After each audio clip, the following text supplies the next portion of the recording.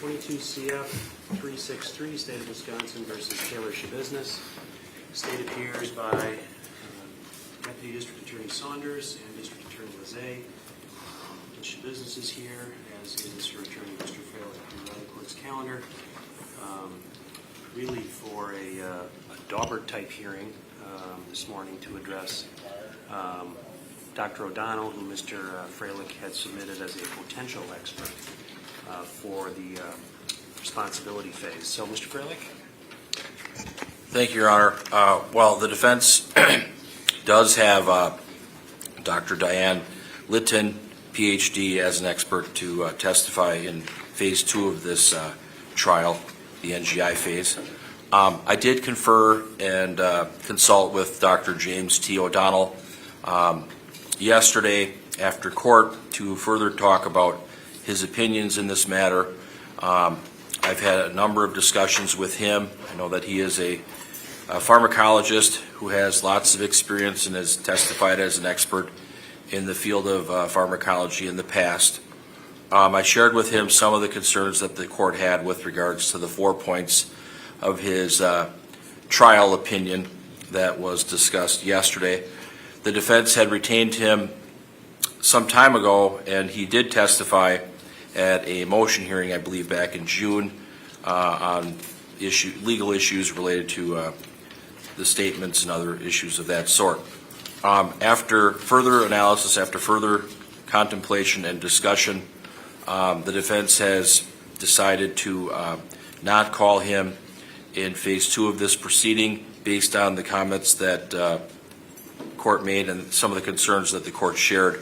We do not believe that it would be helpful at this point in time, and so we're going to not call him at this phase of the case. Okay. And I respect that opinion, or that decision, rather. Mr. Fralick, I want to indicate that I raised the concerns yesterday because I was very much interested in focusing any testimony at this hearing today on areas where I thought some testimony would need to be directed. And I wasn't deciding what was going to happen at this hearing. So I just want to make clear, I didn't render a decision. That's why I'm here this morning to listen to testimony. But I respect your decision to not call him, and that is your decision. And you're right. You have another expert that you're calling, who has already testified in this case as well. So there's no need for a hearing on that this morning. Obviously, the jury isn't going to be in for another 45 minutes, so we can't get going. We have a little bit of extra time. But a couple of things. First of all, does the state have anything you want to share on that, Mr. Saunders? No. Okay. A couple of things. I was asked by security this morning, Mr. Fralick, about whether your client needed to be in street clothes or whether simply the jail scrubs was fine. Frankly, I think the answer probably is she could have come in jail scrubs because that's the point of the proceeding we're at. On the other hand, I didn't care one way or the other. I'm sure security would have preferred it the other way, but I see that she's here in street clothes. And that's something that you wanted, Mr. Fralick, is that correct? Yes, Your Honor. All right, so that's been accomplished, and we'll do it that way. Then when the jury returns, I think all I would do is give them instruction 603. And I don't know if the parties have that in front of you. If you don't, I'll get you a copy of it. But 603, 603 has a few what I'll call options. The first option is if the first phase was resolved with the plea of guilty or no contest, add the following, and then I was to insert the elements. That didn't occur in this case. So the only change I would suggest making to 603 is that the defendant has been found guilty of, and then list the offenses as I've done in these instructions so far, and then indicate We will now proceed with the second phase of the trial. During the second phase, you will be asked to determine whether the defendant is not responsible by reason of mental disease or defect, and then continue to read that instruction. First of all, I saw when I mentioned about whether or not you had it in front of you, you nodded, Mr. Saunders, you have it in front of you. No, I don't, but I You do? reviewed it this morning. Well, let me make, we can just make 2 copies. I'm assuming you need a copy as well. I've got it in my binder. Then I'll make Mr. Saunders a copy. Thank you, Judge.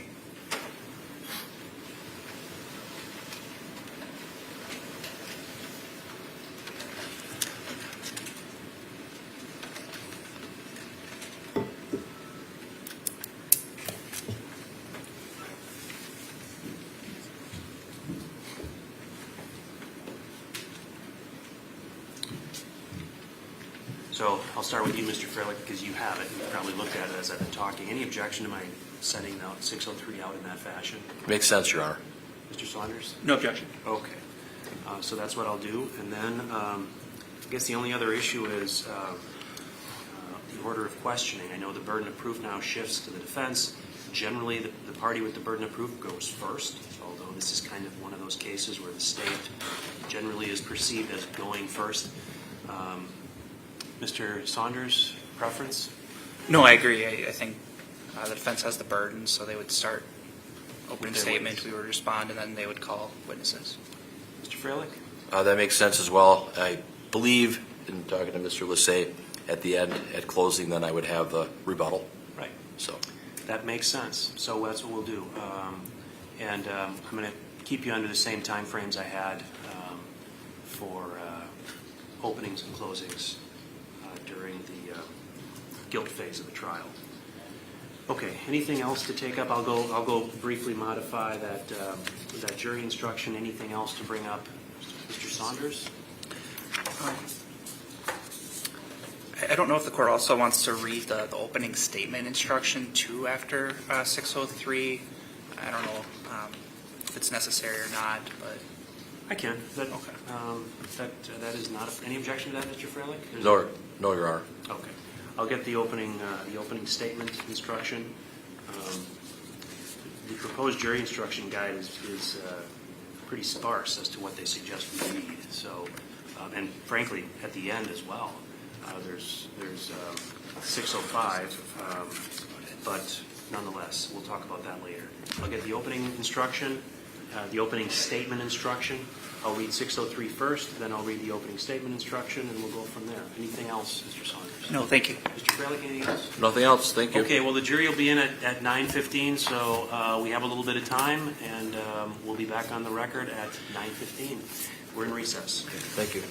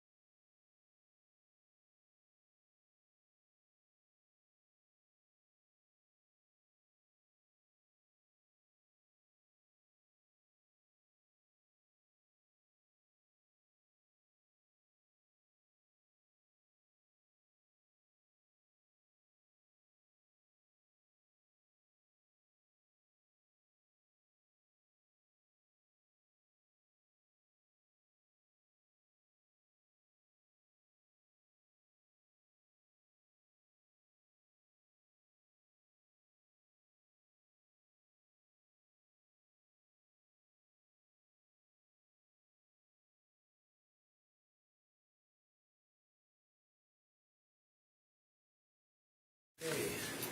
The jury is present. Is there anything that we need to take up before we have a new jury in? Mr. Sanders? Briefly, if that's okay. Sorry. Have a seat.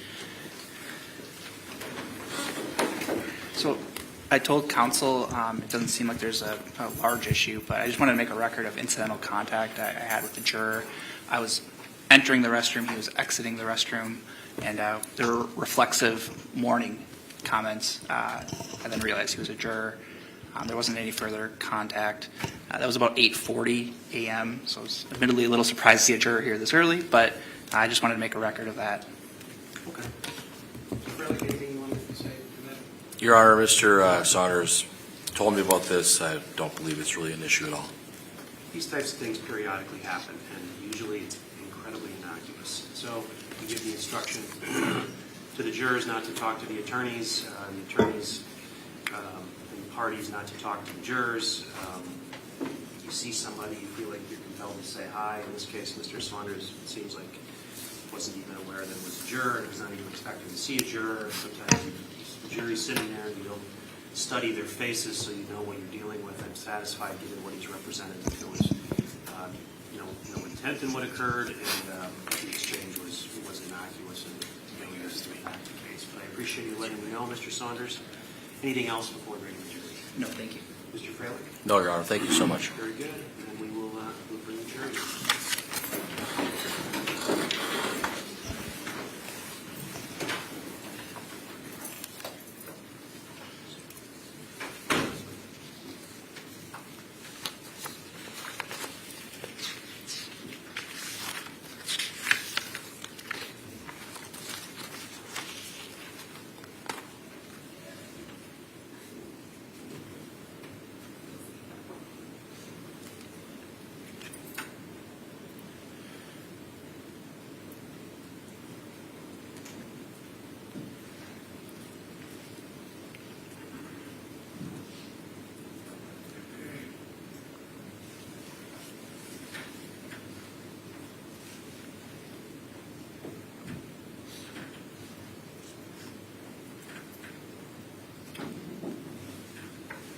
Okay, be seated. Ladies and gentlemen, welcome back. I hope you had a good evening. This is the second phase of the trial, and I'm going to give you these instructions.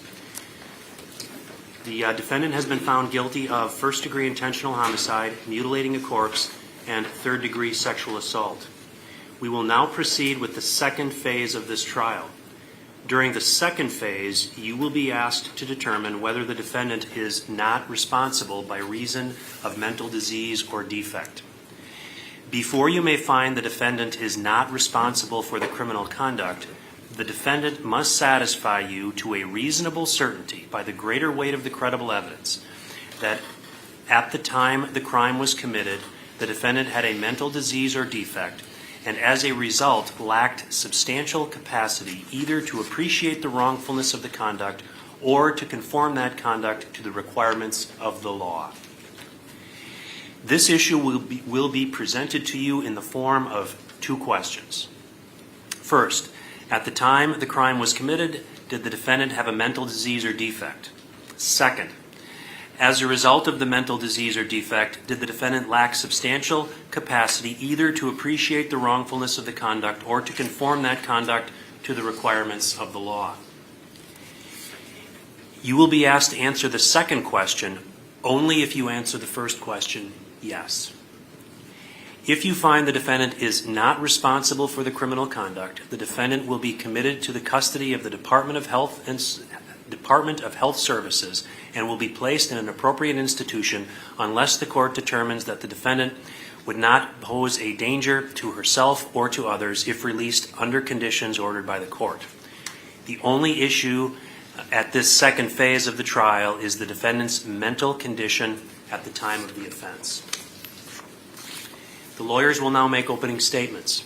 The purpose of an opening statement is to give the lawyers an opportunity to tell you what they expect the evidence will show so that you will better understand the evidence as it is introduced during the trial. I must caution you, however, that the opening statements are not evidence. And ladies and gentlemen, because this phase of the trial, the burden of proof shifts to the defense, the order of questioning and presentation will change, and Mr. Freilich will go first. Mr. Freilich, are you prepared to make your opening statement? Yes, I am, Your Honor. Very good. Go ahead. Thank you.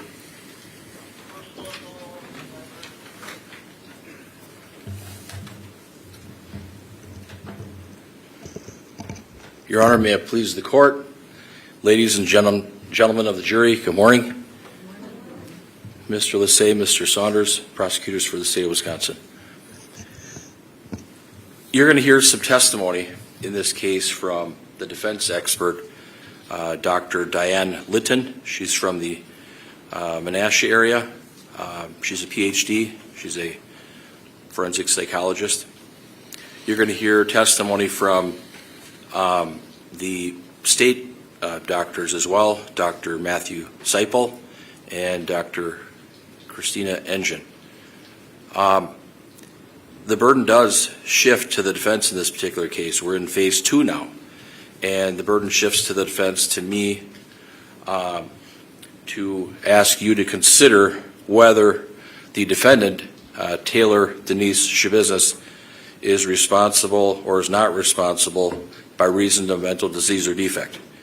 And Wisconsin law, under Wisconsin statutes 971.15, does require the defense to satisfy you jurors to a reasonable certainty by the greater weight of the credible evidence that at the time the crimes were committed, which was February 22nd of 2022, that Taylor Schabusiness had a mental disease or had a mental defect, and that as a result she lacked the substantial capacity either to appreciate the wrongfulness of her conduct or to conform her conduct to the requirements of the law. So that's packed with a lot of information that you're going to have to consider. I did tell you yesterday that you're kind of like analysts. You're going to have to listen to the testimony, listen to the facts, assess the credibility of the witnesses, assess the information that you're receiving, and then you'll have to make some decisions and considerations on these important legal issues. The defense did retain Dr. Diane Litton. She interviewed Taylor Schabusiness. We believe that the evidence will show that she did a thorough evaluation of Ms. Schabusiness's mental status, that you will hear about Dr. Litton's extensive experience in the field of psychology. When you have experts, you kind of heard from other experts, and they have a resume or a CV. In the field, we say CV, curriculum vitae. It's a list of their experience in training and education. And you're going to hear that Dr. Litton has been a psychologist since 1993, that she has extensive experience, that she has approximately 3,000 hours of postdoctoral training, that she conducted hundreds of forensic evaluations and GI competency evaluations, things of that sort. You will hear testimony that she worked at Mendota Mental Health Institution here in Wisconsin, that she looked at many different evaluations performed on Taylor Schabusiness, including from Dr. Tracy Lucetta, Dr. Matthew Seipel, Dr. Christina Engin, Dr. Deborah Collins.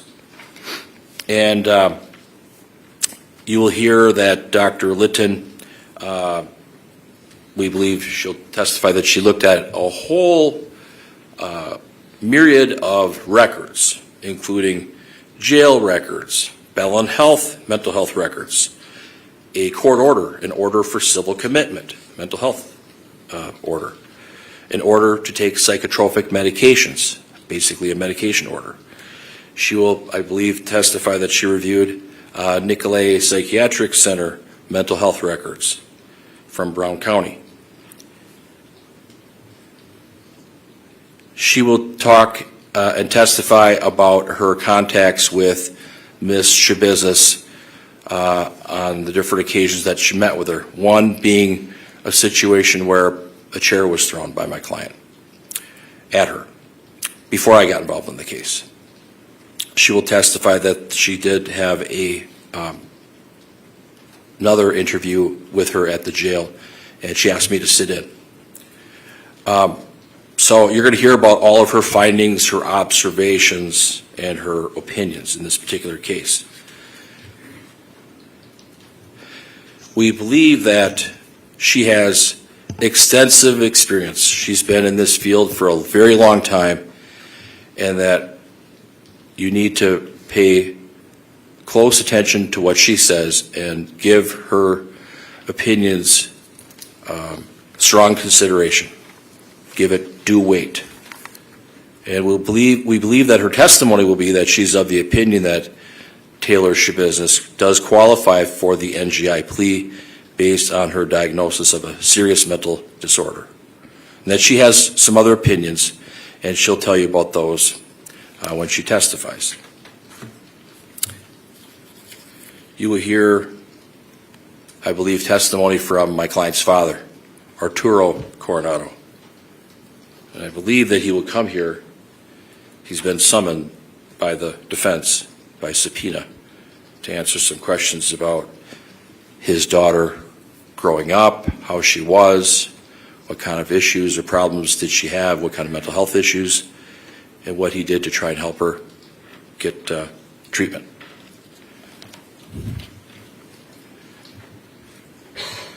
You will hear from Dr. Litton about my client's mother, that she lost her mother at a young age, and that was a pivotal event in her life.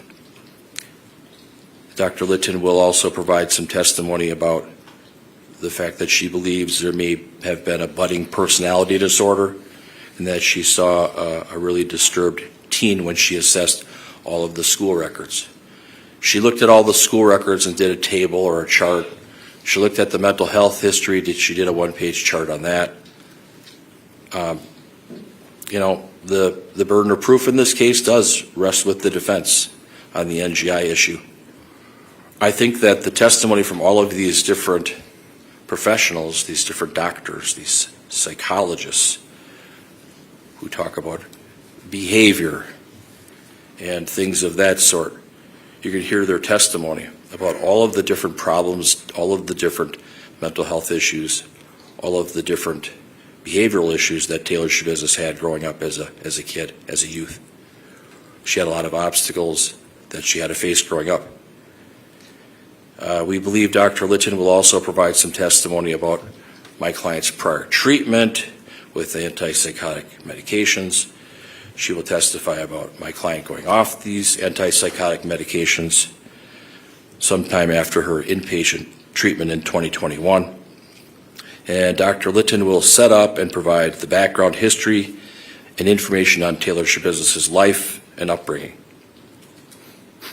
So the defense does have the burden of proof on this issue of whether our client is responsible for these crimes.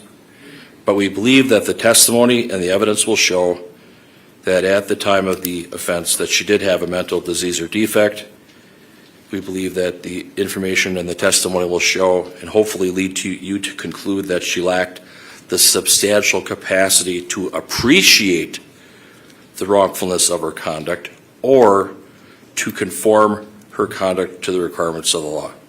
And what I ask is that you just sit back, carefully listen to what these experts have to say, and then render a fair and just result. Thank you. Mr. Saunders, are you prepared to make an opening statement? I am. Go ahead. Good morning. So, when I said in opening on Monday that this case is about choices and responsibility, this is what we're referring to, right? The responsibility phase is what we're here for now. Essentially, you're being asked, what was the defendant's mental state at the time of the offenses for which she's convicted, and whether she should be responsible for that.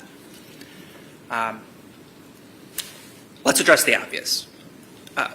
What Ms. Schabusiness did to Shad is disturbing. It's conduct we don't see often. It's conduct that you may hear about and think, my gosh, that person must not have been in their right mind when that happened. I'm not going to sit here and try to convince you otherwise. But you've already carefully listened to the evidence and followed the law that the judge gave you. And you'll do so going forward as well.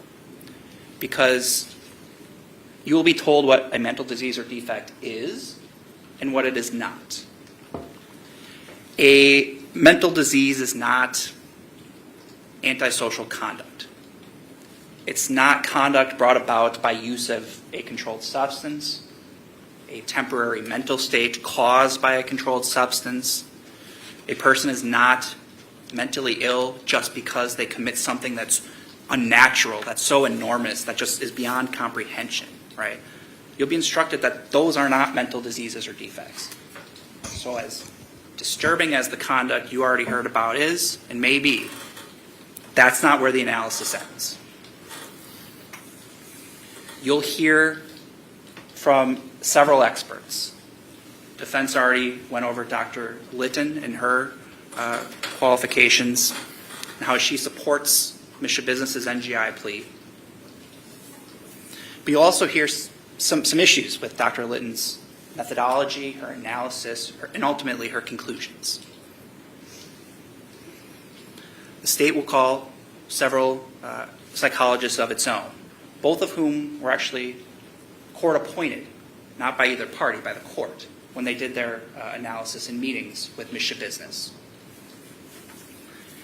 Dr. Matthew Seipel will talk about some of the issues that he had with Dr. Litton's methodology and her conclusions. He'll testify about those. You'll also hear from the court-appointed expert, Dr. Christina Engen. Again, came here on a court order, not retained by either side. And she'll tell you that she does not believe Ms. Schabusiness is suffering from a mental disease or defect, or that she was unable or lacked substantial capacity to conform her conduct to the requirements of law or appreciate the wrongfulness of her conduct. Okay? So you'll hear from a variety of witnesses, some of whom are experts, some of whom are lay witnesses or civilians. You'll hear about, and you've already heard about, confounding all of this is the defendant's drug use immediately before the offense. We've all heard about that. Defendants admitting that and acknowledging that. You'll hear about how methamphetamine has those effects, has effects of psychosis, that has that result in people.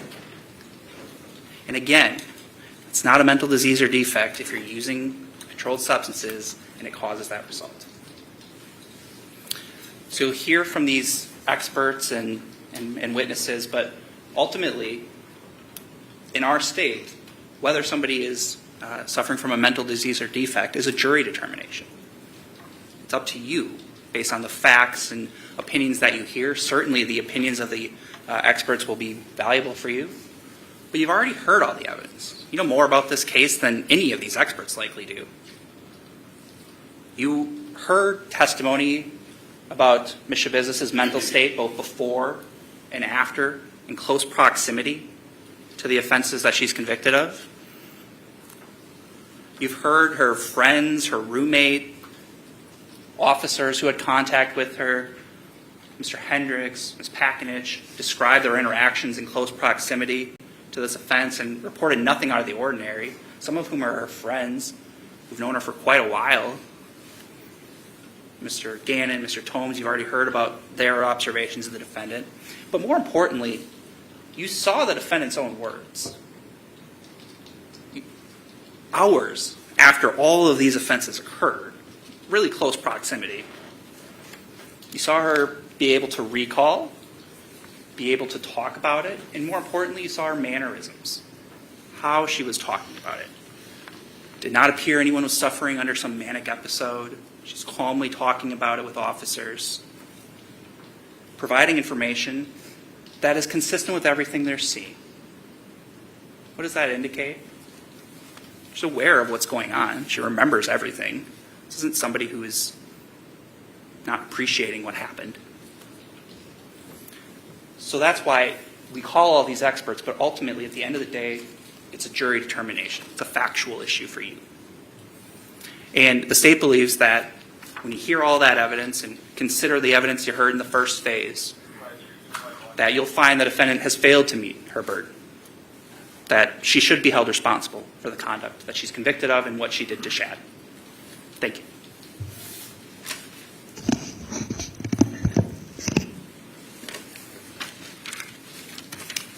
Okay, Mr. Freilich, are you prepared to call your first witness? I need to confer with Lieutenant. Oh, yes. My witness is on his way up, Your Honor. Okay. Thank you.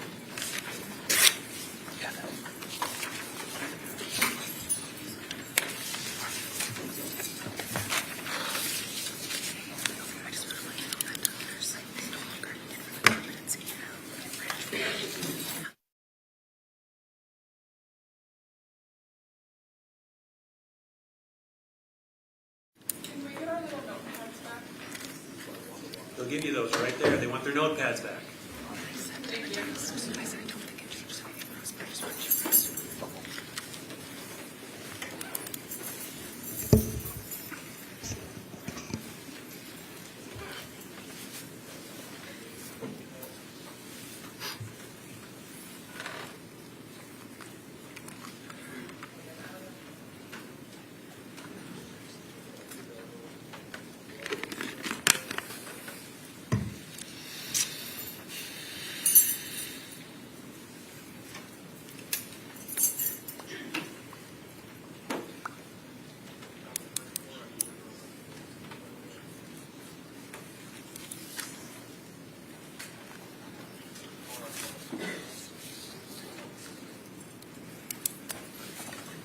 Okay.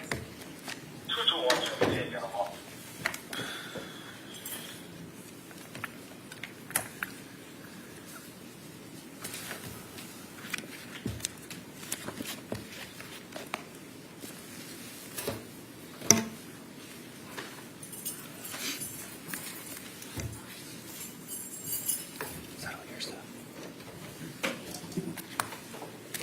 It's almost.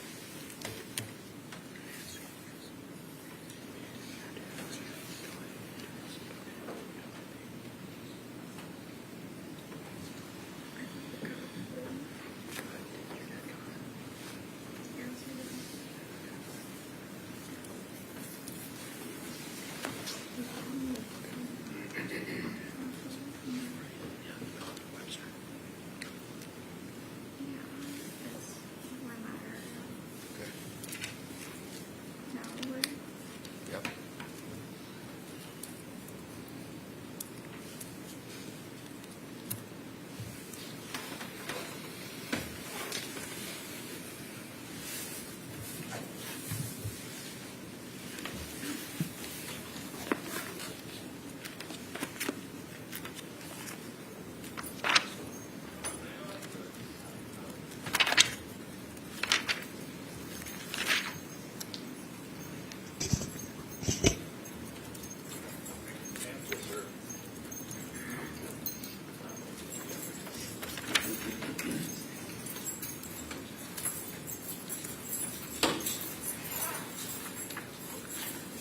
Mr. Freilich, this is, Arturo Coronado. okay. Sir, if you could just, if you could stay standing and turn and face her, and as best you can, raise your right hand. You solemnly swear to tell the truth, the whole truth, and nothing but the truth in the matter now before the court, so help you God. I do. Please have a seat and state your name for the record. Arturo Coronado. Okay, Mr. Freilich, the witness is yours. Thank you. Mr. Coronado, good morning. Good morning. Sir, how old are you? 51. What is your date of birth? 5/24/72. Are you currently married, sir? I am not. You were living in Green Bay, correct? Yeah, you know that, Chris. Okay. And your daughter is Taylor Denise Schabusiness, is that fair? She is. Who is her mother? Marla, Okay. And you were married to Marla for a while, sir? of course. How many years was it? We were married about 10, together about 15, 16. Did you live together in Wisconsin or some other state? Illinois. Illinois? Illinois and Wisconsin. And where was your daughter Taylor Schabusiness born? In Evanston, Illinois. Does Taylor have a sister or brother? She has a brother that passed away last year. What was his name? AJ, Arturo Drep. Okay. JREP. And why did he pass away? What happened? July 1st last year. Motorcycle accident.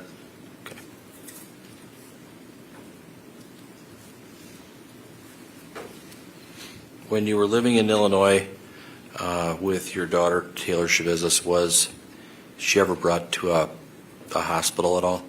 No. Okay. Did she ever receive any mental health treatment when you lived in Illinois? No. Did something happen to Taylor's mother at some point? She passed away. Okay. She passed away May 20th, 2009. In her sleep. Okay. Did that take a toll on your daughter Taylor? Well, of course. Can you tell me a little Took a bit, toll sir? on my son as well and me. Okay. It took a toll on everybody, correct? But yeah, And when her mother passed away in May of 2009, how old was Taylor? 11, probably 11 and a half. Okay. My And- son and daughter were, about 9 and a half and 11 and a half years old. Okay. Did Taylor go to school that day that her mother passed away? I tried to get them to go to school, but they knew something was going on. Okay. They came back. Can you describe a little bit how the death of Taylor's mother took a toll on her or impacted her? Can you give me a little bit of commentary on that? They were pretty young. I mean, obviously, their mom's not around anymore. And, Marla was ill. So, just, I guess, they kind of knew what was going on, but it was unexpected. We watched the movie the night before and fell asleep, and I woke up and my wife was already cold, already passed. You found her? She was laying next to me. Okay. And what about the kids? What about Taylor? Did she see her mom in that state? They did not see. No, I did not allow that. Okay. But were the kids in the house? They were upstairs in their bedrooms. Okay. After that occurred, did you see any changes in Taylor's behavior, first of all? She's a little rambunctious. Nothing. I mean, she played volleyball. She had a good amount of friends she hung out with. She was a normal kid. Did things change at all for her? I wouldn't say too much. She got in trouble a little bit at school, but I don't know, something with a band instrument. What happened with that? She just took somebody's band instrument And then returned it, but nothing major. when did you come to Green Bay? What year? Do you know? 2000. I started working here in 2007. 2007? Where did you work at? I worked for Verizon Okay. before. It was GTE, then turned into Verizon. Okay. 18 years. Right. And when you came to Green Bay, did Taylor go to school here then? Of course. Of course. Where did she go to school? She went through the Howard Somical School District. And then did she go to Bayport High School as well? Yes, sir. Did you get information that she was having issues at school? Well, yeah. What can you tell me? From what I can recall, just normal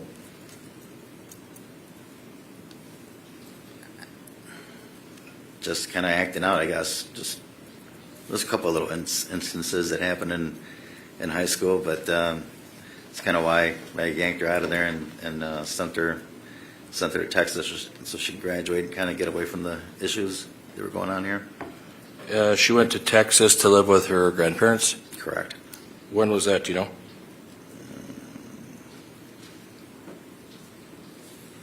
2017, I believe. I'm not sure. Okay. How old was she in 2017, do you know? She was 16 and a half, probably 17. 16, 17. How long did she live with her grandparents then in Texas? About a year, a little over a year until she graduated. Maybe 2 years.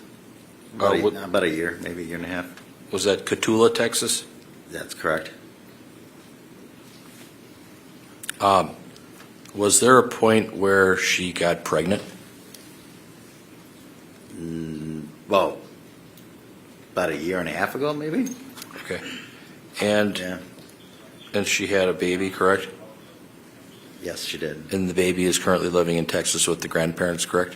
Yeah. How's that relevant to anything here? Why do we need to talk about him? Let me ask you this. Let me ask you this. So, before the baby was born, was she placed at Nicolay Psychiatric Center? Before the baby was born? Yeah. Possibly. Okay. Did you see her at the Nicolay Psychiatric Center Oh, when she was yeah, there? yeah. I'm sorry. It's just so much going on. It's through Brown County. Yeah, I went to take her there myself, actually. Okay. Why did you Yeah. take her there? She just wasn't in the right state of mind. Was she suicidal? Probably. Was she psychotic? I guess. Objection, I don't think this witness has the ability to answer that question. Rephrase the question. Okay. All right. Was she experiencing like hallucinations? She and just, things? yeah, she was not in the right state of mind at all. So I feared that she would hurt herself. So that's why I took her. We both agreed. We both went there together and tried to get help. And then ended up releasing her, and she came home, and that was about it. Okay.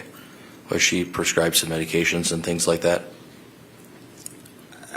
She was at that evening, no, but yeah, she has been on some medications that she never liked taking those pills. I mean, they kind of messed her up even worse. Did they cause her to hallucinate or cause her to have? I think it Problems? all started with a Seroquel that was taken, back. I don't understand too much about those prescription drugs, but they never agreed with her at all. Okay. And do you know the other medications that she was asked to take? ADHD, Adderall, I believe. Anything about Haldol? I don't know.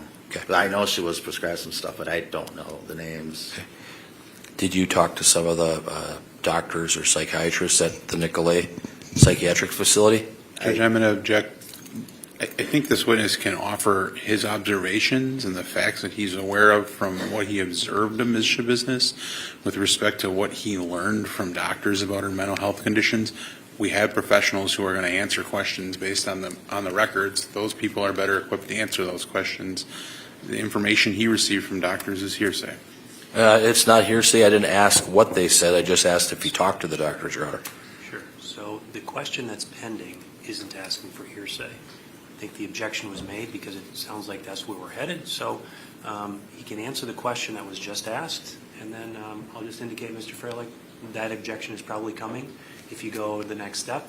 But the question that's pending can be answered. So I think the question was, did you talk to anybody at Nicolay? I did. Ask another question, Mr. Okay. Freilich. Did Taylor live with you in Green Bay for a while? For a little bit, yeah. Was that in 2021 or what year was it? I believe so, yeah. But again, speaking to them and, her being an adult, they really, even being a father, weren't allowed to disclose anything, Right. Sure. When she lived with you, sir, what address did she live with you at? 1130 Maureen Way. And how long did she live with you? Just a few months. Did it ever come to a point where you didn't want her to stay there anymore because her behaviors were getting worse or her mental status was getting worse? No. I love my daughter, so I'll do whatever it takes to help her out.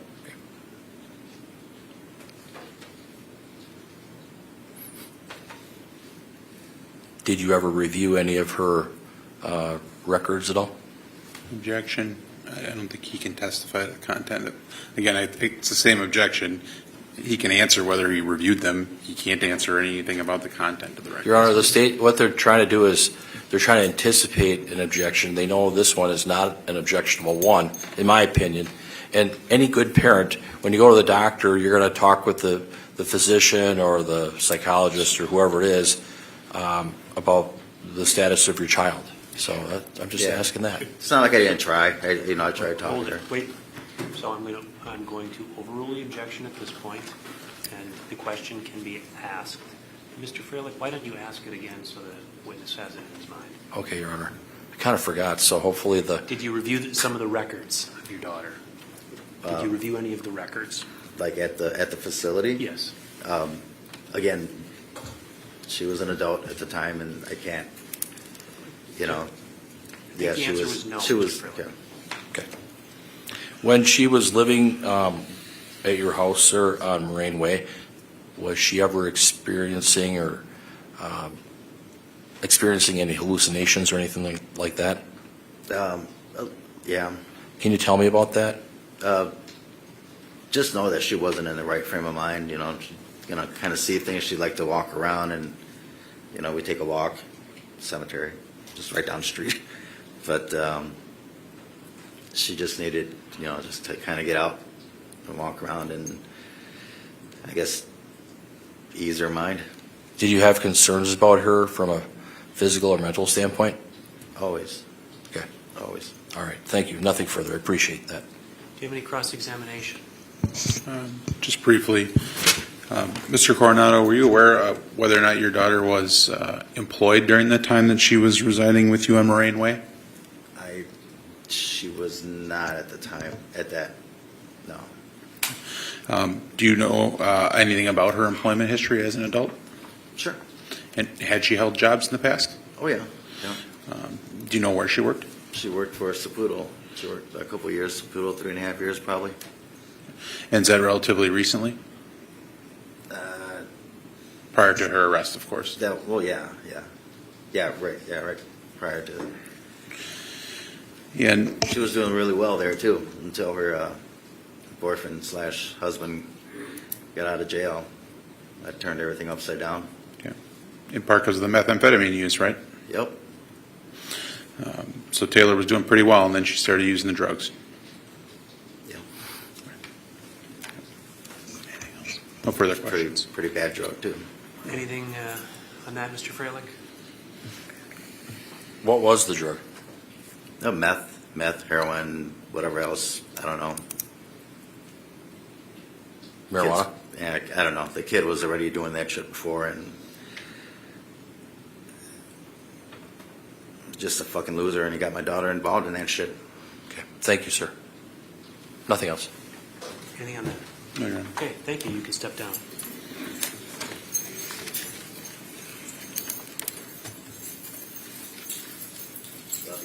I love you too.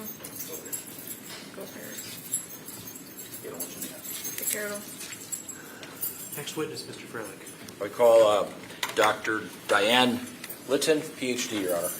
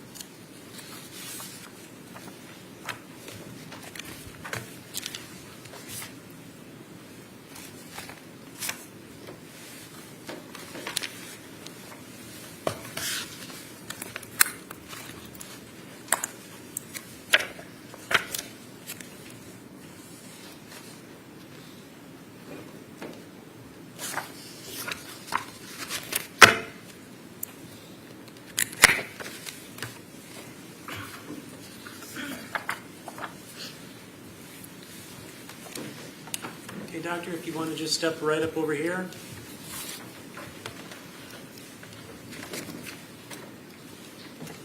Right up over here.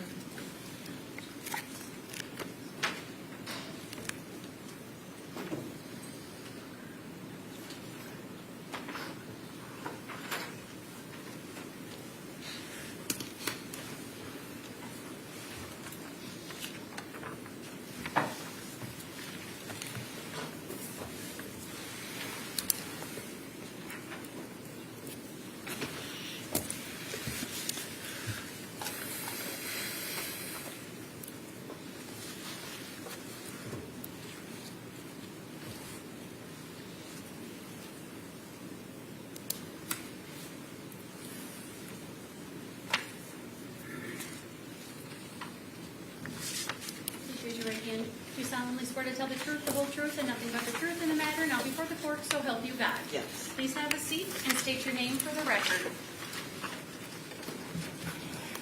Diane Litton. Okay, Mr. Freilich, then the witness is yours. Thank you, Your Honor. Good morning. Morning. State your name for the record again. Diane Litton, Can you spell that? Lytton. And what is your occupation? I'm an independent forensic psychologist Where is your office? in Oshkosh, Wisconsin. And are you a PhD? I am. Does that make you a licensed psychologist? Well, I earned the PhD first and then became a licensed psychologist. Okay. Could you briefly provide me with your educational background? Sure. I have a bachelor's degree, a master's degree, and a PhD doctoral degree. All three are in the field of psychology.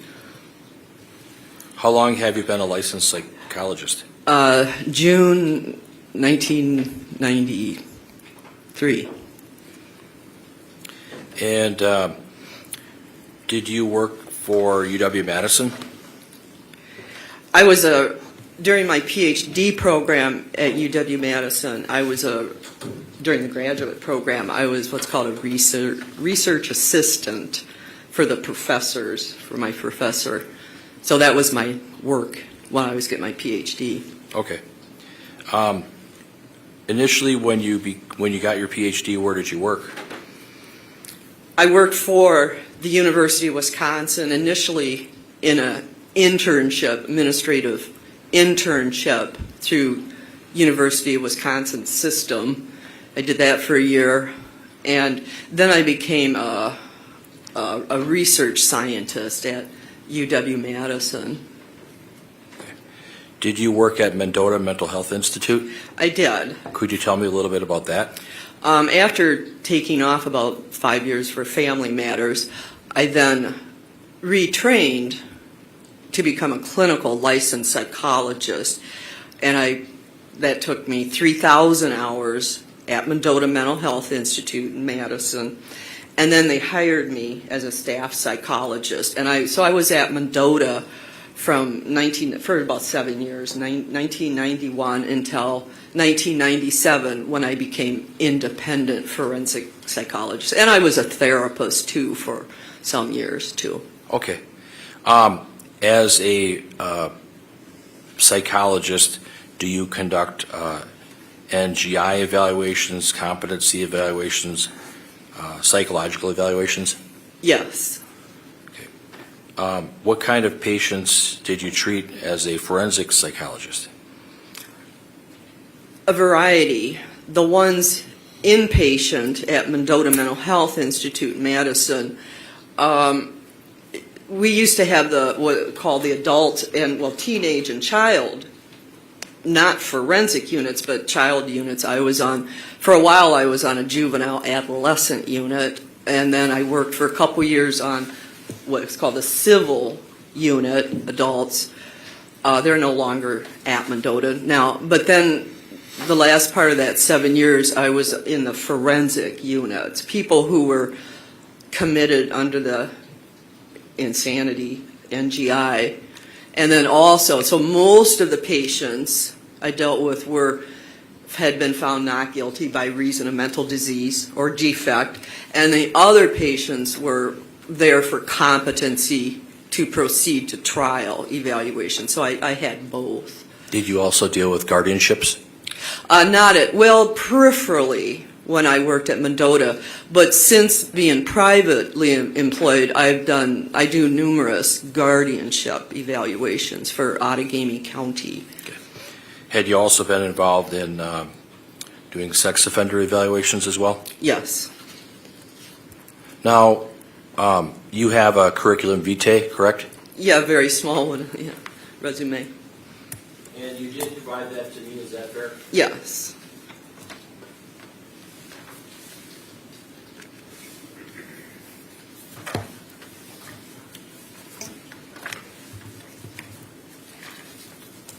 Counsel, just to clarify, we're starting over with numbers. This is Exhibit 1. Okay. Thank you, Judge.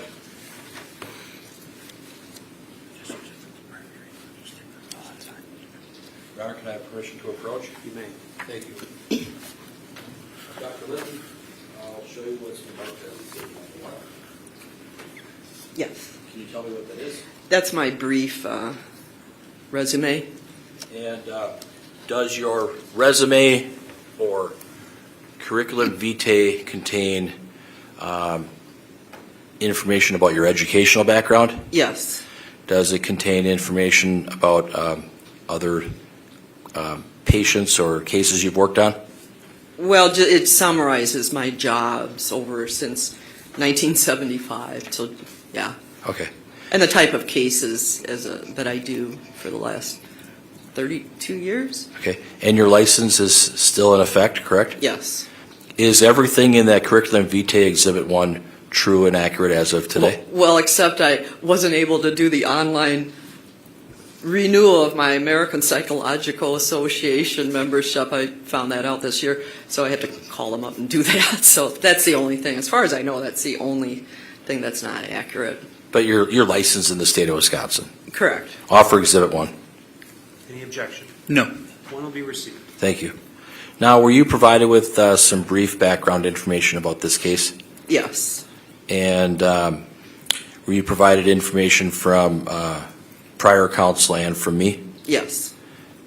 What kinds of information did you review in this case? It was voluminous, and I asked for more information too. The records, though, discovery included the criminal complaints for the offense, prior offenses from 2020. That's the police records and the formal criminal complaint. And then inpatient, a 21-day inpatient psychiatric hospitalization at Nicolay. Can I stop you right there? Did you receive those documents? Yes. Did you receive the order for civil commitment? Yes. Did you receive an order for psychotropic medications for Taylor Schabusiness? Yes. And you looked at those legal documents? Yes. What year was that? Do you know? Which year? When those orders were entered, the civil commitment order? 2021, I believe, for a 6-month order for civil commitment and the order to treat.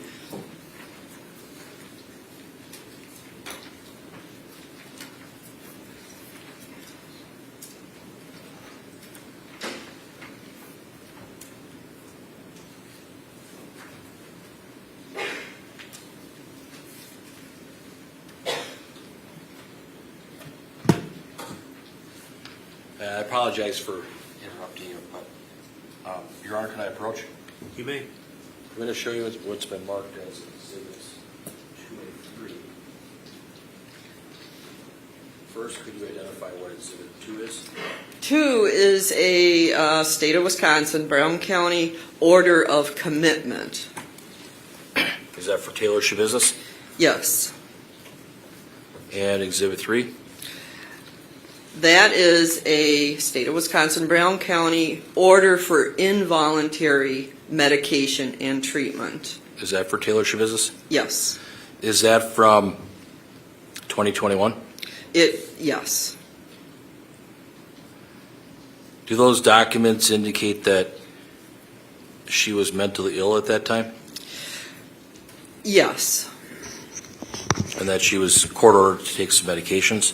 exactly. Are those documents that you reviewed as part of your evaluation in this case? Yes. Offer exhibits 2 and 3. Any objection? No. 2 and 3 will be received. So, Dr. Litton, you can carry on. What other documents or things did you look at as part of your evaluation?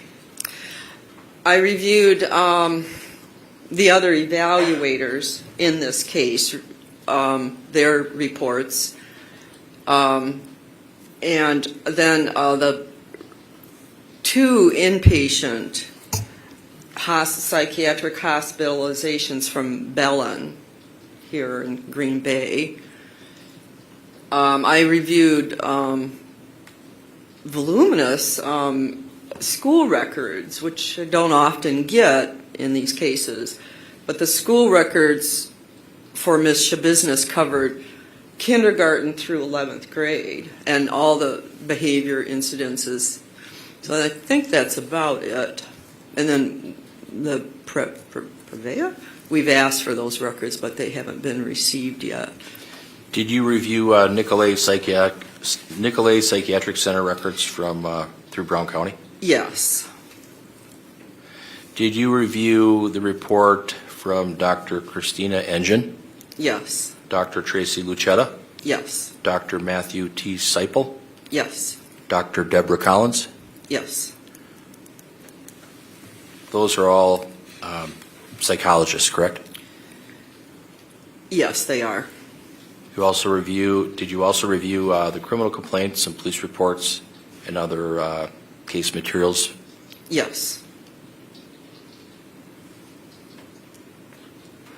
Were you able to, well, before I get into that, did you prepare 2 tables, so I to did. speak? Okay. Yes. Can you tell me what the tables are? The simpler table, 1 page, is Ms.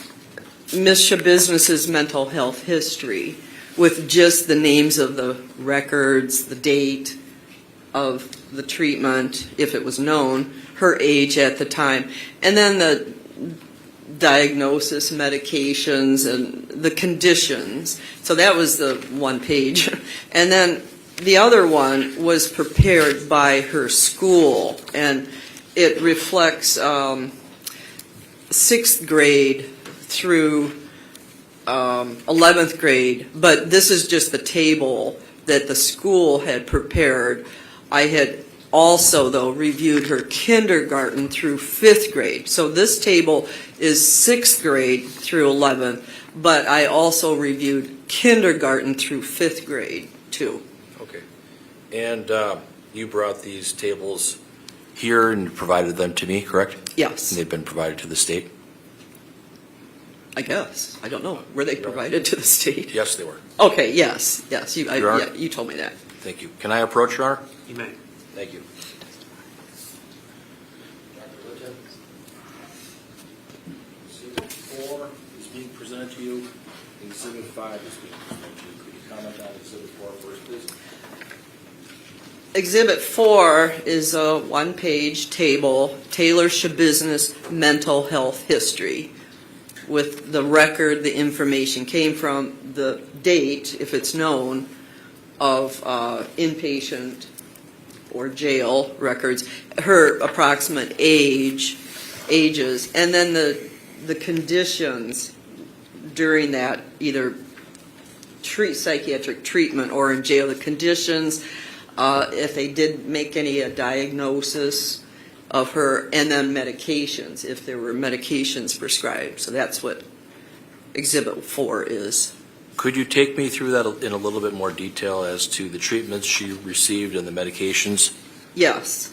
From the age of about 7 through 14, she was treated, and again, I can't remember how the Prevea, here in Green Bay or this area. probably outpatient, so ages about 7 to 14, and we know the 14 is definite. She was seen for, and she was under psychiatric care, and I believe therapy, counseling, for attention deficit hyperactivity disorder, depression, and she was begun on Zoloft, an antidepressant, 2 to 3 weeks when she was 14 before the admission to Bellin. So that's on the next line. Bellin Health Psychiatric Center Adolescent Unit. She was there for 3 days, 2012, age 14. From the medical records, the conditions that they saw, the psychiatrists, the mental health people at Bellin, a thought disturbance, hallucinations, delusions, suicidal, depression.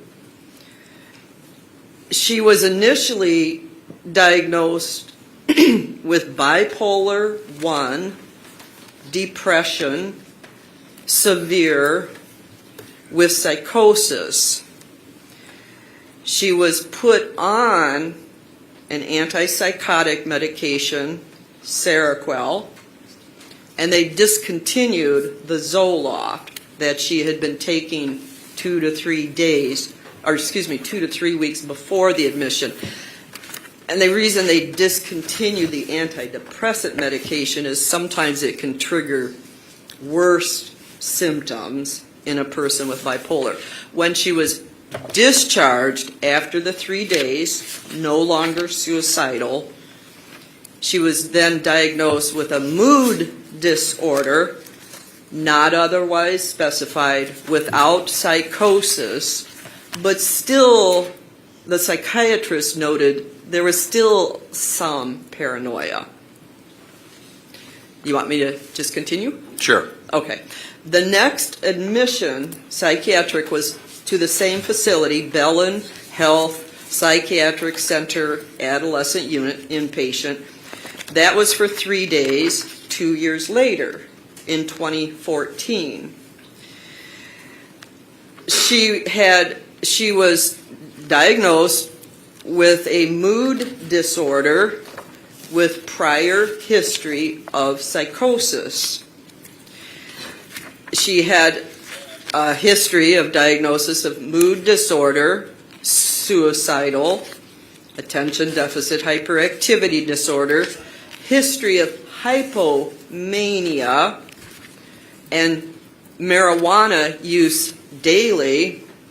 She was prescribed medications to treat some medications, Lithobid, there to manage bipolar disorder. She was prescribed Abilify, which is an antipsychotic medication, and they stopped the Seroquel that she had been on since the age of 14. The next is St. Mary's emergency room. She was there for just a brief visit, the ER, March 22nd, 2021. She was 23 years old. She was observed to have hallucinations, paranoia, delusions, and she was using, or she had a history, but I think she was using at that time, marijuana, methamphetamine. Okay? So that was 1 day at the ER.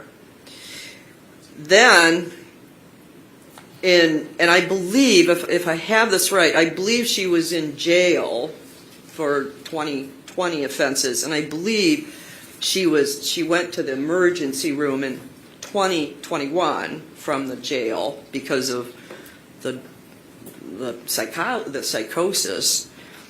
Okay, then we have the Nicolay Psychiatric Center inpatient from March 22nd, 2021 until April 12th, 2021. At that time, she had a 6-month civil commitment with an order to treat, which was what those exhibits 2 and 4 were, I think.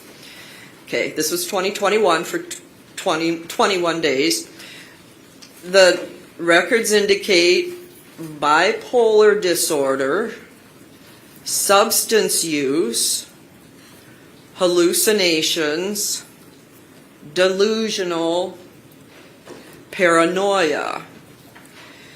She was initially on Abilify that she had been prescribed since age 16.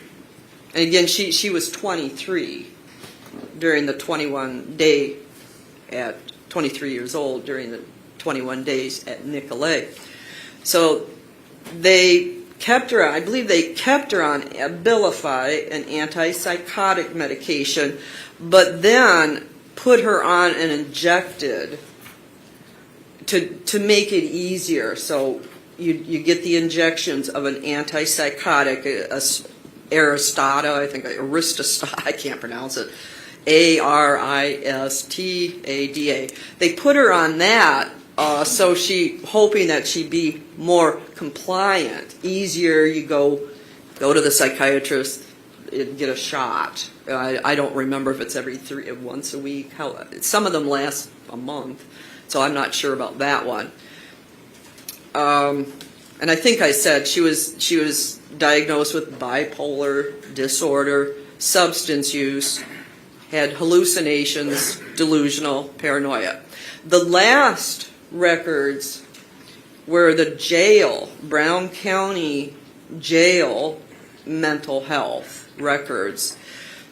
That was from a stay 3 months in 2020, June to September 2020. She was 22 years old, and that regarded 2020 offenses, criminal.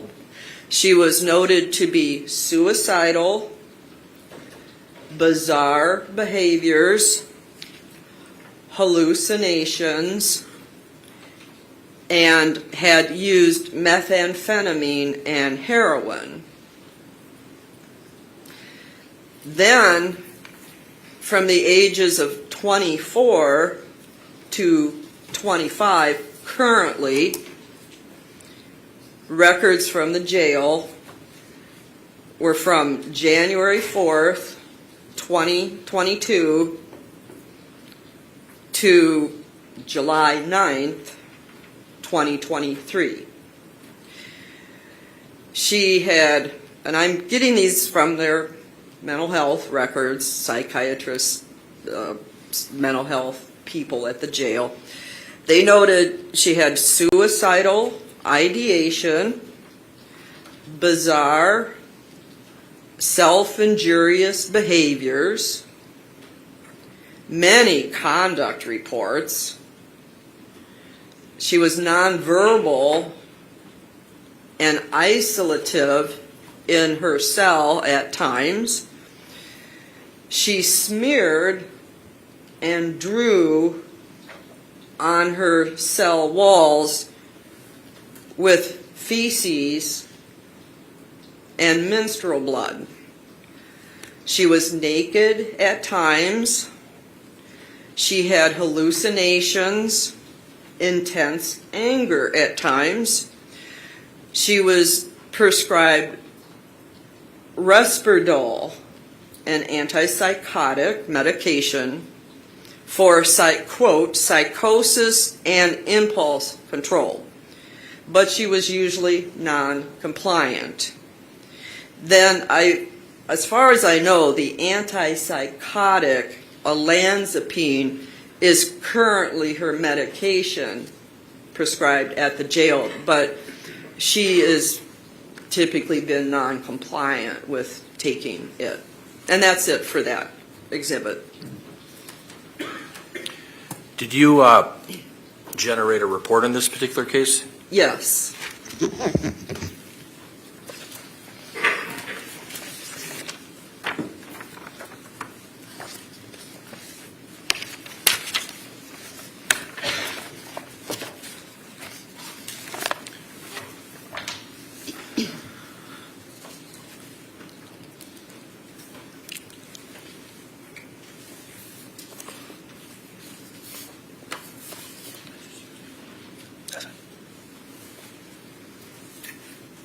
Honor, at this time, I'll offer exhibits 1,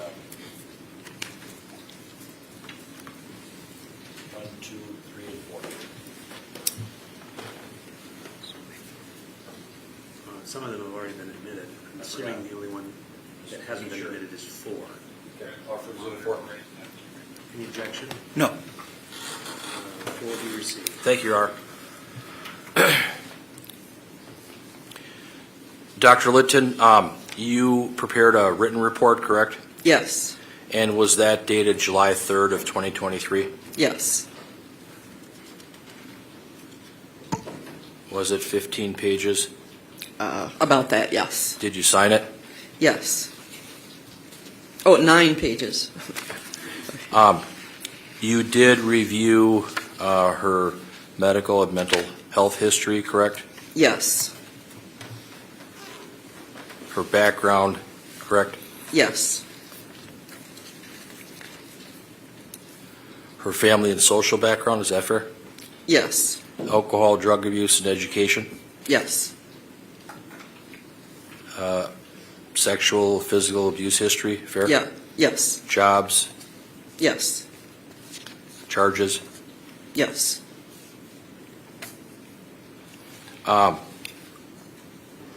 Tell me about the first interview that you did with her. That took place February 7th, 2 attempted interviews, February 7th, 2023, at the jail in a conference room. She remained nonverbal the entire time when I attempted to interview her, and she suddenly ran to the corner of the room, picked up a plastic chair and threw it at me. I called the guards. Took them a couple minutes to get there. She sat down, I sat down, tried to calmly ask her why she threw the chair. She, again, was nonverbal. The guards came. I explained the situation. They initially said yes, I should terminate the interview, but offered the possibility of taking Ms. Schabusiness to a secure booth to see if she'd interview. She nodded that she would be willing to go there and talk to me. We got there, and she again was nonverbal. That was the first 2 attempted interviews, February 7th, 2023. So you had 2 interviews with her on that day. 2 on that day. The one interview, was that in a room with just you and her and a table? Yeah, yes. And in that interview room, they have a stack of chairs there? 1 chair in the corner. Okay. And then later you went to a more secure area where there was glass. Did you talk to her there? I tried to, and she again was nonverbal. That was before I got involved. Is that fair? Exactly. Then did you have the occasion to meet with her on a different date? I did when the last attorney, the original attorney on the case, after she threw the chair at me, was nonverbal on February 7th, 2023. Her defense attorney went, like the next day, went to discuss things about, why did you throw the chair? She didn't have an explanation. But she agreed, and she was verbal to the defense attorney. She told him, yes, she would then interview with me. He said, I'll come back tomorrow to double check. He returned, I guess, the next day. She again said she was verbal with him and agreed that she'd interview with me. So I returned on February 13th, 2023, and she refused to even come to the interview room. So those were the first 3 attempted interviews. Was there an occasion where you had another interview with her? I did, yes. When was that? On June 19th, 2023. And was that at the Brown County Jail? Yes. In the interview room? In the conference room, yes. And what is the conference room? Can you describe the layout there? Not a huge room, but there's a table, a bigger table in the middle, and plastic chairs, thank goodness, plastic chairs. And then there was that the people sit on. And then, one plastic chair in the corner, not a huge conference room. From the incident on February 7th where the chair was thrown at you, did you have some safety concerns, precautions? With her or me? Or, Yes. She was handcuffed to a waist belt. But I mean, did you have concerns from the incident on February 7th where the chair was thrown at you? Oh, yeah, definitely. Okay. First time in 32 years, a chair's, anybody I've interviewed ever did that.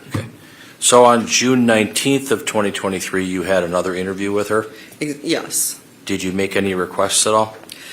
Well, for you to be there, but, you had already met with her several times. She had not been aggressive with you. Ideally, I wanted to meet with her in that conference room as opposed to behind plexiglass in a little tiny booth. So yeah, the June 19th, 2023 interview where she did talk was in that conference room. And you asked me to sit in? Yes, I did. Did I interfere in any way? No. And so tell me a little bit about that interview on June 19th of 2023. I was only with her for 2 hours. She had a great deal of trouble, difficulty with paying attention and concentrating. My impression of her at that 2-hour interview was she was psychotic. She had visual, auditory, hearing, visual hallucinations, auditory hallucinations. She was delusional. She was paranoid. She answered some of my questions. My impression of her was that she was really trying to answer questions, and she was verbal. This time she spoke with me. She was verbal, but my impression was that she was really trying to answer my questions. But her thinking was very, what we call disorganized, very delusional. She was actively hallucinating, hearing things, a train, a loud train whistle, that she screaming, which she told me she hears in the courtroom too. As the 2 hours went on, she became so distracted and very, afraid. You could see it on her face, fear, because of the delusions she was experiencing right then. And she got more and more scared about what she thought she saw, a train and of this louder whistle. So after 2 hours, that was it. She was so, in my impression was that she was so distressed. I didn't want to continue the interview. Then I felt I would be inflicting more harm on her if I continued the interview. So she gave me some information about her bipolar condition, her mental health history, family. Yeah, that was. Dr. Litton, thank you.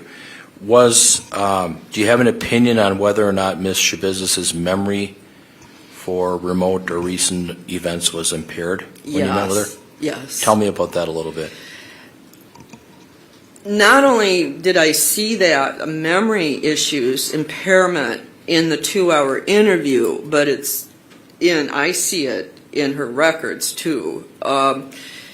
She can sometimes remember remote events, like, pretty well, where she lived, approximate dates, the approximate time her mother died, and so the date when she got married, roughly. It's a little fuzzy, but yeah, better remote memory. But she often will, in the same interview with treaters, evaluators, she'll be confused. And I saw memory impairments during the 2 hours, memory gaps, kind of a person with bipolar disorder or a other psychotic disorder like schizophrenia.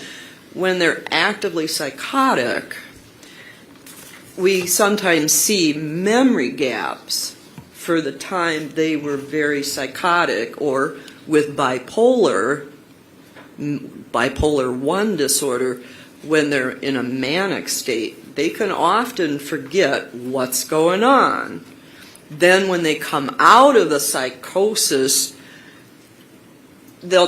sometimes they'll have a spotty memory. Sometimes the whole memory will come back of what they were doing, what happened during the psychotic episode.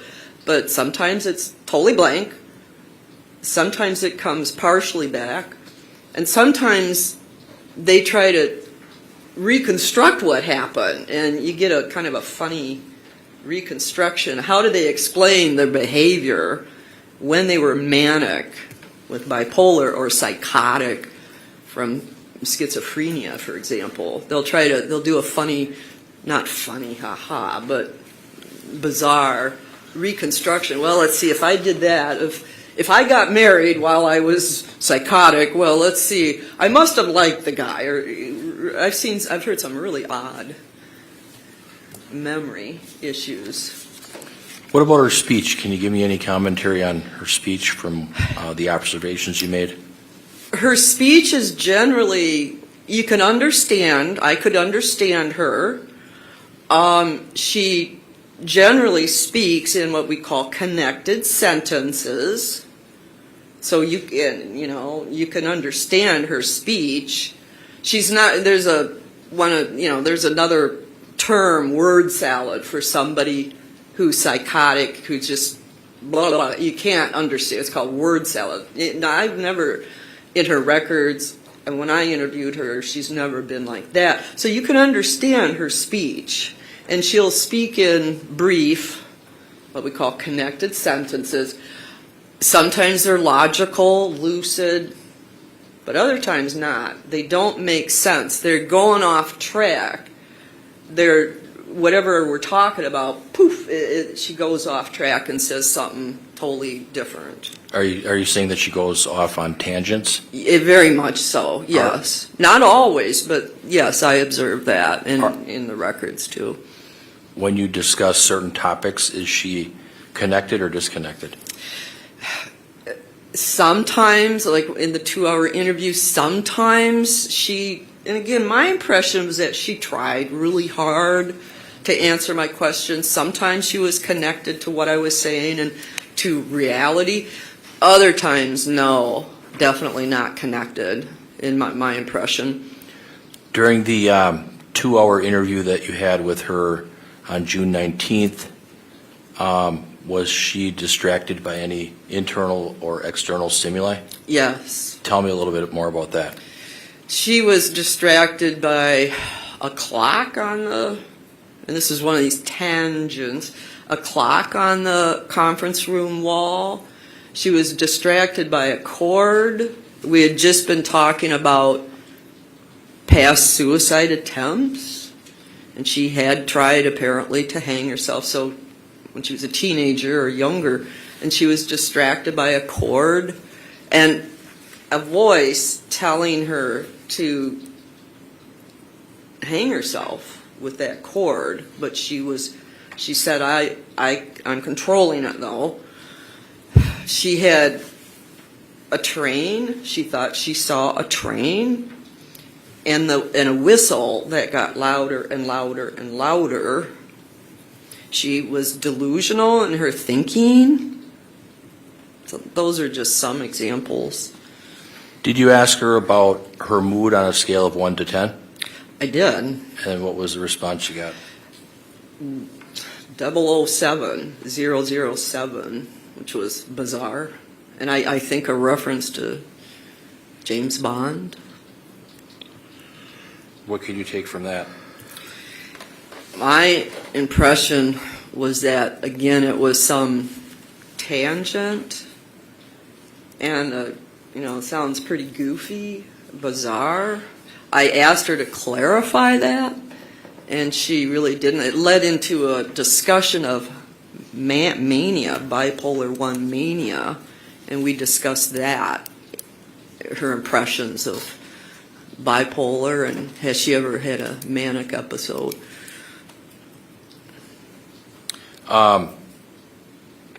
Is obsessive compulsive disorder a mental disorder or issue? Is it for her or just in general? Just in general. Yes, it's a mental disorder. Did you talk to her about any compulsive behaviors or any issues like that? Yes. Tell me about that. I brought up the issue of hypersexuality, also just obsessive compulsive symptoms, traits, and she said sometimes she's will touch her hair a lot. She'll wash her hands 30 to 40 times with germs. But then I asked her about hypersexuality, which is sometimes seen in a person with bipolar 1 disorder when they're in a manic state, manic psychotic state, this hyper, too much interest, arousal with regarding something sexual. And she was very surprised. She had never heard of that. But she clicked on it. It was interesting. She clicked on it like, oh. And then she described some past obsessiveness in, I think she said in 2020, for about a year, when she and her husband viewed a lot, and she called it, obsessive, adult pornography.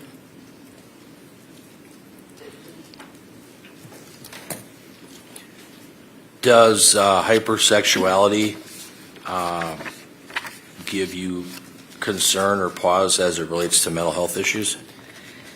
It does, because, and this wasn't the additional evidence about it, that she has likely, well, in my opinion, she has had hypersexuality during the bipolar disorder, when she was diagnosed at least age 14, but probably before that. She made inappropriate sexual comments in her classrooms while growing up at school. Then when she was inpatient, I believe the 21 days, I think it was Nicolay, and was it 2021, she was inappropriate. They caught her in the bathroom, 2 separate incidences with a male, 2 different male patients. I think there's been some incidences in the jail. I don't remember that exactly. But yes, that's definitely a concern. I've seen other people with inpatient, outpatient, who are hypersexual, and again associated with bipolar mania, manic episode, or could be schizophrenia, but typically bipolar disorder. I've certainly seen that at Mendota and when I treated or evaluated people. It's not incredibly common, but it's one of the kind of classic symptoms of a bipolar manic episode. Did Ms. Schabusiness say anything about her thinking and her feelings on that? Yes. What did she talk to you about? You mean during that 2-hour interview? Yes. Yeah, and I'd have to look at the exact quotes here, but the thinking, she hears screaming in the courtroom. It sounds like quite constant, she said. I'm looking here. Yeah, she said she reported she hears screaming all day long, and not from the other jail inmates, telling her to wake up. Screaming happens, quote, a lot when she goes to court. It, quote, very much so, end of quote, affects her ability to concentrate on a daily basis and when in the courtroom. And then the voices, the screaming, are scary and tell her to do stuff. So her thinking I always ask people I evaluate, how is your thinking and memory? And to me, it's just the thinking it's difficult for her to think because of the bipolar symptoms of psychosis thinking. It affects her attention, her concentration, and messes up her thinking. Difficult. As part of your complete analysis in this case, did you find that Taylor Schabusiness is married? Yes. And did she provide you with any information about the marital relationship? Yes. What did she say about that? She said that, I hate to say this about someone not here, but she said that her spouse, who I believe they married in 2020, got her involved in methamphetamine use. He was a dealer.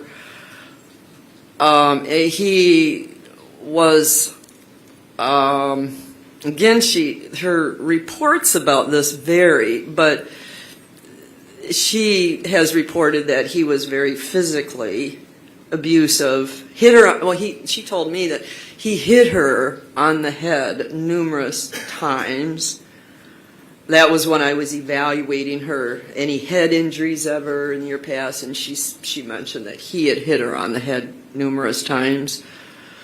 So very controlling person, and she had gone to a neighbor's house at one time in 2020 to ask them to call 911, and another neighbor, when the police came, another neighbor said that she knew them both, and she said, yeah, he was abusive, controlling, drug pusher, addict, yeah. But she is still married. I believe but she was going to, in 2020, she was going to try to get the marriage annulled, but I don't think that's happened at this point.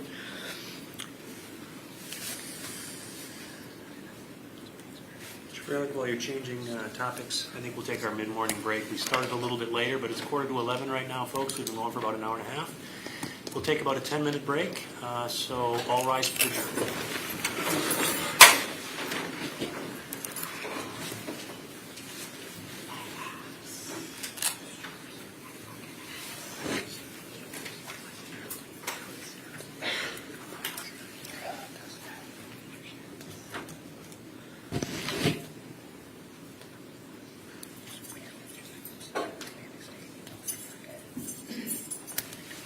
Anything before we recess, Mr. Saunders? No, thank you. Mr. Freilich? No, thank you. All right, and let's reconvene at 11 o'clock.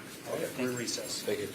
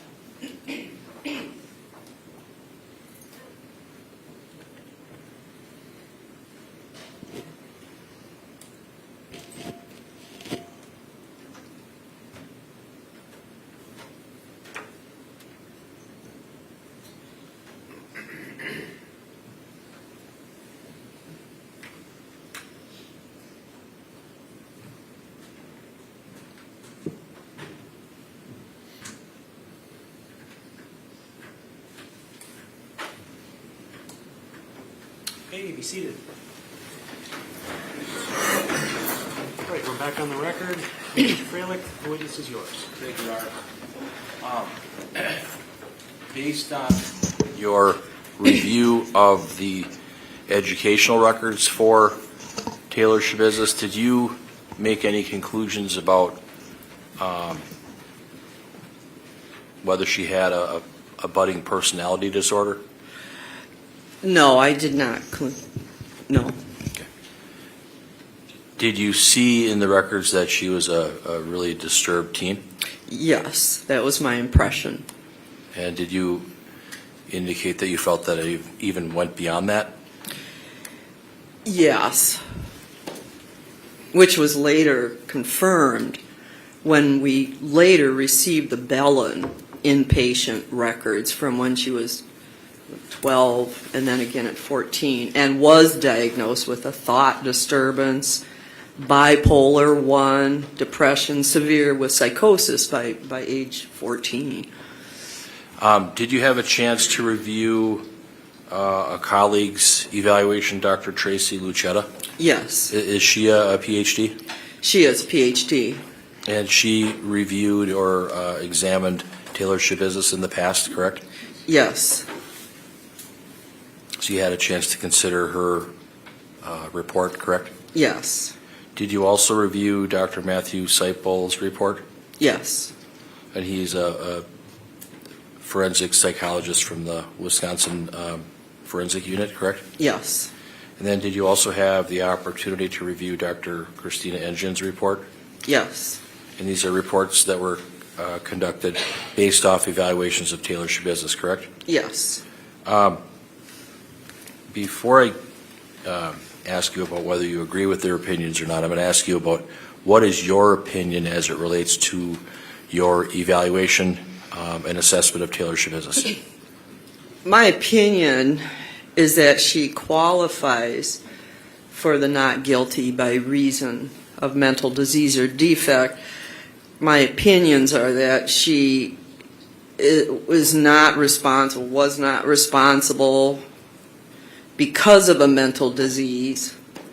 She wasn't responsible for the criminal conduct because at the time of the event, she had the mental disease, and it both affected, she lacked substantial capacity to both appreciate the wrongfulness of her conduct at the time the homicide occurred, but also she could not conduct, she couldn't conform.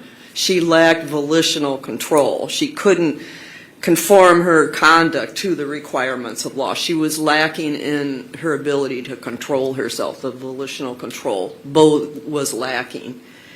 That's my opinion. You said that she lacked the ability to control herself? Yes, at the time of the event.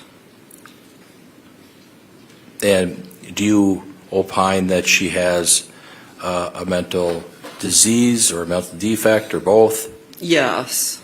Both? It's unclear. I tried to get her to be evaluated. I suggested she be evaluated, as Dr. Lucetta did too, further for possible mental defect, brain issues.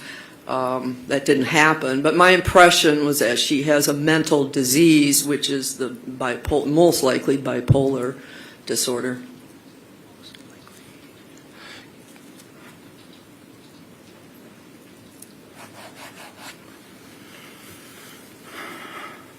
Based on your training and experience, can chemicals exacerbate? They can, yes. Did you draw any conclusions on whether Taylor Schabusiness has any kind of chronic brain damage? I couldn't, because that has to be done. For the first step is what we call neuropsychological testing by a neuropsychologist. Pretty elaborate testing. That's the process. And then if those test results are abnormal, then the next step would be a referral to a neurologist and medical doctor who would assess her and then decide whether or not there was enough information from the testing to explore the possibility of some brain defect, brain damage, maybe, yeah. So. Okay. In your report, your opinions are on the last page, is that fair? Yes. And did you talk about her presentation when she presents herself? Do you have comments about that? Yes, my comments about that are that it's very unusual, what we call presentation. How is she looking? How does she talk? How does she interact? Everything. What's going on in her mind, whatnot. And it's really, really unusual. And I searched my own 32-year memory bank here, and it's exceptionally unusual presentation, how she's coming across to me, the two attorneys, other evaluators in the school. Would you agree that she has a strange presentation? She does. How about her facial expressions? Can you give some commentary on that from what you've seen? Very unusual. She's been described as smirky. Smirky. She has inappropriate, grinning, weird grinning when she's talking about the crimes. People have interpreted it to be like laughing at what she did. At times, in the jail, with evaluators, with me, at times, briefly, it's very strange. Other times looking, I can mimic it, very scowly. A lot of people interpret it superficially to be grinning. Grinning it all, but getting a kick out of everything. Not me. Based on my experience and training, that's a psychotic person right there. That's what's causing this really weird, bizarre. And I'm telling you, to me, it's off the scale. 32 years. I've seen a lot of psychotic people, bipolar, psychotic, manic, and I just haven't seen very many like this. Very exceptional, very exceptional. Do you believe that she has a genuine mental disorder? Yes. Of a psychotic nature? Yes. What is the nature? The best, my best opinion is the bipolar 1, with sometimes with psychosis, sometimes not. But that after we got the Bellin records from 2 inpatient admissions at age 12 and 14, or 14 and 16, let me just double check. 14 and 16, she was diagnosed at 14 with bipolar depression, severe with psychosis. So that confirmed I was thinking about schizophrenia, and sometimes schizophrenia and bipolar are very hard to distinguish. Sometimes not, but sometimes really hard to tell bipolar from schizophrenia. And there's a kind of a combined one called schizoaffective disorder, and that that's been applied to her too, but I think based on this history we have from Belen when she was diagnosed with bipolar, and then again at Nicolay when she was 22 years old, also bipolar. My opinion is, based on my experience and training, is bipolar 1. The more serious, there's bipolar 1, bipolar 2. But bipolar 1 can have psychosis, psychotic episodes. So that's my opinion. Are your opinions to a reasonable degree of professional certainty or psychological certainty? Yes. Both, correct? Yes. You did prepare a report on all of these findings, correct? Yes. Could I approach your honor? You may.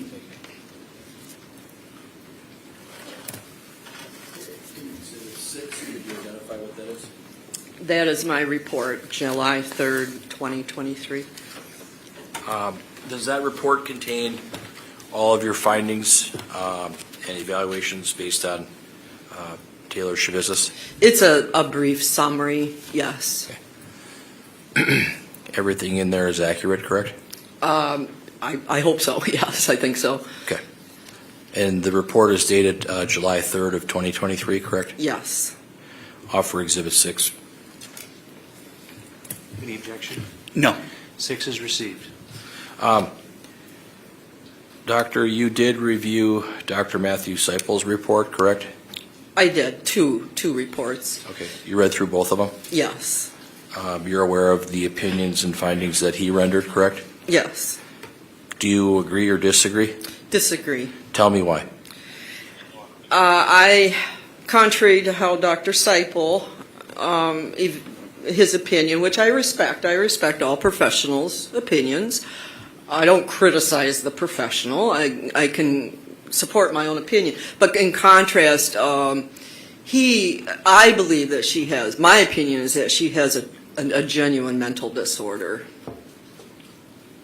And then Dr. Christina Engine, did you review her evaluation? Yes. And do you agree or disagree with hers? Disagree. Tell me why. Similar to Dr. Seipel, if I remember her report well enough, I disagree. My opinion is that Ms. Schabusiness has a genuine mental disorder of a psychotic nature. Okay, I have no other questions. Thank you. Cross-examination. Good morning, doctor. Hi. Sorry, I'm a little hidden here behind the court reporter, so I'll try to move over. Can you hear me okay? Oh, yes. Okay.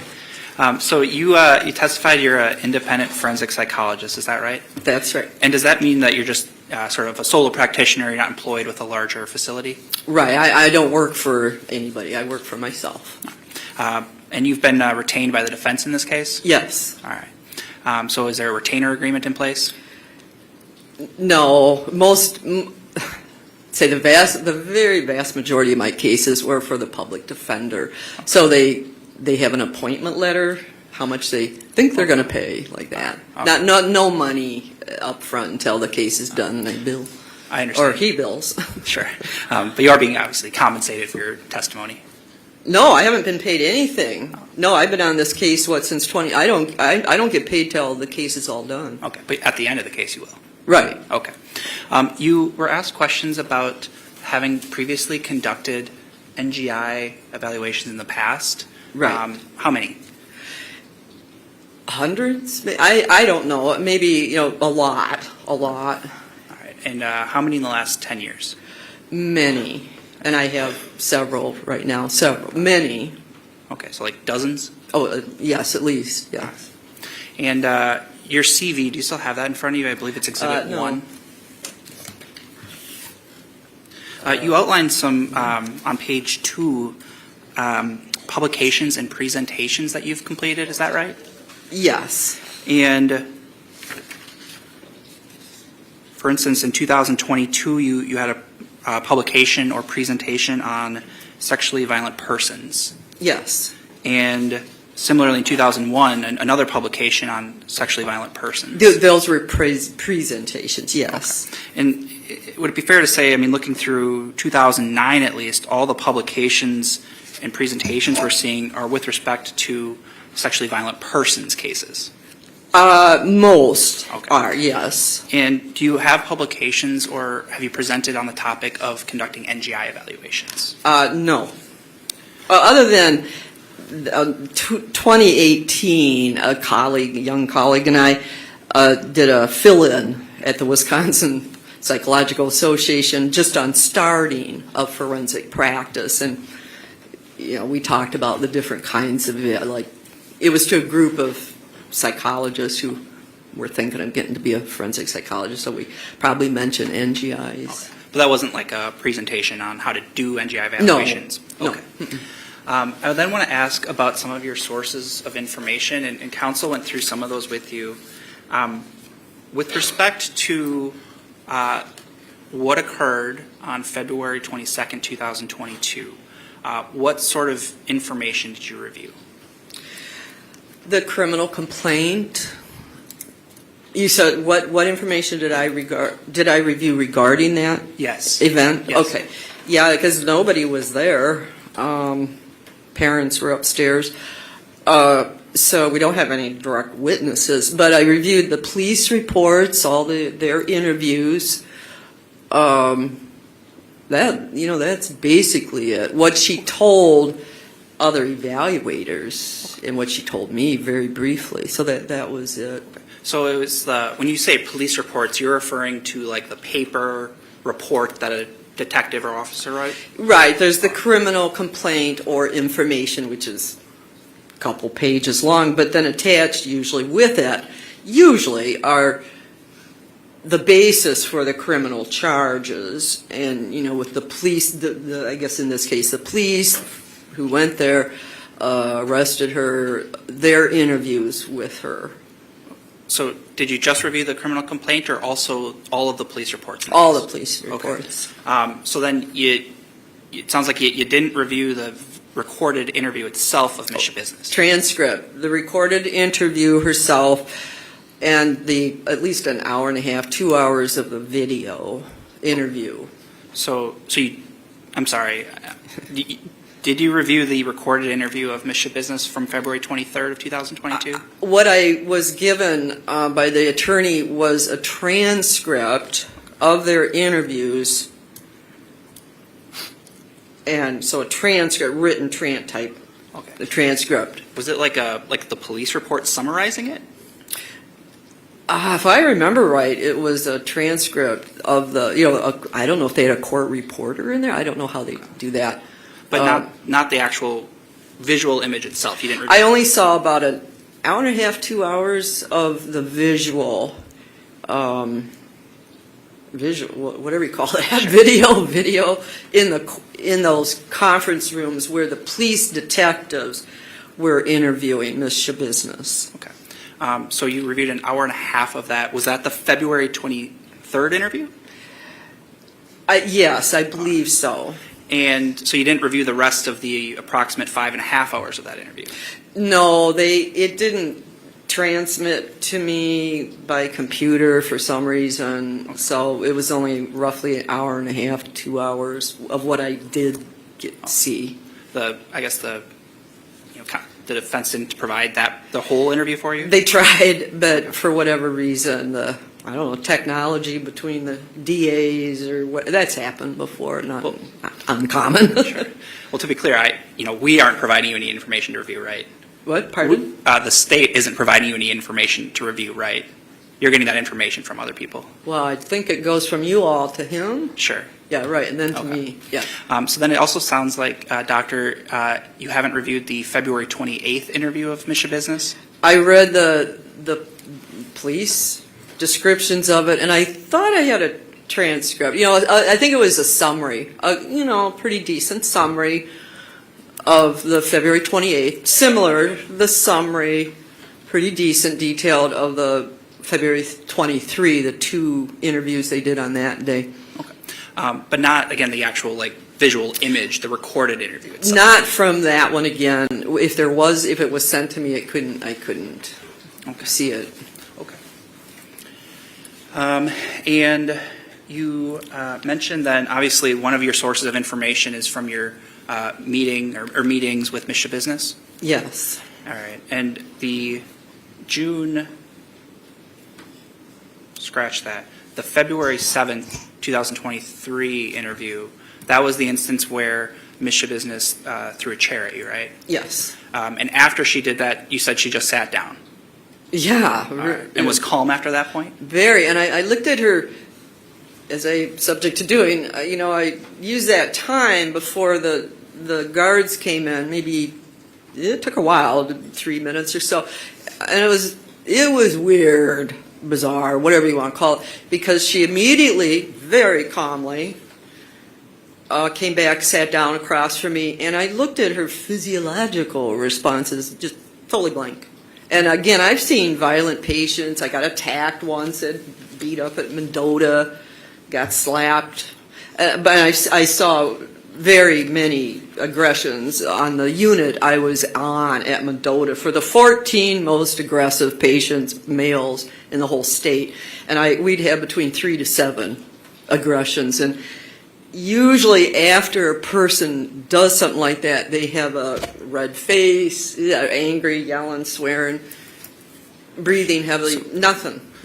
So, those prior instances you talked about, those were with people who were at Mendota, you said? Yeah. So those were people who were actually found to have a mental illness. No, not all of them. We were the overflow unit. We mostly had our patients were from around the state, jails, prisons, Winnebago mental health. They were most of them had been found not guilty, legally insane, but we were the overflow unit for the admission unit for competency evaluation. So they were not all necessarily mentally ill, but most were with a psychotic illness. And those were the people who you made a gesture, like a red face, Yeah, things like but that after? I've dealt with many aggressive people in the outpatient setting too.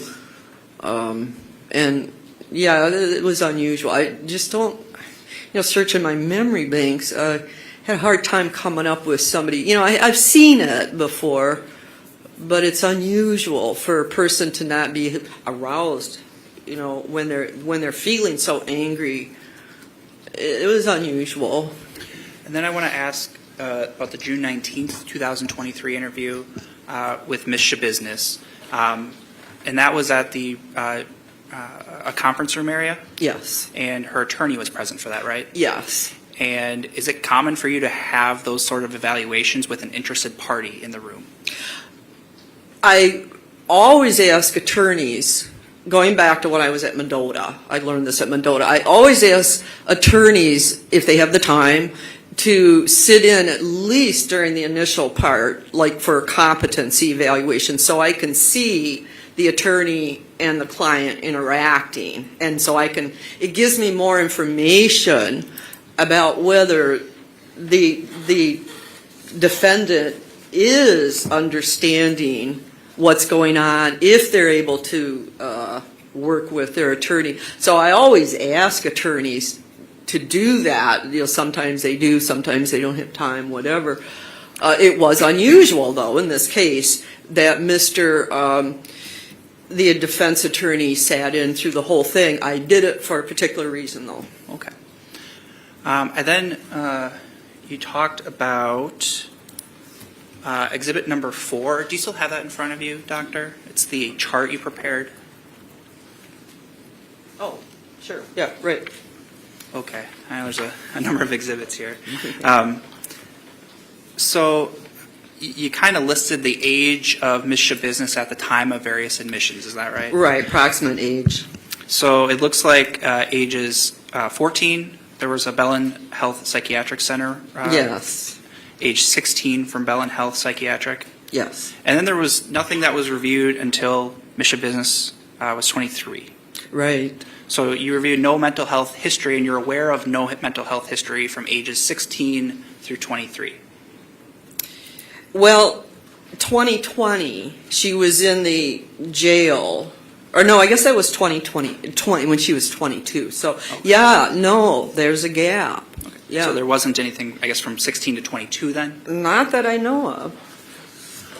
And when you were kind of summarizing the chart in Exhibit 4, I noticed a few times that when you were describing hallucinations, there was also sometimes then concurrently reports of methamphetamine use. Is that fair? Yes. And in your experience, methamphetamine can produce psychosis as a side effect. Yes, it can in some cases. And that was actually reported in quite a few of these records, wasn't it? It was. All right. So then I want to ask about the Bellin stay in 2012. You reviewed those records, right? Yes. Okay. And in particular, did you review the discharge summary? Yes. And I guess the discharge summary, that's kind of like the exit interview, so to speak. Right? Exactly. All right. So you would recognize that if you were to see it? Maybe. But I have it on the chart. I believe at the discharge, she was diagnosed with mood disorder, not otherwise specified, without psychosis by the 3 days. Okay. And that's exactly right, Doctor. So I'm going to show you Exhibit 7. Does that appear to be the discharge summary we're talking about? Yes. And in discharge diagnoses, you mentioned a mood disorder without psychosis. Yes. Nowhere in the discharge diagnosis is there a bipolar diagnosis, is there? Yes, that's true. And in fact, if you could flip to the last page of that, it says page 118 on the bottom, but it's the last page of that stapled packet, Doctor. Do you see the portion that says condition on discharge? Yes. Okay, and it says, quote, on exam, Taylor denied hallucinations or thoughts of harm toward herself or others, a wish to be dead, or that she would be better off dead. Did I state that accurately? Yes. And that was the Bellin Health Records from 2012. Yes. I then want to ask about the Bellin Health Records from 2014. You reviewed those as well? Yes. And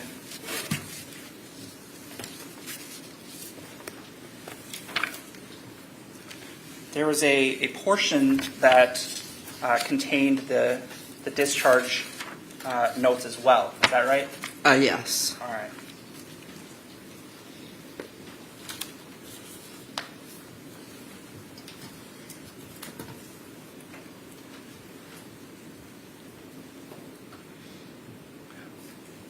Okay, I'm going to show you Exhibit 8, Doctor. Do you recognize that? Yes. Does that appear to be some of the discharge notes from October 29th of 2014? This was difficult because you see at the top and all through here, pretty weird, because it's got, every page at the top says 10/28/2014, admission, and then parentheses, discharged from assess at Bellin. So it's confusing. It was one of the more confusing I've been reviewing medical records since I was age 14 as a candy striper. And this was hard. So it's difficult to figure out, is this the final discharge? And I think I finally concluded she was only there for 3 days. So I think it's the discharge, but it's the discharge summary, but it is confusing. You have to look at all the dates and everything, but this was really confusing. Sure. But if you could, Doctor, flip to the last page of that exhibit. Do you see the area where it lists the diagnosis for Yes. Schabusiness? And there's 2 diagnoses, aren't there? Right, One of which is cannabis abuse, continuous.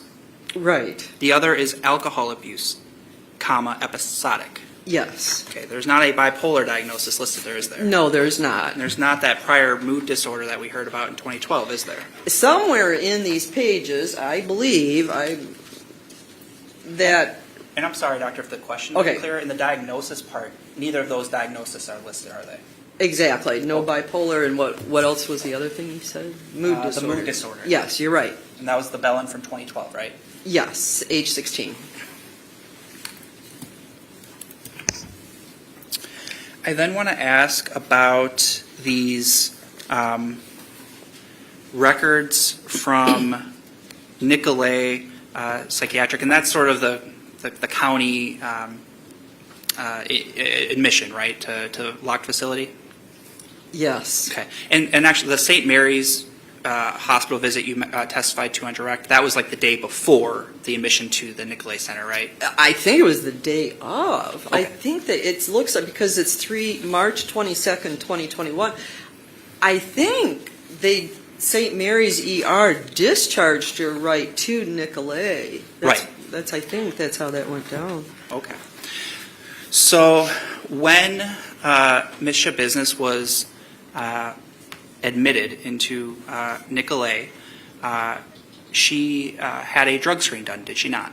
Yes. And that drug screen was positive for controlled substance, was it not? I believe so. I don't have it written down here, but substance use, yes. And then by then, my memory is that it was meth, I think, probably THC, marijuana.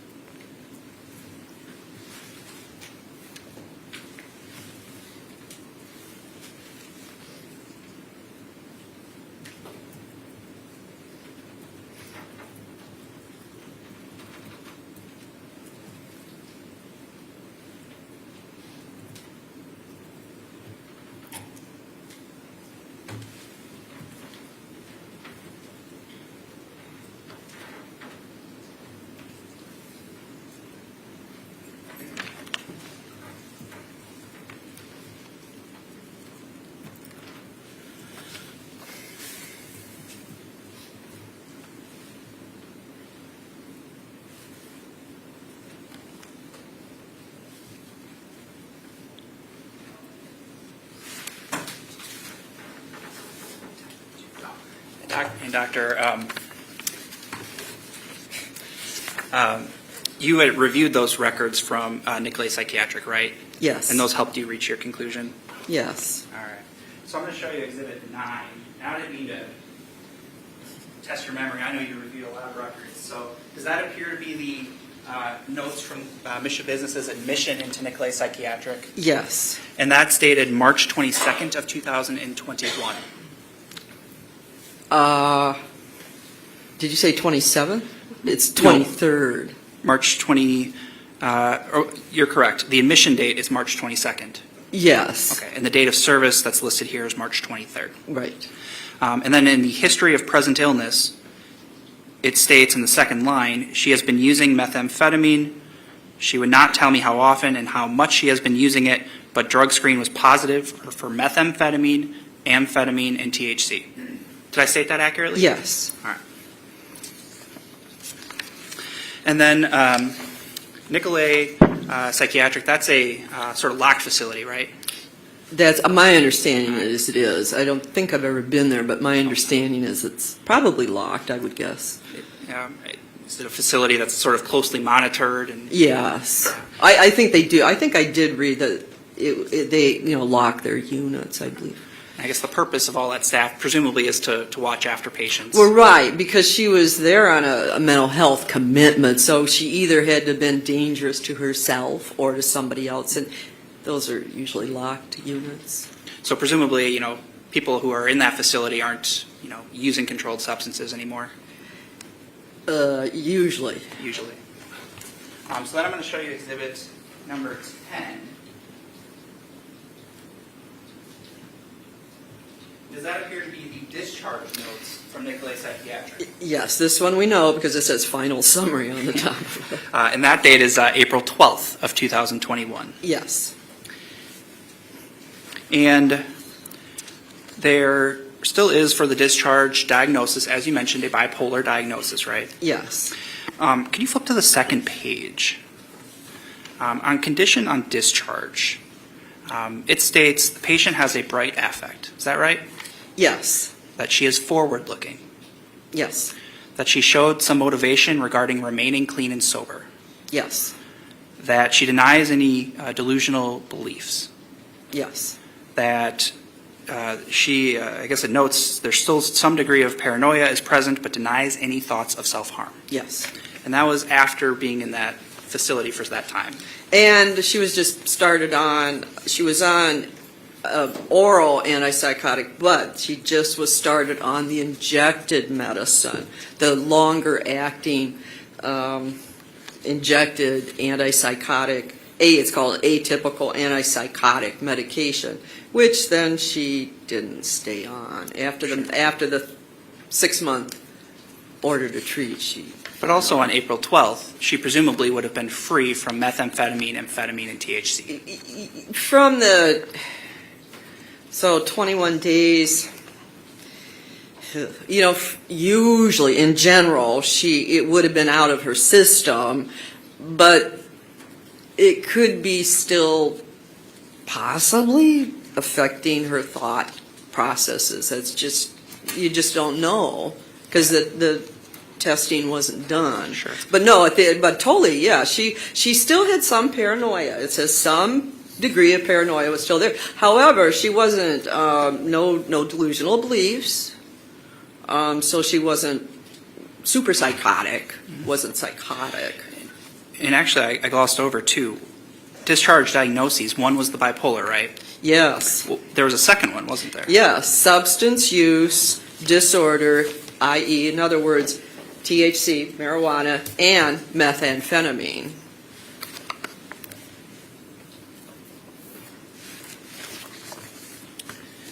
Thank you. You talked then about some of these hallucinations that are scattered throughout the records you reviewed, right? Yes. And some of those are things that the defendant is endorsing. Isn't that fair? Yes. And what does endorsing mean? She's saying self-report. She's reporting them herself. She's describing some of them herself. Not a lot over her history. Are you talking about the hallucinations? Just the concept of what endorsing means. And I Yeah, think you stated that's it. yeah. Just Something saying. that's reported by a person. Do you have a headache? And if you say yes, that you're endorsing the headache. Thank you. And actually, while we're still on the topic of the bipolar diagnosis at Nicolay Psychiatric, you mentioned that you reviewed a report authored by Dr. Lucetta. Is that right? Yes. And Dr. Lucetta was a expert retained by the defense earlier in the case. Yes. And she prepared a report that you reviewed. Yes. And part of that report, Dr. Lucetta spoke with Ms. Schabusiness. Yes. And do you recall a portion where they were discussing that bipolar diagnosis? I don't remember that exactly. Would it I'd have assist to look at it. Would it assist to review Sure. Dr. Lucetta's report?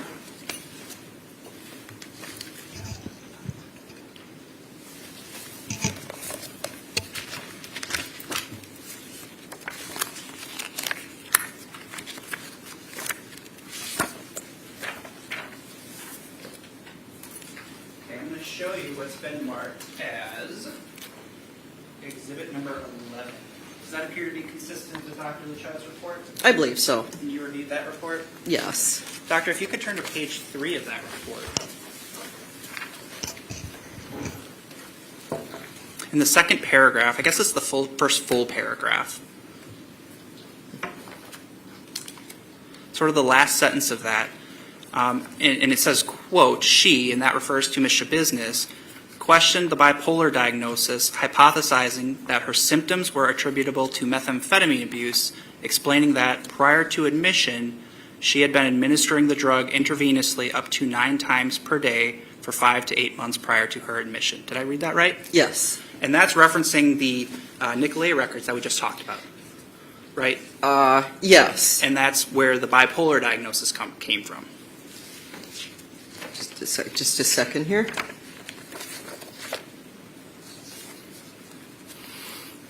She seems to be at the right beginning, it says Ms. Schabusiness reported that she was previously admitted, blah, blah, blah, blah, blah. And it seems like that's what she's telling to Dr. Lucetta.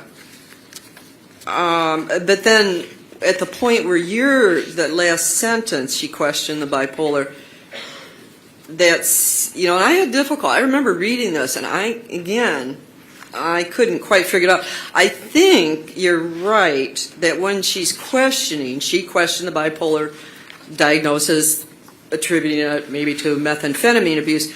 I think Dr. Lucetta is taking that Ms. Schabusiness, that's what she told Nicolay, the psychiatric staff there, I think. That your interpretation is that sentence refers to what Ms. Schabusiness told Nicolay?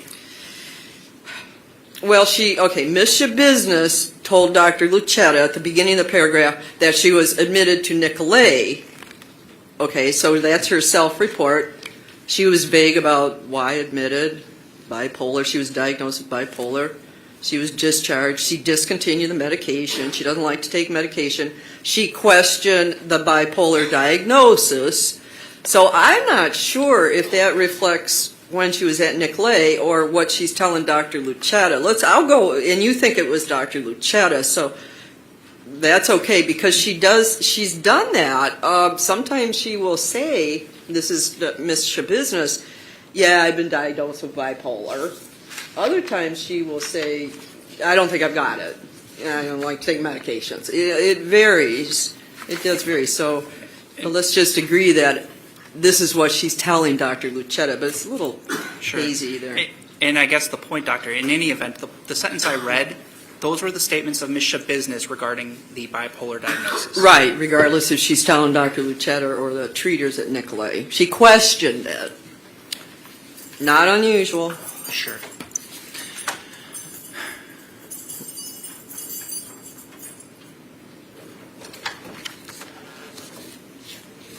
I then, Doctor, would like to talk a little bit more about bipolar 1. What is the diagnostic criteria for bipolar 1? Ugh. When a person has, by definition, they have to have had at least one what's called a manic episode, which is extremely elevated mood, and it can be with psychosis, thought disorder, or not. But they have to have at least one prior or current manic episode. By two things. It's either you go from depression, really bad depression with bipolar 1, super duper suicidal type, real depression, and then they have to have in their history at least one of these real super duper elevated moods. And it's bizarre when you see it. It's pretty bizarre. Yeah, so that's basically it. So you need at least one manic episode. Yes, I believe that's in the diagnosis. And in order to diagnose a manic episode, there are 4 criteria, aren't there? We look at the mood, a very elevated, exceptionally elevated mood. And then usually there's these other behaviors that go along with it. Again, the person can be psychotic, not necessarily, but they can be psychotic in this very elevated mood. And then they usually are some other behaviors. They can stay up for 3-4 days. They wildly spend, sometimes gamble away, hypersexual. Energy, feeling super energetic. So there are 4 criteria, right? Yeah, I don't have my DSM book in front of me, but So the DSM-5 that you referenced, what is that? that's the American Psychiatric MDs Psychiatric Association Diagnostic and Statistical Manual, the 5th edition. I think out in about 2015, I think it was, put out, and it's used in this country for mental health diagnoses and billing. You would agree it's a pretty commonly used and widely accepted In the source? United States, yes. So for a bipolar 1 diagnosis, The first criteria is that there's a distinct period of abnormally and persistently elevated behavior. Is that fair? Yes. And that period has to last, quote, at least 1 week and present most of the day, nearly every day. Does that sound right? Yes. So it's not just a manic episode that, is an hour, right? It's a long period of time that somebody's manic Right. in a heightened state. Is that Yes. Yes. fair? And then the second criteria is some of those, symptoms, mood disturbances. You mentioned gambling, things like that are exhibited. Yes. And that mood disturbance, the third criteria, also has to cause an impairment of some kind, right? A what? An impairment of some kind? Yes, an impairment. Yes. And then the fourth criteria for a bipolar 1 diagnosis is that the manic episode is not attributable to the physiological effects of a substance, Yes. i.e. a drug, Yes. such as methamphetamine. Exactly. So, Or LSD. sure. Something. So if you're observing a manic episode, but you have information that there was recent methamphetamine use, that would be a concern for bipolar 1 diagnosis. Yes, without further information or more observations.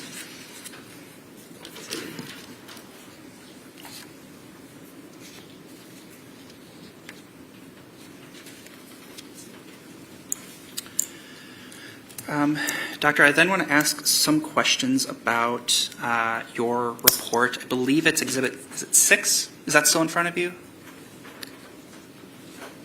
Yes. Okay. Is that Exhibit 6? Yes, that's the most recent Okay. exhibit.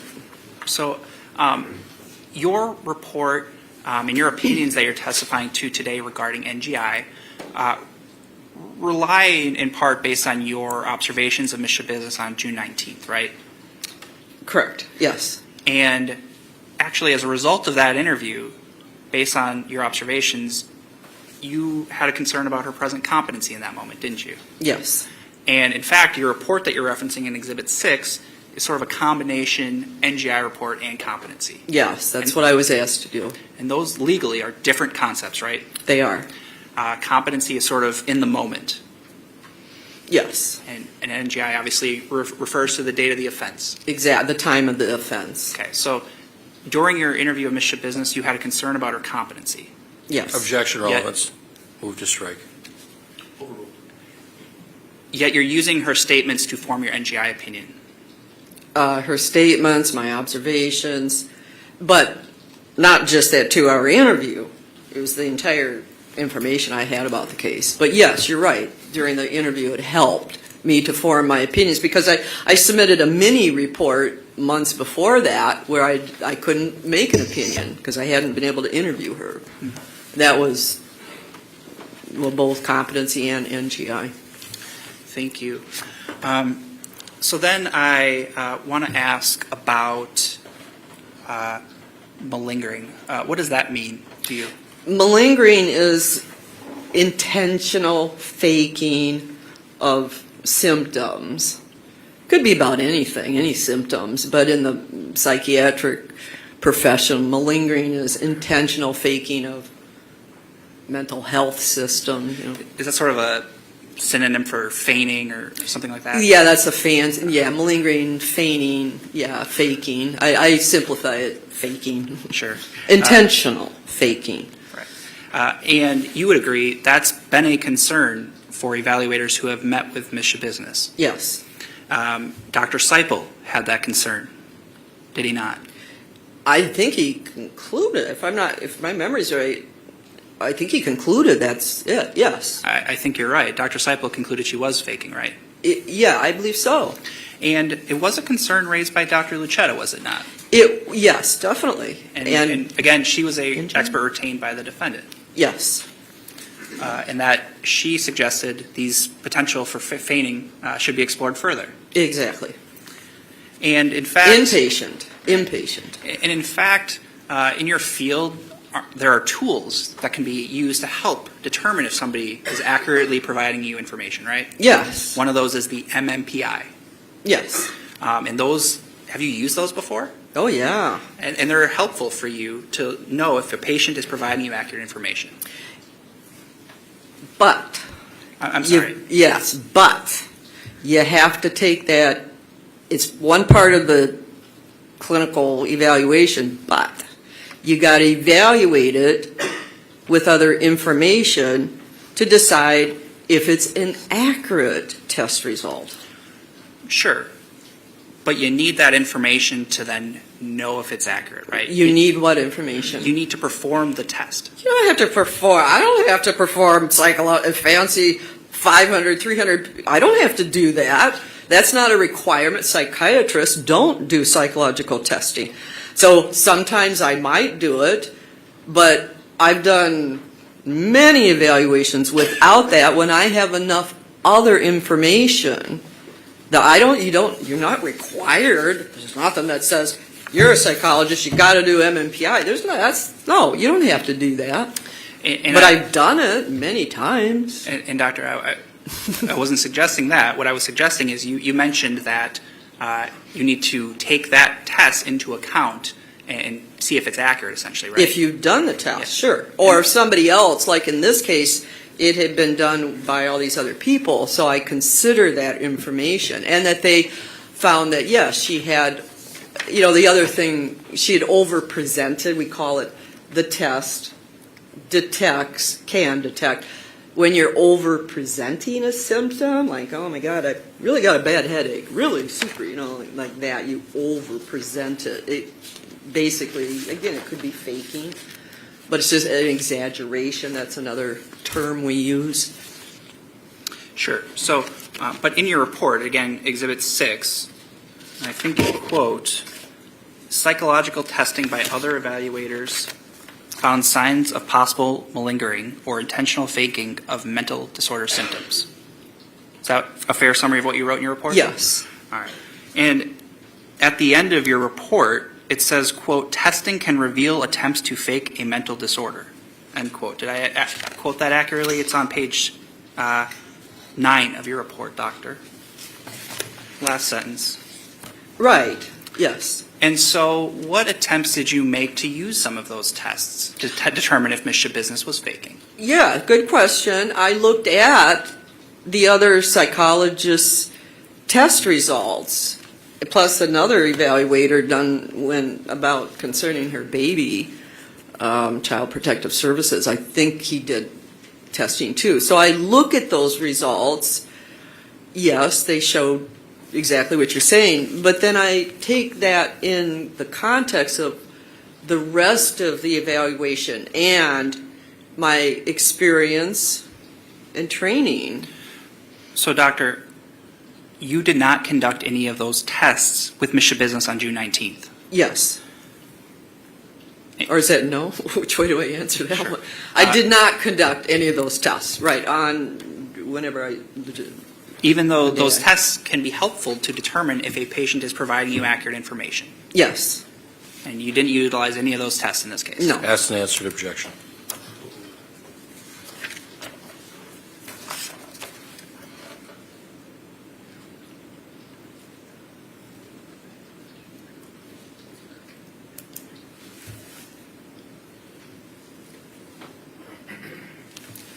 Thank you, Doctor. I have nothing further. Redirect? It's going to be a bit, Your Honor. Do you want to take a break or should I ask some questions? Get us away. Okay. With regards to your report and evaluation of my client, did you get a sense that she was feigning or faking? At times with me, or not with me during our interview, I didn't think that was, or my interview, I didn't think that was faking at all. Okay. No.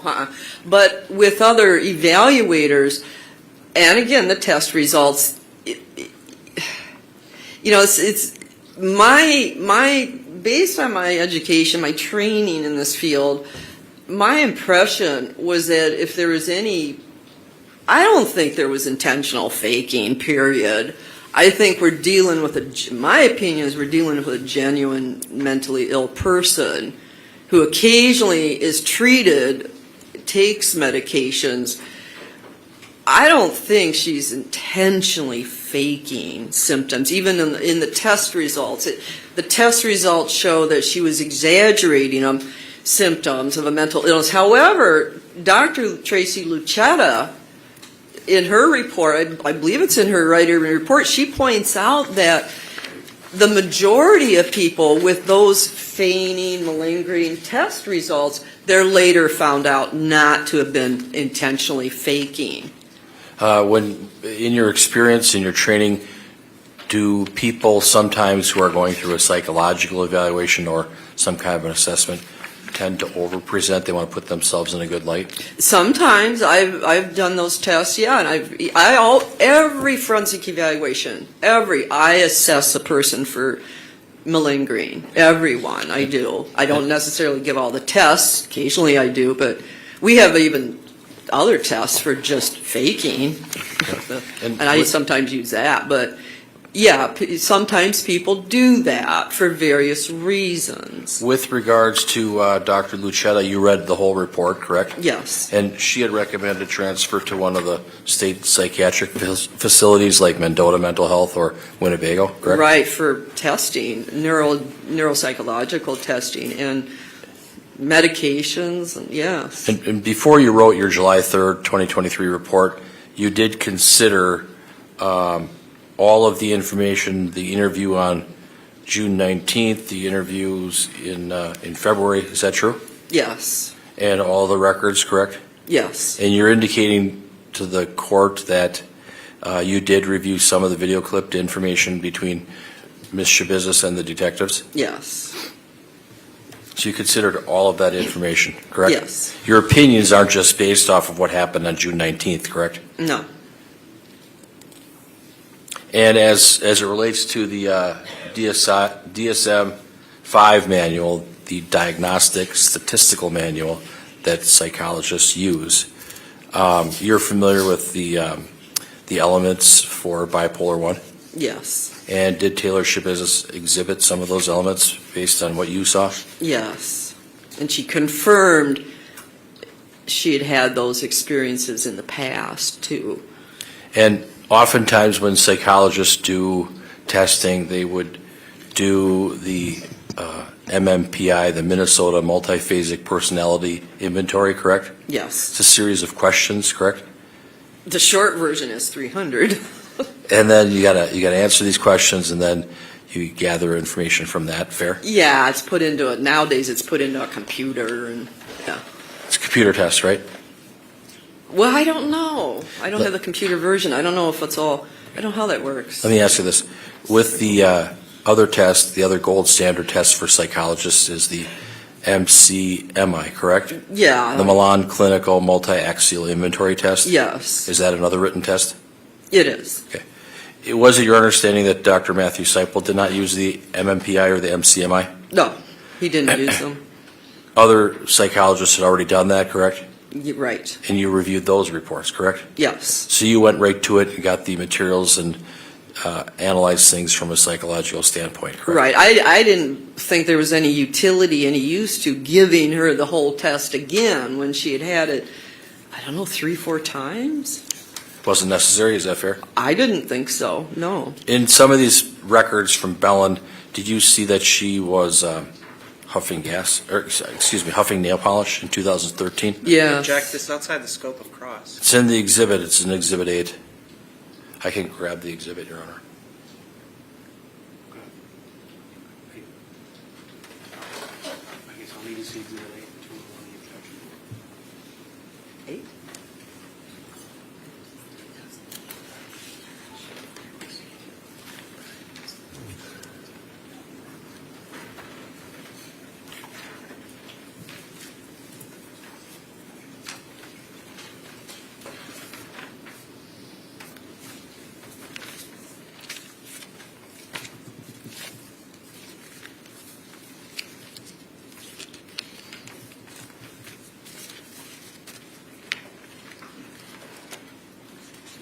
Right, I'll overrule the objection. Go ahead and answer, Doctor. That's true, right? She admitted to huffing nail polish in 2013. About then, yes. Your Honor, could I have Exhibit 7, 8, 9, 10?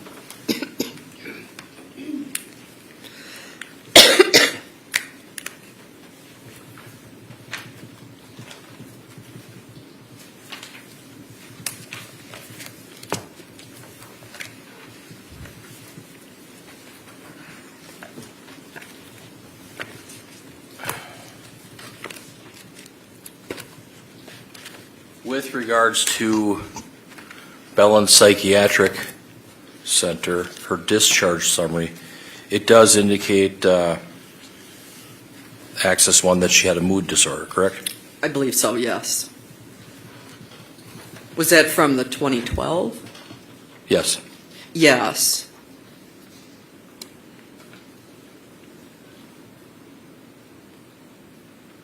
And at least at that time, it did talk about hallucinations, correct? Yes, and when she came in, they, Doctor, if you oh, just yes. focus on his question, he asked if it referenced it, okay? yes. It did, okay.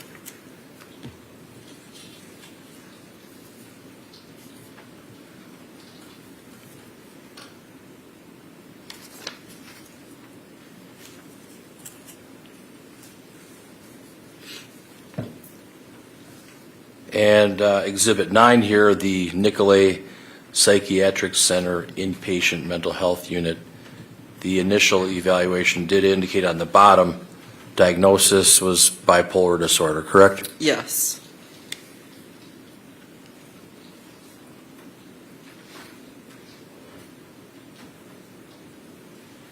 And on the Exhibit 10, fair to say that the final summary for Nicolay Psychiatric Center for Taylor Schabusiness, she was admitted 3/22 of 2021, admitted with a diagnosis of bipolar disorder, correct? That was one of them?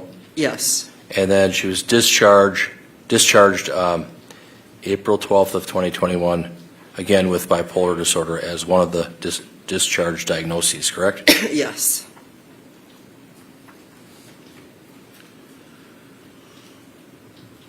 And that on admission, that her thought content showed that she appeared to be having auditory hallucinations and delusions of persecution, correct? Yes. And suicidal ideation. I believe so, yes. Oh, yes.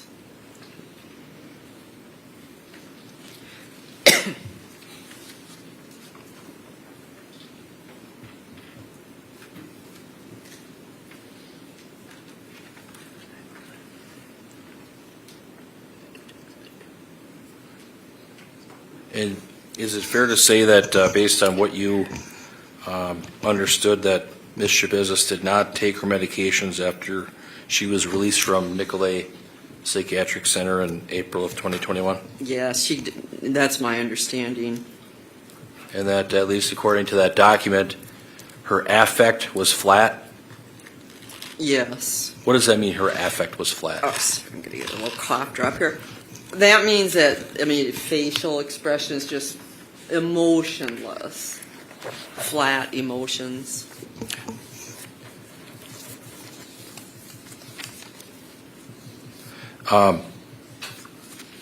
As it relates to these other exhibits, Exhibit 9, she was prescribed Abilify for mood stabilization, is that correct?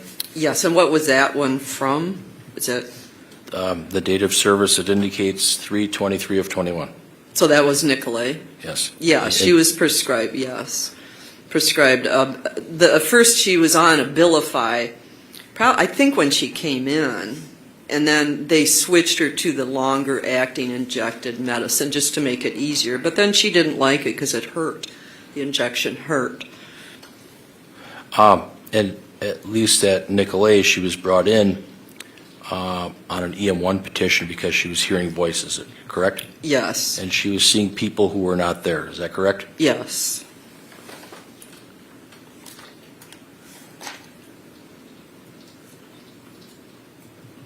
Okay, no other questions, thank you. Mr. Saunders, any further questions? Just very briefly, the question about having a flat affect, about the reported hallucinations, about being brought in on a Chapter 51, that was upon admission into Nicolay, right? Yes. When she was testing positive for methamphetamine and other substances. Right, substance use. Thank you, Doctor. Anything on those topics? No, Your Honor, thank you. Thank you, Doctor. You're excused. I think I did forget to move 7, 8, 9, and 10. Any objection to 7, 8, 9, and 10? No objection. Those will be received. Thank you. Your Honor, can I just make sure? A lot of things are going on in my head. Were all my exhibits offered and accepted? Yes. Okay. Exhibit 5, if it's not, I'll offer it. Any objection to 5? Mr. Saunders? No. 5 is received. Thank you, Judge. Okay. Ladies and gentlemen, we're going to take our lunch break now. It is 5 after 12. I'm going to ask that you be back in the jury room no later than 1:15. I'd like to get underway right at that time. All rise for the jury.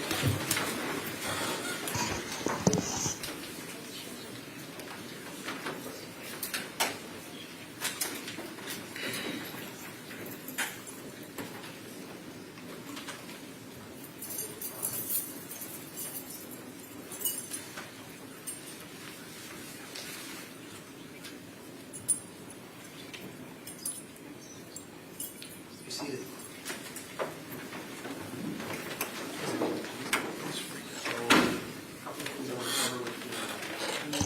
First of all, Mr. Freeland, are you going to have any more witnesses? I'm going to talk to my client, Your Honor, about whether I'm going to have her testify, but other than that, no.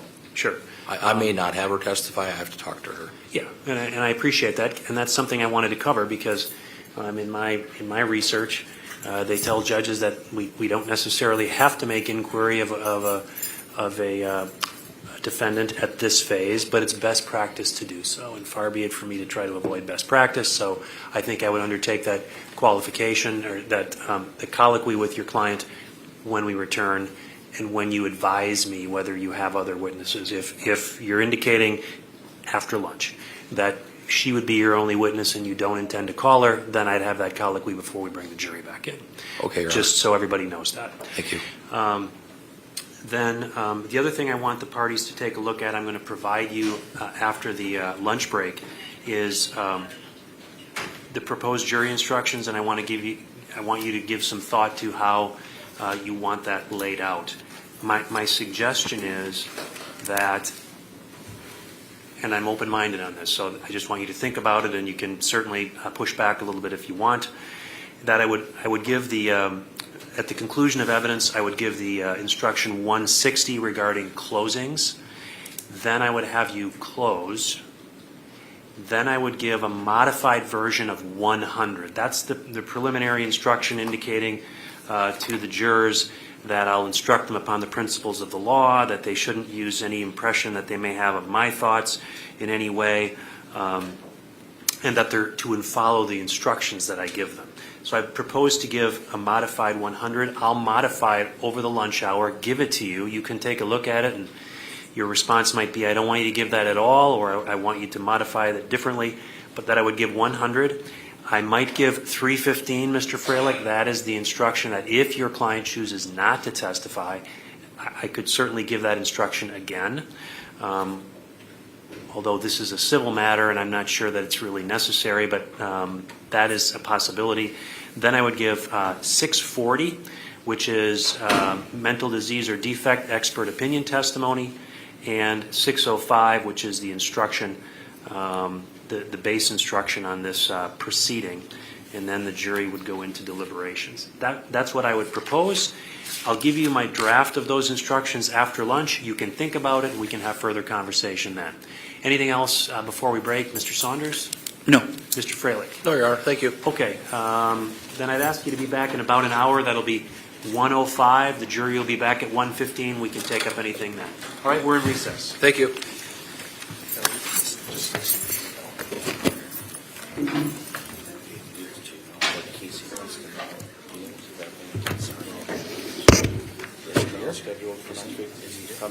Counsel, Dr. Lee, exactly whether or not you can be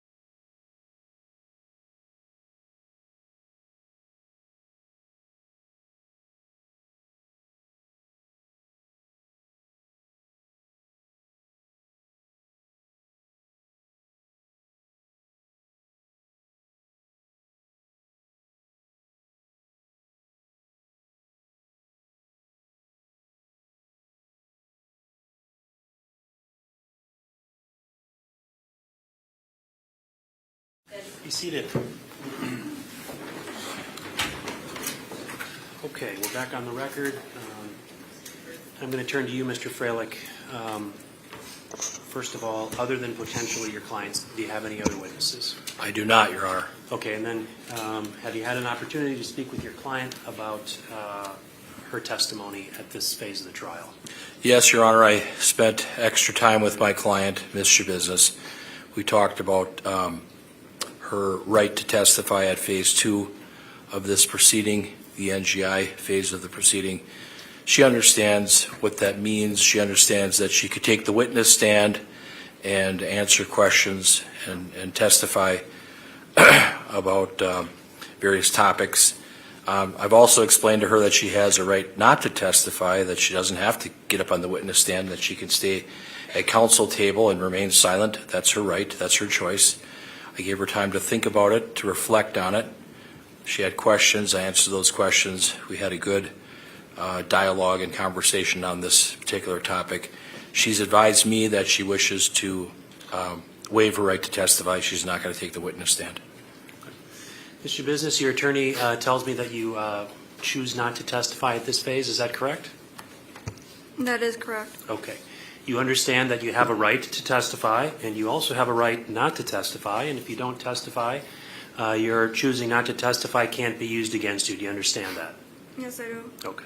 You understand those rights belong not to Mr. Freilich, they don't belong to me, they don't belong to the state. Those rights are yours and yours alone. Do you understand that? I do. Do you feel you need any more time to talk to Mr. Freilich about this decision? No, I don't. And it's your decision not to testify here today, is that correct? Correct. Okay. Any further inquiry the state would like me to make regarding that? No, thank you. Mr. Freilich, any further inquiry you'd like me to make regarding that issue? Only if the court would inquire as to whether she felt any pressure or coercion in order to make this decision. Mr. Business, do you feel you've had any pressure by anybody or coercion to make this choice? No. Okay. Thank you, Judge. I'm satisfied that Mr. Business understands her rights. She's had a full opportunity to speak with her attorney about it. And she's made a choice here today, freely and voluntarily, not to testify at this phase of the trial. And I'm going to accept that, and we are going to move forward. So I think how the matter would unfold then is when the jury comes back in, I'll ask Mr. Freilich if he has any further witnesses to call. Based upon what I've heard, the answer will be no, the defense rests, and then we would move to the state. And as I'm presuming the state is ready to call its first witness. Yeah. Okay. And then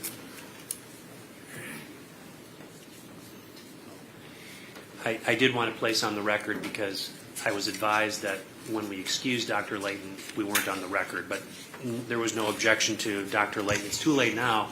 Both parties indicated there was no objection to her being excused, and that's what I did. Is that correct, Mr. Freilich? That's accurate. And Mr. Saunders? Yes. Okay, and then I just want to confirm, we don't need to go over these now. The jury has already been waiting a little longer than I told them they'd have to.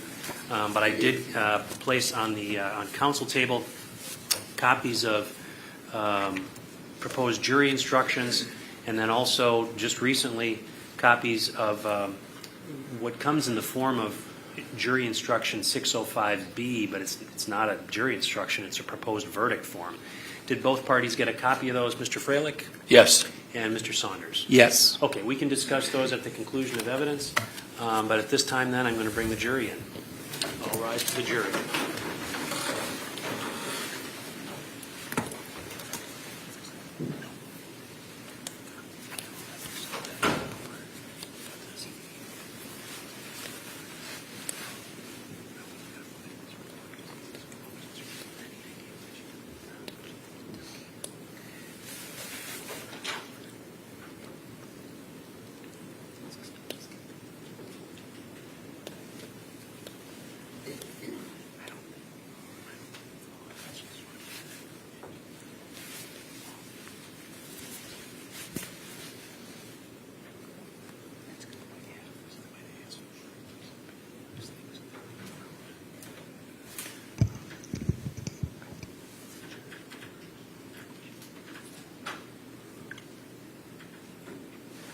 Okay, be seated.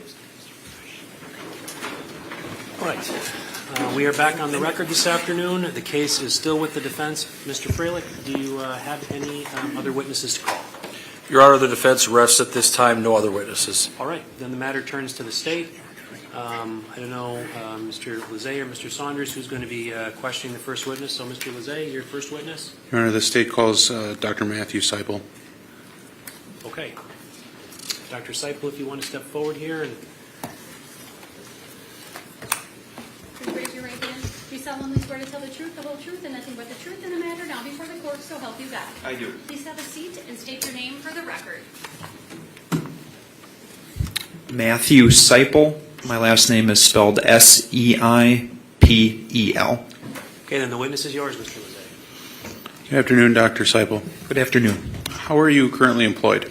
I am employed as a licensed psychologist with Behavioral Consultants Incorporated and the Wisconsin Forensic Unit, where I perform forensic mental health assessments on a full-time basis. How long have you been with the Wisconsin Forensic Unit? I began with the Behavioral Consultants and the Forensic Unit in September of 2020 as a postdoctoral forensic psychology fellow, and I've continued with those organizations since February 2022 when I obtained psychology licensure in the state of Wisconsin. And you indicated that your full-time duties is to perform forensic evaluations, is that right? Yes. What types of evaluations do you typically perform? I complete competency to proceed examinations, mental responsibility or NGI evaluations, evaluations of people who are petitioning for conditional release from the state mental health institutes, as well as legal guardianship, and several types of juvenile evaluations. And you indicated that is your full-time employment. Do you know about how many of each of those evaluations you might perform in a calendar year? And so I would say in total, I've completed over the past 3 years roughly 1,000 across those types of evaluations. So in a calendar year, it would break down to typically at least 300 evaluations. About 3/4 of those would be competency evaluations, and then roughly, I would say another 10 to 20% would be NGI evaluations. You indicated that you are a licensed psychologist in the state of Wisconsin. Yes. What does that process entail? And so to become a licensed psychologist, one needs to complete a doctorate in psychology from an institution that is either accredited by the American Psychological Association or determined to meet equivalency of those accreditation standards. And then at the time that I obtained licensure, 1 year of full-time postdoctoral supervised practice was required. I believe that standard has changed, but that was the standard for licensure at the time that I gained my license. And you indicated that you must have that doctoral degree. Where did you obtain that degree? That was from Iowa State University. And do you have, can you just go through briefly your education prior to that degree? I completed a bachelor's degree in psychology from Cardinal Stritch University, as well as a Master of Science in Clinical Mental Health Counseling from Marquette University before completing my doctorate at Iowa State.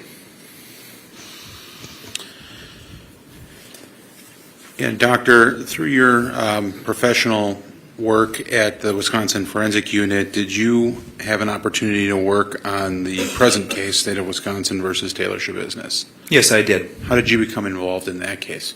And so I was requested to complete 2 court-ordered competency evaluations in this matter. When you say court-ordered, does that mean that the court is the party that retained you rather than either the state or the defense? Correct. Yeah, and when was that first evaluation, when was the first report filed? That was in November of 2022. And when was the second report filed? That was earlier this month in July of 2023. Can you, you mentioned that you were retained by the court to do a competency evaluation, and earlier you also mentioned that you do NGI evaluations. Can you explain for the jury the difference between those two types of evaluations? Yeah, so those are 2 entirely different types of evaluations that are guided by 2 different state statutes. And so competency pertains to a defendant's current mental status. It is independent of the mental state at the time of the alleged offenses, and it pertains to whether or not the defendant presently has substantial mental capacity to understand the pending proceedings or to meaningfully assist in their defense.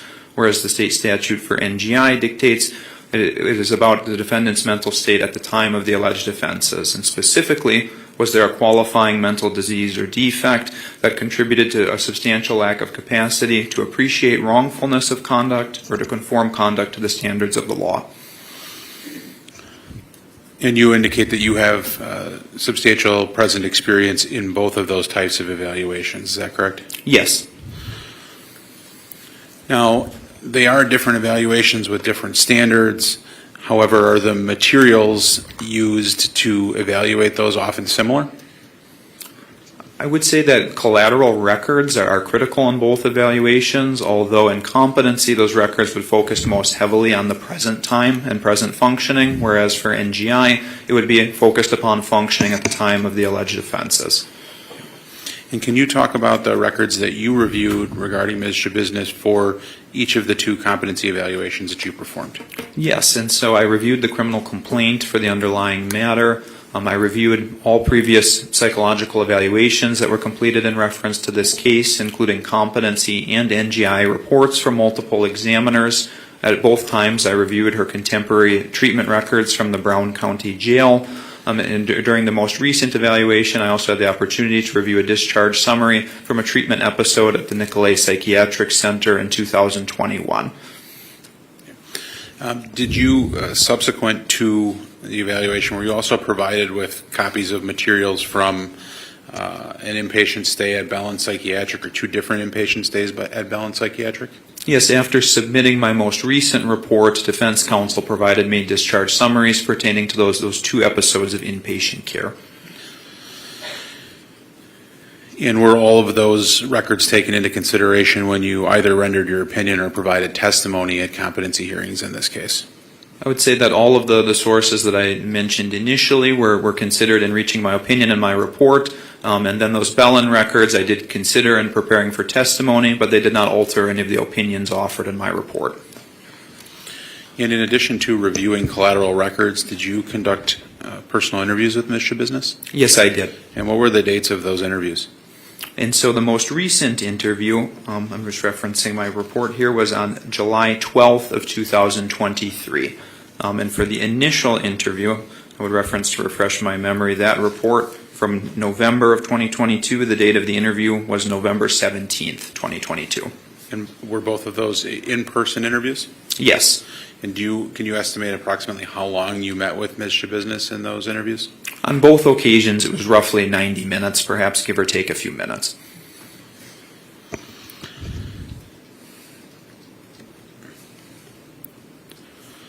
Doctor, when you were reviewing the records and ultimately when you had to come to an opinion in this case, had you encountered prior diagnoses that had been assigned to Ms. Schabusiness at various points in time? Yes.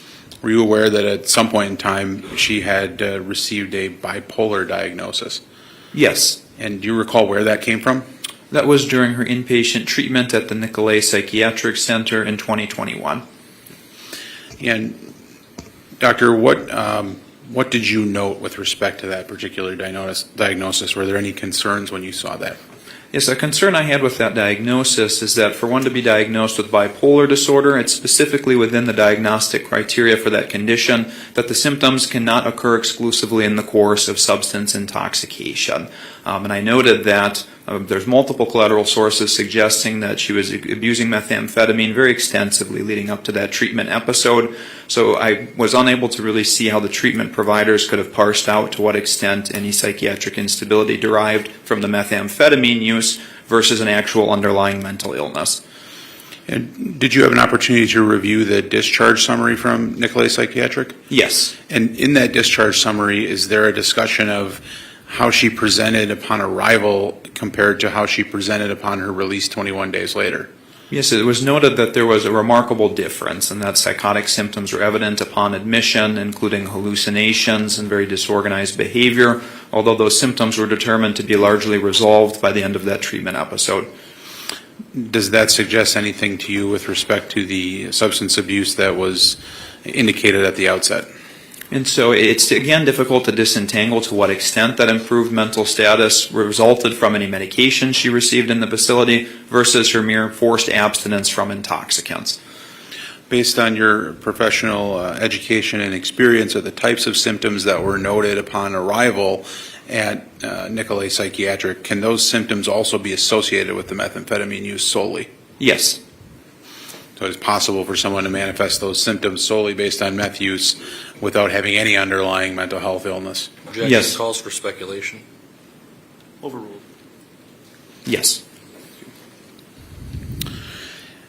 You indicated that you had the opportunity to review reports from other evaluators who met with Ms. Schabusiness and provided opinions in this case. Is that correct? Yes. Did you note whether or not any of the other evaluators shared similar concerns about the bipolar diagnosis assigned to her by Nicolay Psychiatric? Yes, I noted that in Dr. Engen's mental responsibility evaluation, she took most specific and direct issue with the basis for that diagnosis, and she ultimately, in her report, offered that she did not see sufficient support to assign a diagnosis of bipolar disorder. I also noted that, for example, in Dr. Lucetta's competency report, while she did not necessarily completely rule out bipolar disorder, she also noted again that the substance abuse was a significant factor leading up to that diagnosis, and she merely essentially sought to rule out that diagnosis but did not assign it. So I want to just sort of speak generally about bipolar. Can you describe for the jury what bipolar is and what is required to diagnose such a disorder? Yes, and so there are two different types of bipolar disorder. There's bipolar 1 disorder, which is a more severe condition, and that is the diagnosis that has appeared in some of the records in this case. Bipolar 1 disorder is characterized predominantly by manic episodes, which are periods of it lasting at least a week, where more often than not the individual has a significantly elevated mood. They may behave impulsively, erratically, have a decreased need for sleep. And in some instances with bipolar 1, that is alternated by depressive episodes, which typically last at least 2 weeks and are largely the opposite of mania. That means there's a persistently low mood, low energy, feelings of worthlessness, guilt, or hopelessness, things of that like. Whereas bipolar 2 disorder has hypomanic episodes, which are not as prolonged or severe as a manic episode, and by diagnostic criteria, someone must also experience depression in order to qualify for bipolar 2 disorder. So is it fair to say that to diagnose someone with bipolar 1, we would have that expectation of seeing those prolonged manic episodes, at least one instance of a prolonged manic episode? Yes, and it would need to occur outside voluntary substance intoxication.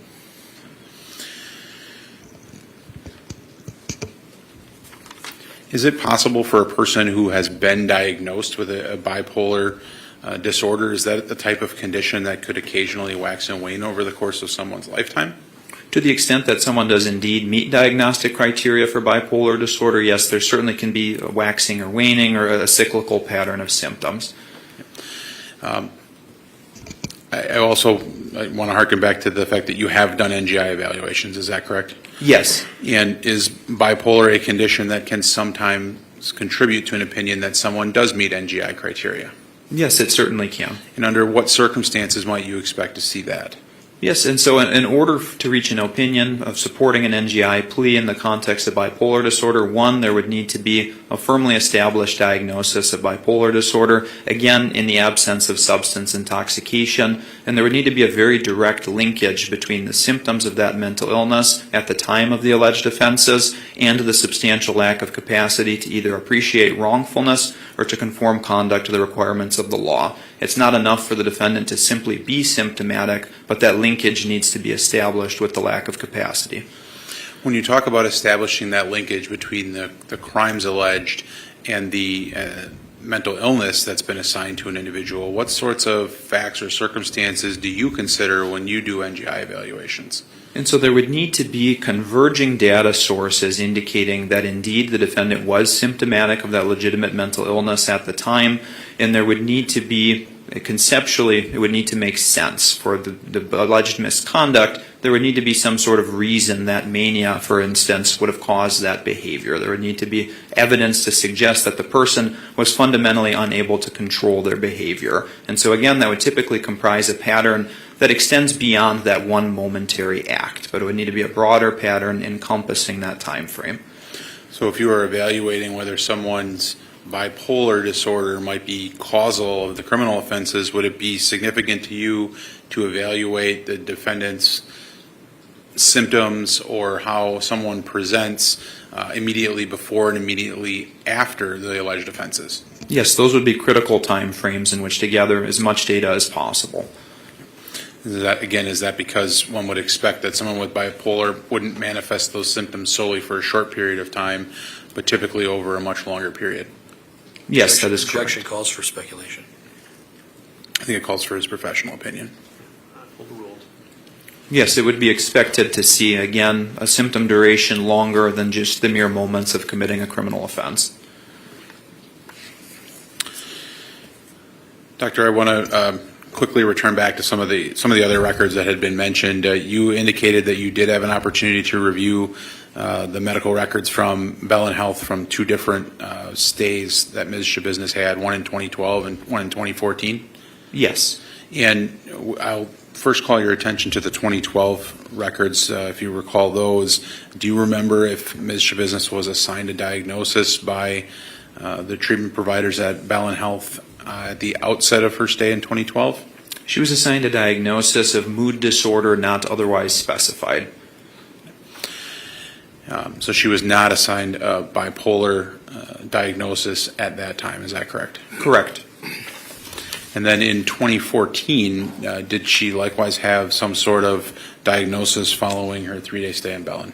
She was again assigned a diagnosis of mood disorder not otherwise specified, and they did add, which is not a diagnosis per se, but they noted alongside the diagnosis a history of psychosis. But in looking closer at the records, that history of psychosis derived squarely from an adverse medication reaction, which prompted the initial inpatient stay. So she was prescribed sertraline, and then only after that did she begin to have psychotic symptoms, and those symptoms resolved as soon as that medication was discontinued. Again, she was not assigned a bipolar diagnosis in 2014 either. Correct. Dr. Seipel, you indicated that you did have an opportunity to review Dr. Litton's report from July 3rd of 2023. Yes, I did. And what type of report from a forensic standpoint was Dr. Litton's report? It appeared to be a combined competency and NGI report. In your experience and training, is it best practice for someone to engage in a combined report of both competency and NGI? Typically, a separate report would be submitted to address each issue independently. What are some of the reasons why you might not combine those two reports? For one, there can be information introduced in the issue of criminal responsibility that might be inappropriate to be contained within a competency report. A competency report is not supposed to contain incriminating information with regard to the alleged offenses.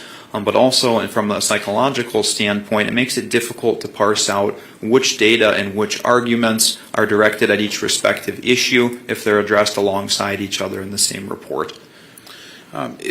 Is it particularly concerning if you come to a conclusion that a person is not presently competent, that you would also rely on that information to form an NGI opinion? I would say that it's not inappropriate if that's a data point that is considered, but that there should not be a strong linkage in that reasoning, as again, it's two different legal issues pertaining to two different time points.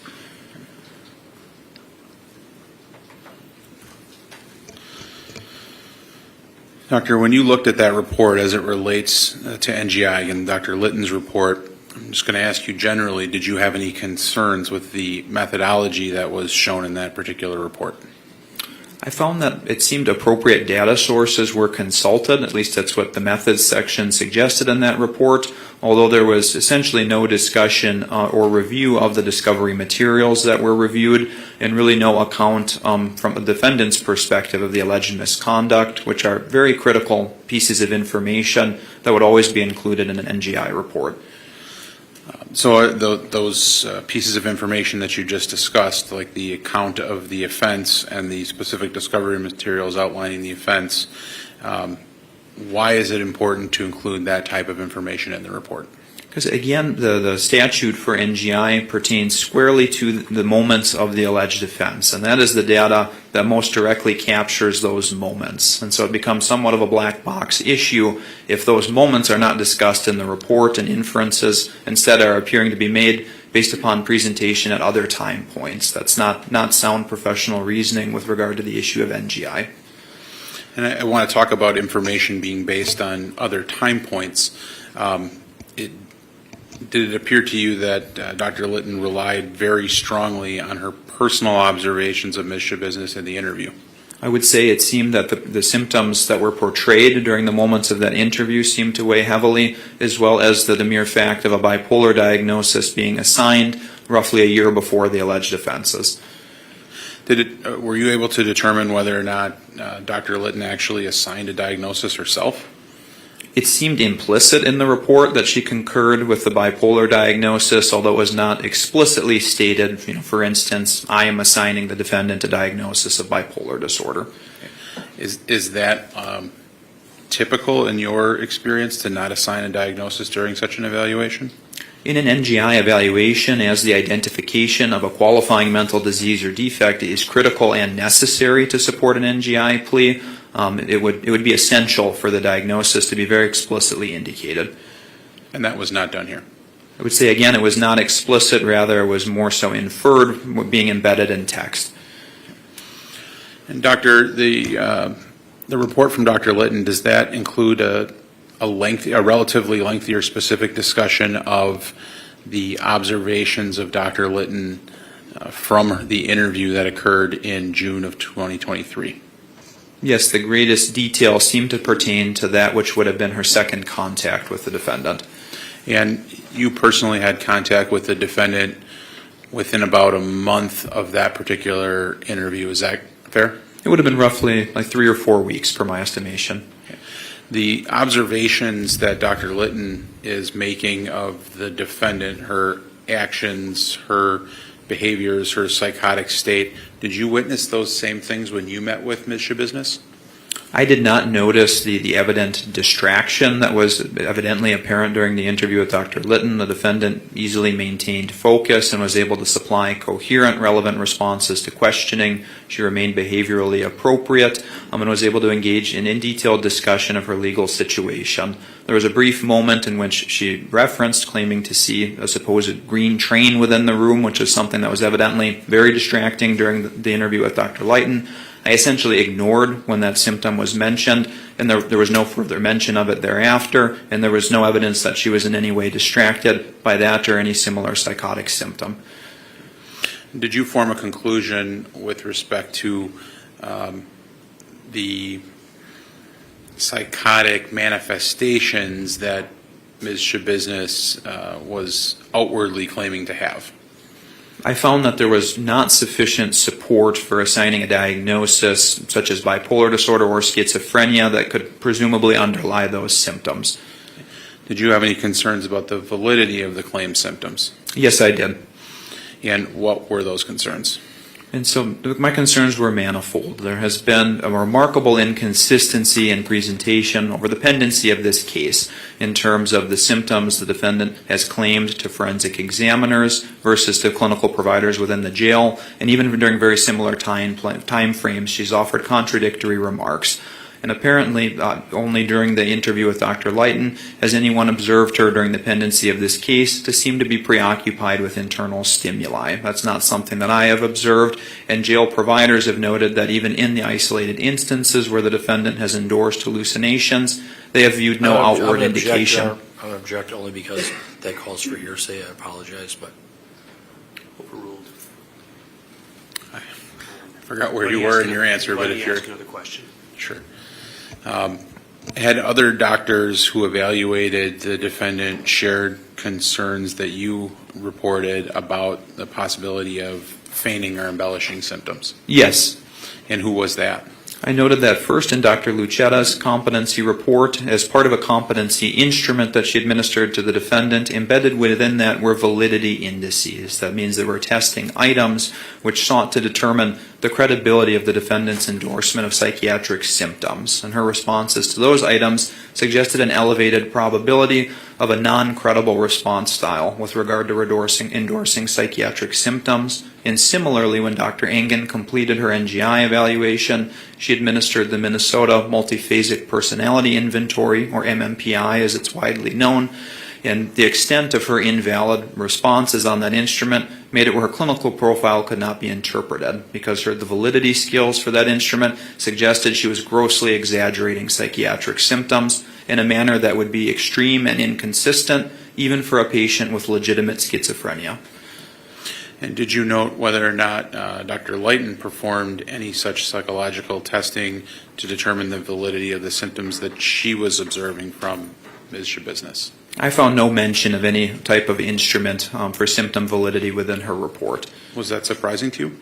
I would say yes, in general, but especially specifically given that those psychotic symptoms really seem to be the crux of her opinion regarding the issues of both competency and criminal responsibility, and especially in light of prior testing data that cast significant doubt over the legitimacy of those symptoms. So under those circumstances, it would be extremely unusual for an examiner to not administer testing.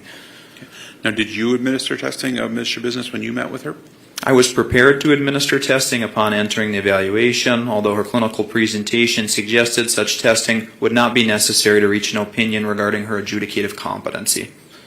Can you explain that maybe just in a little more layman's details? Yes, and so to the extent that the defendant would have presented similarly as she did with Dr. Lighton, for instance, presenting herself as very distracted by hallucinations, unable to supply linear or coherent responses, then I would have administered psychological testing to see where the validity lied with such symptoms. Although she did not portray those symptoms and with relative ease was able to discuss her legal situation in a rational manner, so the validity of symptoms became a moot point. That the results of that testing would have had no influence on my opinion regarding competency. Essentially, you didn't need to test the validity of the symptoms because you didn't see the symptoms. Correct.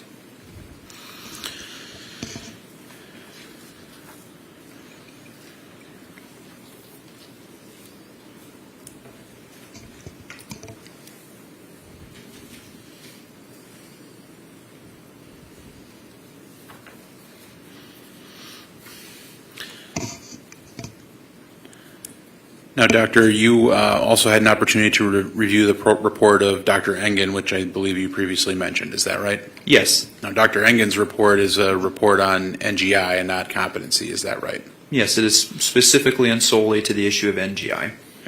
Now, some of the shortfalls of Dr. Lighton's report that you already pointed out, did you see those same concerns in the report of Dr. Engen? I did not. Can you compare or contrast the methodology that Dr. Engen used to the methodology used by Dr. Lighton? And so in Dr. Engen's report, I found to be consistent with my training, experience, and my understanding of best practice in the field of forensic psychology, and that she engaged in a thorough review and detailed in her report the discovery materials. She supplied a detailed accounting of the defendant's personal account to her of the index offenses. She reviewed medical records from the Nicolay Psychiatric Treatment Center that again would have been in that time period leading up to this offense, and she administered psychological testing to aid in determining the validity of any of the psychiatric symptoms that the defendant claimed during the evaluation. And so that represented to me a full and comprehensive NGI evaluation. And in contrast, did Dr. Engen's report specifically tie Ms. Schabusiness's behavior at and around the time of the offense to any mental illness or lack thereof? Dr. Engen supplied a detailed articulation of why she ultimately did not assign a qualifying mental disease or defect diagnosis to the defendant, and then she in turn articulated why she did not believe there was any support for the conclusion that outside of voluntary substance intoxication, the defendant would have substantially lacked capacity to appreciate wrongfulness or conform her conduct to the requirements of the law. I think we touched on this earlier as it related to general diagnoses of a mental health condition, but can you talk briefly about the impact that acute substance intoxication has on attempting to determine whether or not someone would be NGI?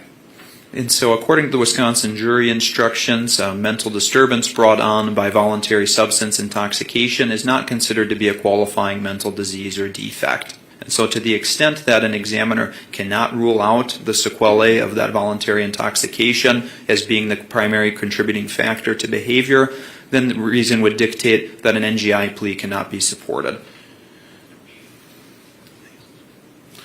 Thank you, Doctor. No further questions at this time. Cross-examination, Mr. Freilich? Thank you, Your Honor. Dr. Seipel, good afternoon. Good afternoon. You prepared two reports concerning Taylor Schabusiness, correct? Yes. One in November of 2022 and then one in July of 2023, correct? Yes. And You received police reports, correct? I did not review the police reports. Okay. Did you review the criminal complaint?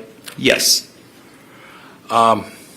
Did you have a chance to review any video footage from the incident on February 22nd or February 23rd of 2022? I did not. In this particular case, did you administer the two gold standard tests, the MMPI and the MCMI? I did not administer either of those instruments.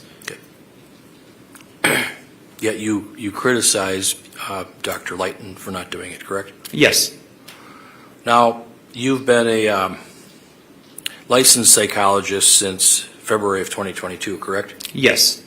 That's when you obtained your license to practice and do evaluations and reports and all of that, correct? My license enabled me to practice independently, although I performed all of these evaluations under supervision from September 2020 up until that time. In September of 2020, that's when you were a fellow? That's when I began my postdoctoral fellowship in forensic psychology. When you've had a chance to review Dr. Lighton's curriculum vitae, correct? Yes. You've had a chance to review her evaluation from July 3rd of 2023, correct? Yes. As far as experience level, she has more experience than you, is that fair? I would say she's been a practicing psychologist longer, although the extent to which she has conducted NGI evaluations, I don't know if she has more experience than me. You understand that she worked at Mendota Mental Health in the past, correct? Yes, and typically NGI evaluations are not performed for patients already within the State Mental Health Institute. And with regards to Dr. Christina Engine, she works in the Wisconsin Forensic Unit as well? Yes, she is employed by behavioral consultants in the Wisconsin Forensic Unit. Would she be a colleague or a coworker of yours? I would say we are similarly employed, although we practice typically in different areas of the state and have pretty minimal contact with each other. And the two of you are aligned as far as opinions in this particular case, is that fair? Well, we opined on different issues, so I would not agree with that statement. But the ultimate recommendation is the same, correct? I guess I'm not sure what you're asking, sir. That you and her both find insufficient evidence to support the special plea, the NGI plea. I would say I did not offer an opinion with regard to NGI, so again, I can't agree with that statement. Okay. You've had a chance to review Brown County jail records, correct? Yes. You reviewed Bell and Health records that I sent, correct? Yes. You had a chance to review the Nicolay Psychiatric Center records through Brown County, correct? Yes. You reviewed a lot of mental health records, correct? Yes. Fair to say that Taylor Denise Schabusiness does have a mental health history. Would that be fair? I would say in general terms, yes, she has had contact with mental health treatment. And fair to say that she was the subject of a civil commitment in 2021, correct? Yes, it is my understanding that she became subject to a 6-month civil commitment during the course of her inpatient treatment in 2021. And she was found by a court of law to be mentally ill, at least in 2021. Is that fair? According to that court order, it would suggest that, yes. And then she was on a medication order in order to take psychotropic medications for that same period of time, correct? Yes, it is my understanding she was court ordered to medication compliance.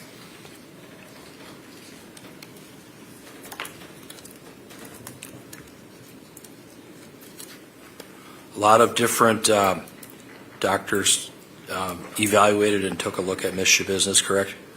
With respect to the pendency of this case or more generally? Just with respect to the pendency of this case. Yes, I would say there have been a handful of us that have completed evaluations. Dr. Deborah Collins? Yes? Yes. Dr. Tracy Lucetta? Yes. Dr. Diane Lighton? Yes. Yourself? Yes. Dr. Christina Engine? Yes.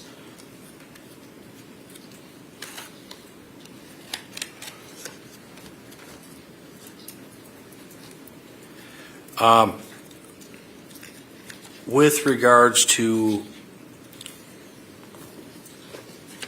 Ms. Schabusiness's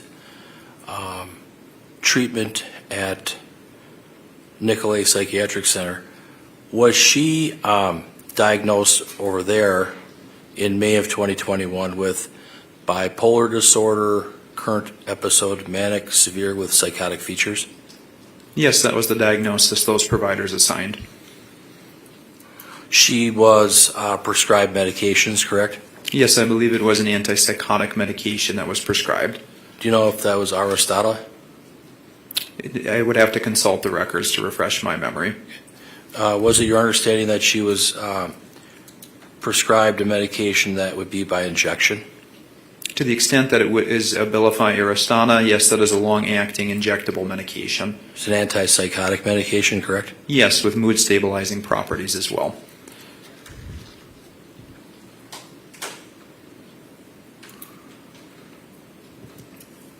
And fair to say that through Brown County, through Nicolay, that Ms. Schabusiness was given a diagnosis of bipolar disorder. Yes.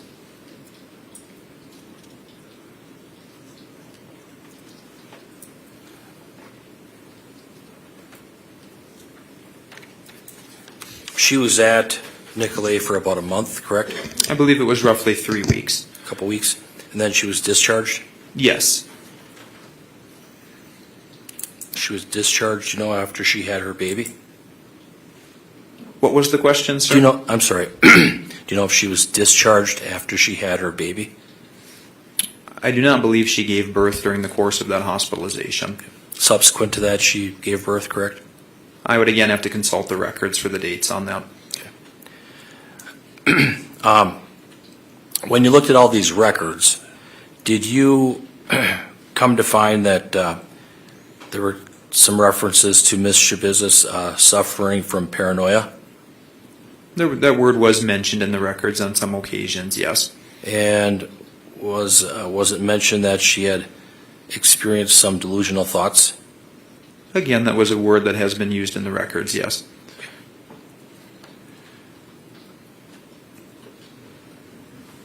And was it mentioned in some of these records that we're talking about that she did suffer from distractions, inability to focus or concentrate? Yes, there were some notations of those concerns as well. Was it such that, in gleaning through the records, analyzing them, that she had auditory or visual hallucinations on occasion? Yes, and most specifically that first admission to Bellin, as well as the admission to the Nicolay Psychiatric Center where I saw the hallucinations mentioned. Was that mentioned in 2021? Yes, upon her admission to Nicolay when she had heavily been abusing methamphetamine recently. You've been a doctor for some time. You've got a PhD. You've got a lot of education. You've had experience with different kinds of patients, correct? Yes, many different kinds. With all different sorts of problems, correct? Yes. And you've dealt with people who have had drug addictions and things of that sort, correct? Yes. You've gone to seminars with regards to how substances can affect the brain, correct? Yes, and I taught an undergraduate course regarding the effect of substances on psychology as well. Okay. And would it be fair to say that substances can impact the brain, can cause organic brain damage? I would say there can certainly cause some functional abnormalities in the brain, although the notion that drug use permanently damages the brain really is not consistently bore out in the literature the way that it is in kind of the public conception of drug use.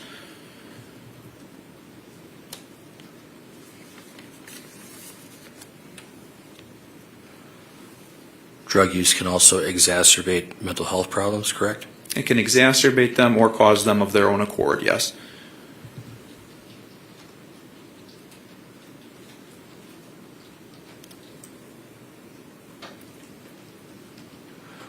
What causes memory impairment? There can be manifold causes for memory impairment. Drug usage? Certainly, if there has been recent and especially significant drug use, yes, that can affect various neurocognitive capacities, including memory functioning. How about traumatic events like loss of a mother? I would say that can cause some difficulties with concentration, though typically would not cause amnesia in and of itself. Is PTSD, post-traumatic stress disorder, is that a mental health condition? Yes, it is. Can that get worse over time if untreated? It can, yes. If someone has a mood disorder, is that a mental health issue? Yes. It's a mental defect or a mental disease? I would say it could meet criteria as a mental disease or defect according to Wisconsin state statutes, yes. And can that get worse over time, the mood disorder, if it's left untreated? It can, yes.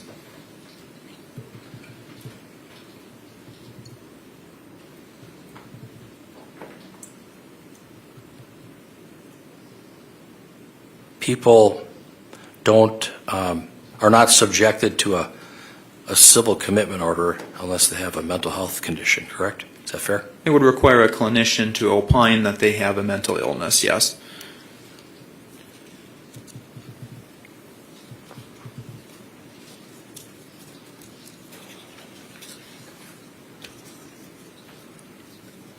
I saw some records in Brown County. I believe it relates to the Nicolay Psychiatric Center records, that there was a problem addressed, risk for self-injury related to delusional thought process vague. Do you know what that references to? I believe I recall seeing that verbiage in the records, but I wouldn't be able to supply context without reviewing those records. Do you know if Ms. Schabusiness had problems or issues with a delusional thought process? At that time, it was noted that that was a symptom she was displaying upon admission to the facility, yes. Did you have occasion to, when you met with her, to observe that she had a tangential thought disorder? During my meetings with the defendant, Yes. I did not note signs of a clinically significant thought disorder, no. How about, was that bore out with Dr. Engine or Dr. Collins? I would say there was, again, no indications of clinically significant impairment in maintaining linear thought during those evaluations.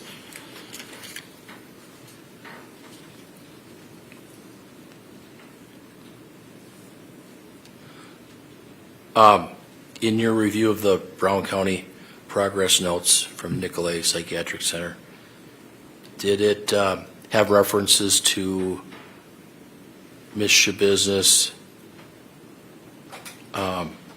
identifying demons in her life?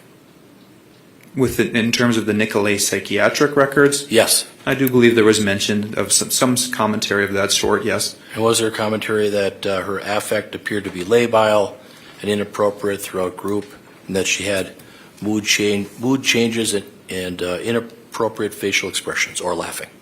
Yes, I did see that bore out on those records. Did you see that when you talked with her in November of 2022 or July of this year?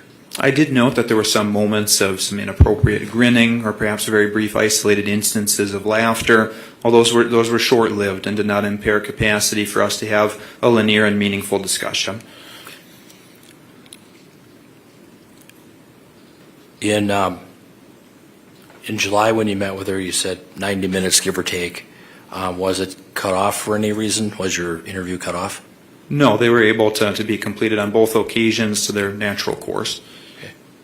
In some of the records, did you note that it indicated her affect was flat when approached? Yes, there were some indications of a relatively flat or diminished expression in her emotional presentation, yes. What does that stem from, do you know? That's again something that can have manifold causes and could simply be someone's baseline emotional presentation as well. Could it be related to a mental health defect or disease? It is possible, although again it could also be due to many other factors.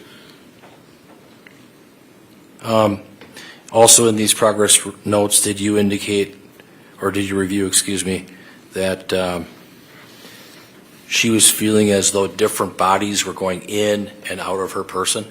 I do believe I read that in the Nicolay notes as well, yes. Did she talk about having pressure in her head or having her head hurt? Yes, that is a complaint that she has made at different occasions across time, yes. And did she also indicate that she had problems with eye twitching and that her PTSD was triggered from loud noises? I do believe I recall seeing those symptoms mentioned in the records as well. Did you, at least in some of either the jail records or the Brown County records from Nicolay, that she talked about wanting to die and go to heaven to see her mom? Yes, I do recall seeing such comments made.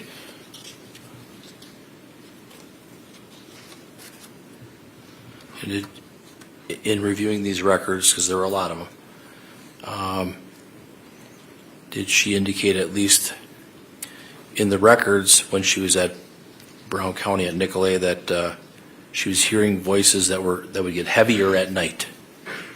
I do believe, yes, there was a pattern of time of day seeming to impact symptoms at that time, yes. And the time of day would be more at night, they'd be more pronounced at night than the daytime? Per my recollection of the records, I do believe that was the pattern that was mentioned. And she was encouraged to connect with a dual therapist to address mental health and her AODA issues. Is that fair? Yeah, consistently over time, she has been referred for substance abuse treatment, yes. And in those records from Nicolay, it also talked about that she would have racing thoughts that would get overwhelmed and that she'd hear voices in her head. Yes, those are symptoms I do recall seeing in the records.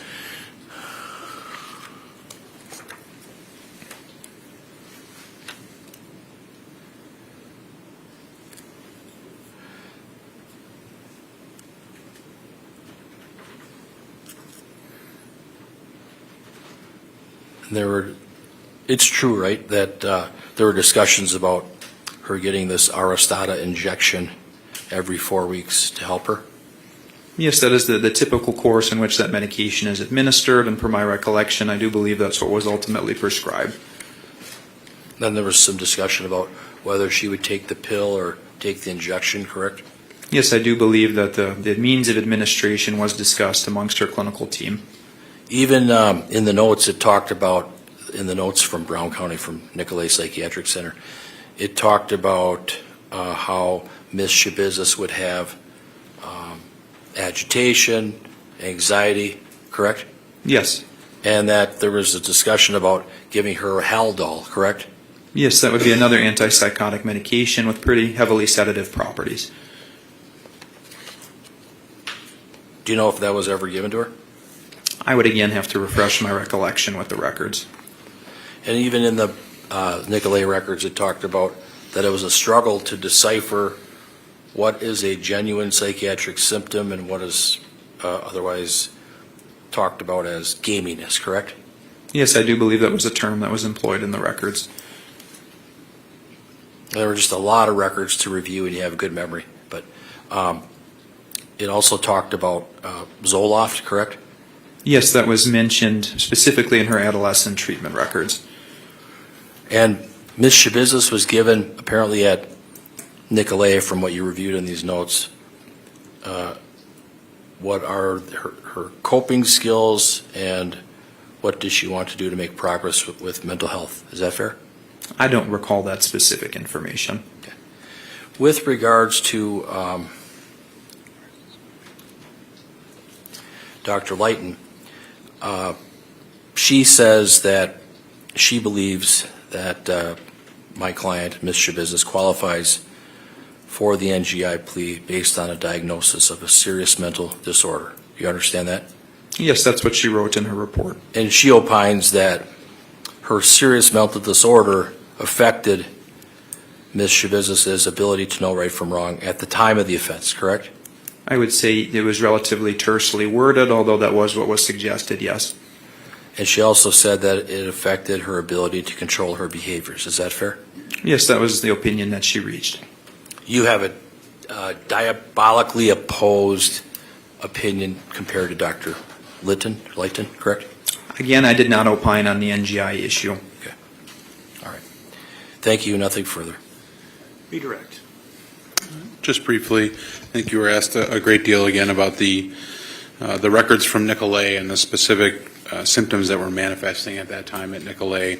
Do you know if Nicolay actually administered a blood test to determine whether or not there were substances in her system at the time she entered Nicolay? There was either urine or blood screening performed for toxicology purposes, yes. And she did test positive for methamphetamine? It was methamphetamine and I believe also amphetamines and THC as well. And did the Nicolay records show a marked improvement in her symptoms in the 3-week stay there? Yes, there was a relatively linear trend over time towards psychiatric stability. And while that might potentially be attributed to taking psychiatric medications, it might also be attributed to weaning off of the illicit substances. I would say it's fundamentally impossible to disentangle to what extent precisely the improvement would have derived from those sources. And you were asked questions about at points in time, did Ms. Schabusiness have potentially paranoia or hallucinations or things that could potentially be associated with psychiatric conditions or psychosis? Did anyone in any of the records that you saw make such an opinion on or around February 22nd and 23rd of 2022? In terms of those symptoms or diagnoses applying at the time of the alleged misconduct? Correct. I would say that from what I saw, Dr. Lighton was the only one that, and again, it wasn't really directly discussed, so at least seemed to imply that those symptoms were at play at the time of the incident. Now, none of the mental health records that you saw were from February of 2022, is that correct? I did not see any indication of her being actively involved in psychiatric treatment, so there was no reliable collateral source to corroborate those symptoms at that time. And again, just to clarify, I think you've done a good job of this, but you were not asked to opine on the issue of whether or not an NGI offense or an NGI defense is appropriate for Ms. Schabusiness in this case. That is correct. I was only ordered as a competency examiner. Thank you. I have no further questions. On those topics, Mr. Freilich? No, Your Honor. Thank you, Dr. Thank you, Seib. Doctor. You can step down.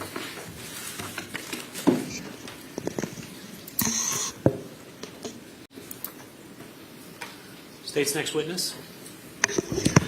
State calls Christina Engine.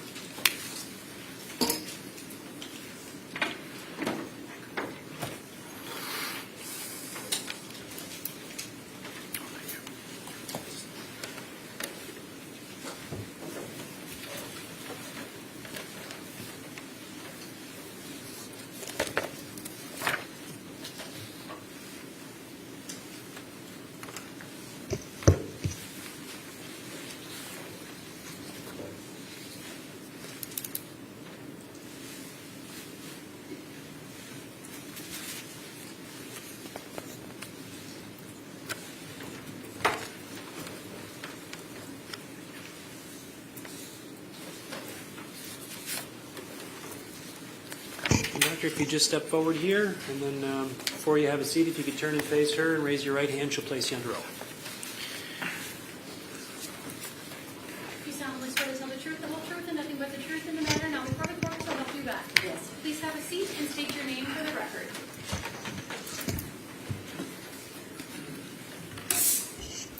Christina Engen, CHRISTINAENGEN. Mr. Saunders, the witness is yours. All right, Doctor, how are you employed? As a psychologist with behavioral consultants, And how long have you been employed with behavioral consultants? 12 years. And do you have any degrees? I do. I have a PhD in counseling psychology from UW-Madison, which I earned in 2010. All right. And I guess what do you do as a psychologist with behavioral consultants? I conduct almost exclusively criminal forensic evaluations. And we've heard that term a few times. What is, forensic evaluations? What does that mean? The Court principals will approach a psychologist with a psycholegal question, so a psychological question that applies to the legal situation, and our job is to help answer that and to provide information to the trier of fact, the judge or the jury, to help them answer that question. Are some of those evaluations that you're asked to conduct what are referred to as NGI evaluations? Yes. And I guess, what does NGI refer to? It's for the plea of not guilty by reason of mental disease or defect. It's an evaluation of criminal responsibility. And you have performed those evaluations in the past? Yes. Are you able to approximate how many NGI evaluations you've completed in your career? Over the course of 12 years, approximately 250 NGI evaluations. And are those typically done at the request of a court? Yes. Have you, in your career, in those 250 evaluations, reached an opinion that somebody would be appropriate for an NGI plea? Yes. And contrary, have you formed the opinion that they are not, they don't fit for the NGI plea? Yes. All right. And Doctor, do you maintain a curriculum vitae with respect to your educational background and qualifications? Yes. All right. Showing that's been marked Exhibit 12. Do you recognize that? Yes. And what is that? It is my curriculum vitae. And does that appear to be up to date? Yes, All right. That's a document that you prepared? it is. I'd move 12. Any objection? No objection. 12 will be received. Do you maintain any licensures? Yes, I'm licensed to practice psychology in the state of Wisconsin. And are you also board certified? I am. What does that mean? I'm board certified by the American Board of Professional Psychology. Applicants can specialize in several different areas of psychology. My area of specialty is forensic psychology. And do you maintain any professional memberships? Yes. And what are some of those? With the American Psychological Association and the Wisconsin Psychological Association. In addition to your employment, do you also, or have you had any teaching experience in this role? Yes. All right. And what are some of those? I've provided guest lectures for Marquette Law School, for trainees at Mendota Mental Health Institute, once for the Department of Correction psychologists. Doctor, then I want to ask you about this case. Did you become or asked to become involved in an NGI evaluation of Taylor Schabusiness? Yes. And how did you become involved in that? I was court ordered to conduct an NGI evaluation. Were you retained by the state of Wisconsin? Appointed by the court. By the court, but not the district attorney's office? Correct. And you weren't retained by the defense either? Correct. And is it's the case that most of the evaluations you perform are at the request of the court? That is correct. And did you ultimately prepare a report with respect to your findings regarding that NGI evaluation? Yes.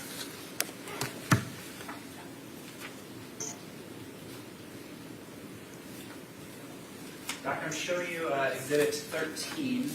Do you recognize that exhibit? Yes. And what is that? It's a copy of my report. And does that contain your, I guess, factual findings and ultimately your opinions with respect to the NGI evaluation? Yes. I'd move 13. Any objection? Subject to cross, Your Honor, no objection. 13 will be received. So I guess generally, can you describe the process that you undergo to conduct an NGI evaluation? Yes, the evaluation consists of a clinical interview, so a meeting with Ms. Schabusiness. I also conducted a full discovery review, so review of all of the police reports, videos, documents of that. And then I also, in this case, reviewed her available medical records, which included a prior competency evaluation, records generated through Brown County, and then in this case I did administer psychological testing. Okay. So I want to first start with the clinical interview that you mentioned conducting. What date was the date that you met with Ms. Schabusiness? So I attempted to meet with her first on October 12, 2022. However, because of her security status in the jail, I was not able to meet with her confidentially.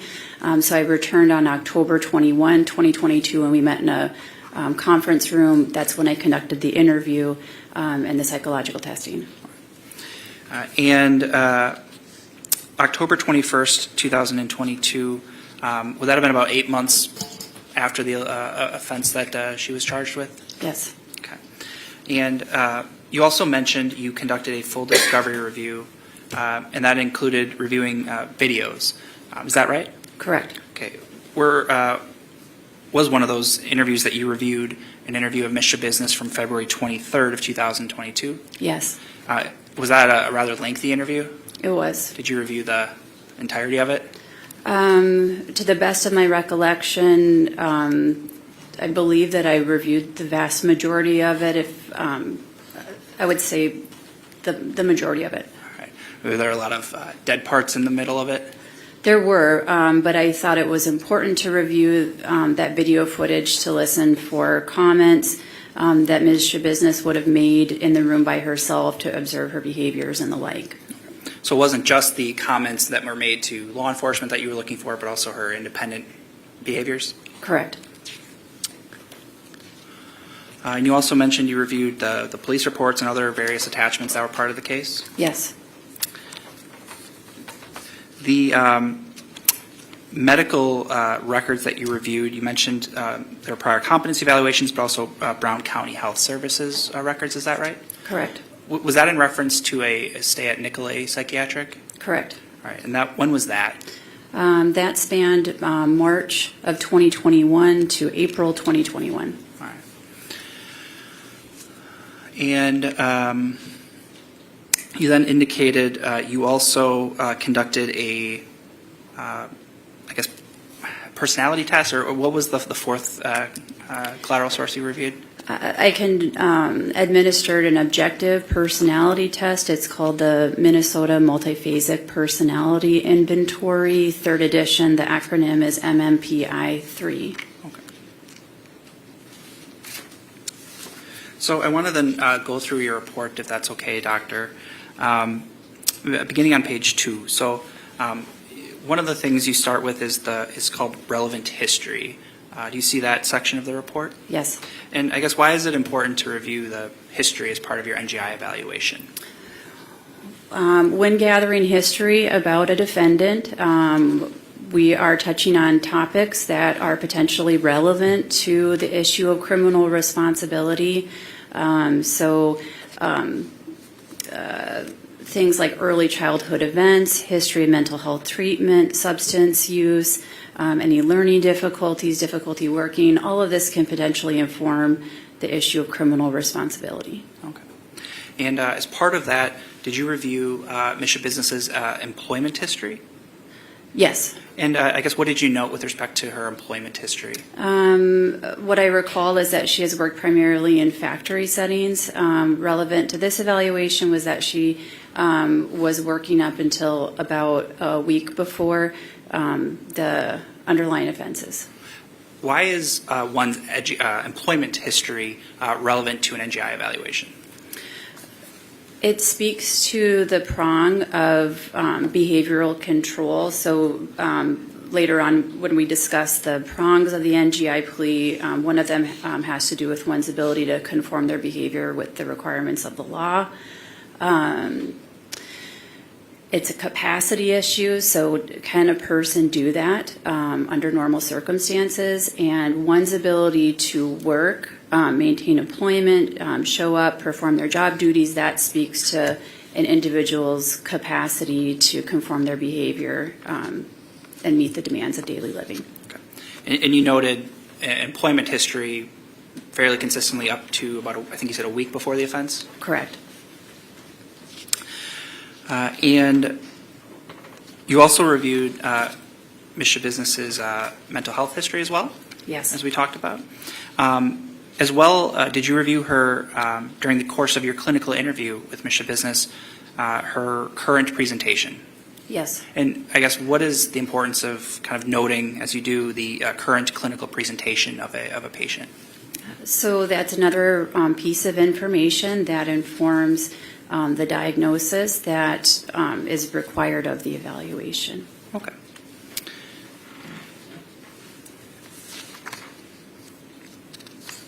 As part of the clinical interview with Ms. Schabusiness, do you get a narrative from her about the alleged offense?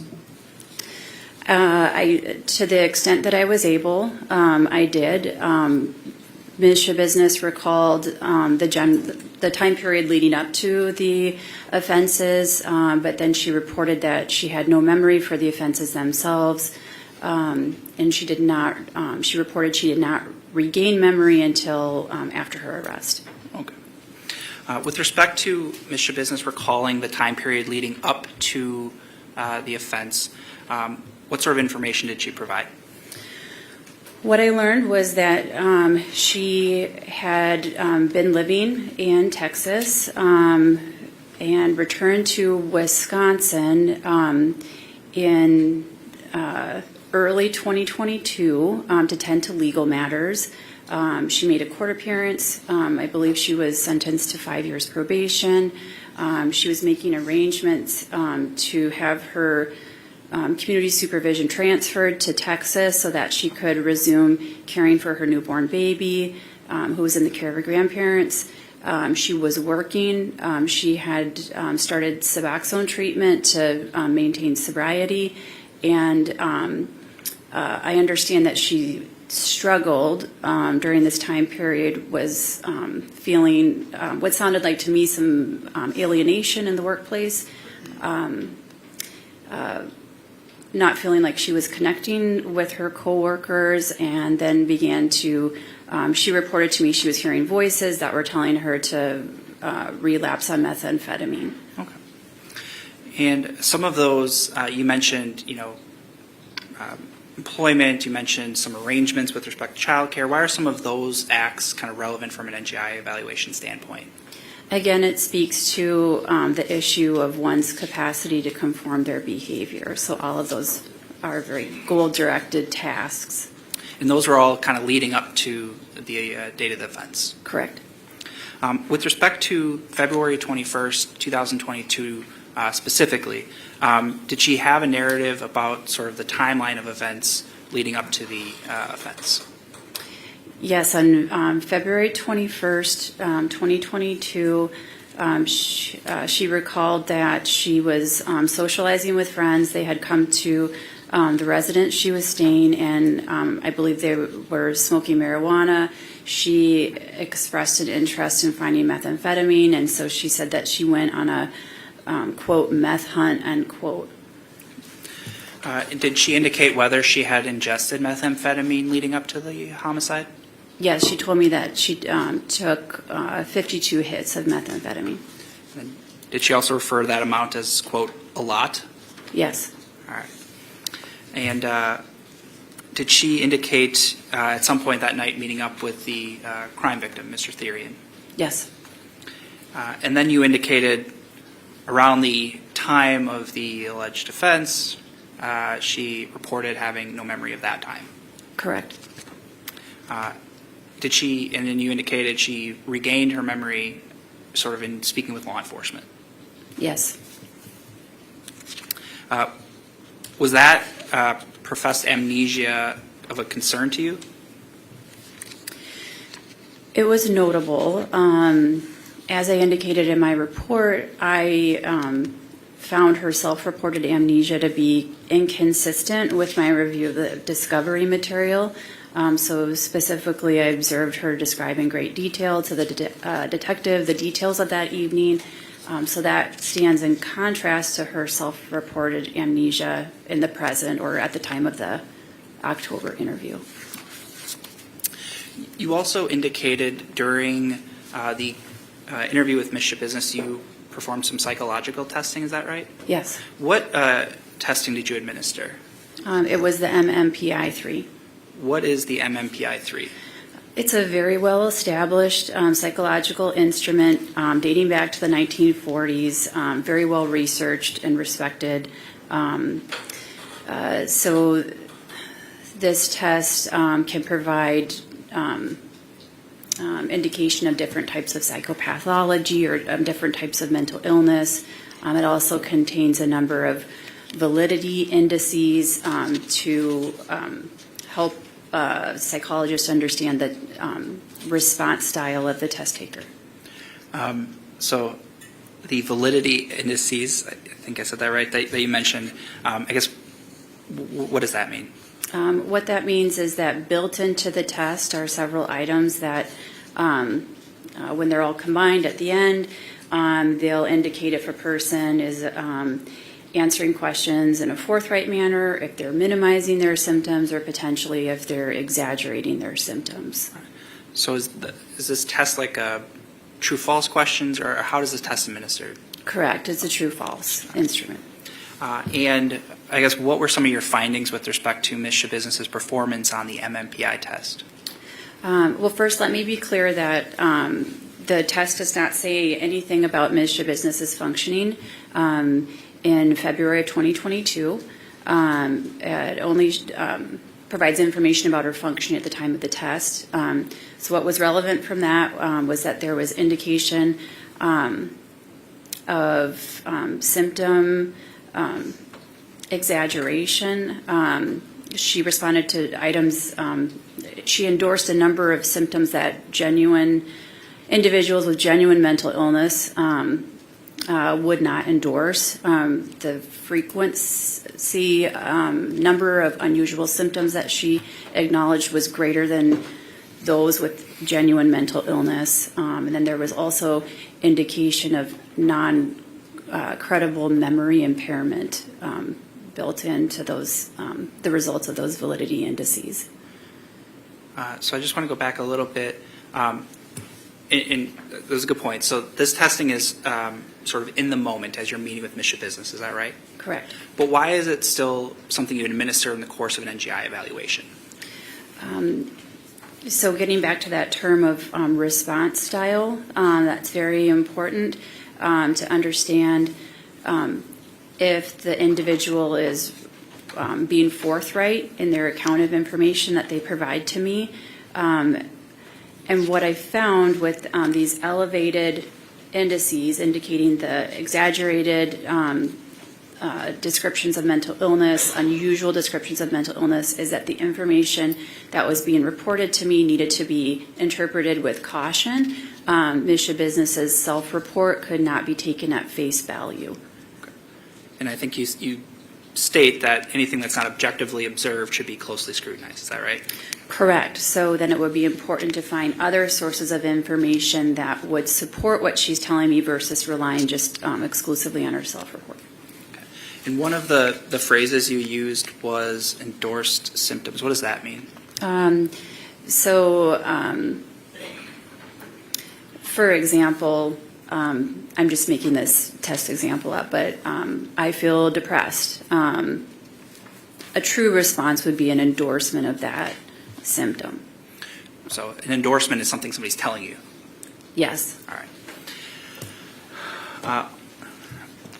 So based on the interview you had with Ms. Schabusiness, your review of some of those collateral sources of information, were you able to offer an opinion with respect to whether Ms. Schabusiness was suffering from a mental disease or defect? Yes. And what was, I guess, that opinion? I reached the opinion that while she did have a mental health conditions, these did not appear to qualify as mental diseases and defects. In your report, you outlined, I guess, 3 mental health conditions. Is that right? Correct. What are those? The diagnoses that I offered were methamphetamine-related use disorder, and that was applied in acknowledgement of Ms. Schabusiness's general use of methamphetamine in that time period. The diagnosis of methamphetamine intoxication was applied because she was using methamphetamine at the time of the crime.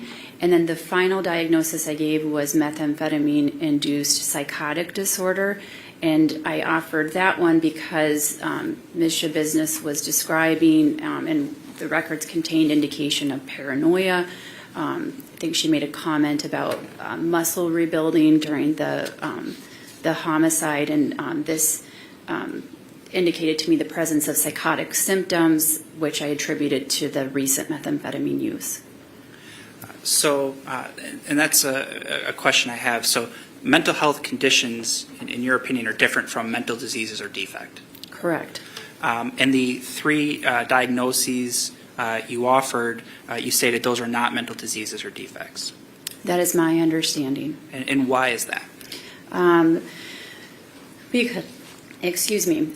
So if one ingests an intoxicant voluntarily, so they took it of their own volition, and if they were not naive to its effects, that would mean it's my understanding, based on the case law, that the defendant would be subsequently responsible for all alterations of thinking, judgment, behavior related to that intoxication.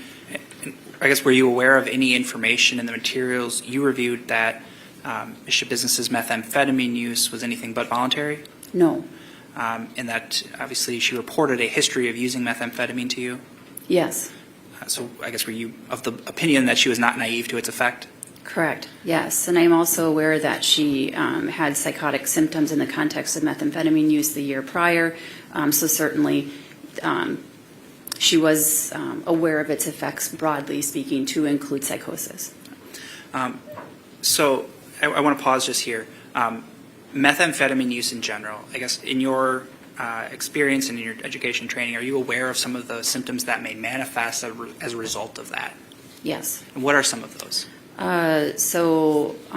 Excessive energy, decreased need for sleep, and then oftentimes we see in the field of forensic psychology that it can induce psychotic symptoms, so misperceptions of reality,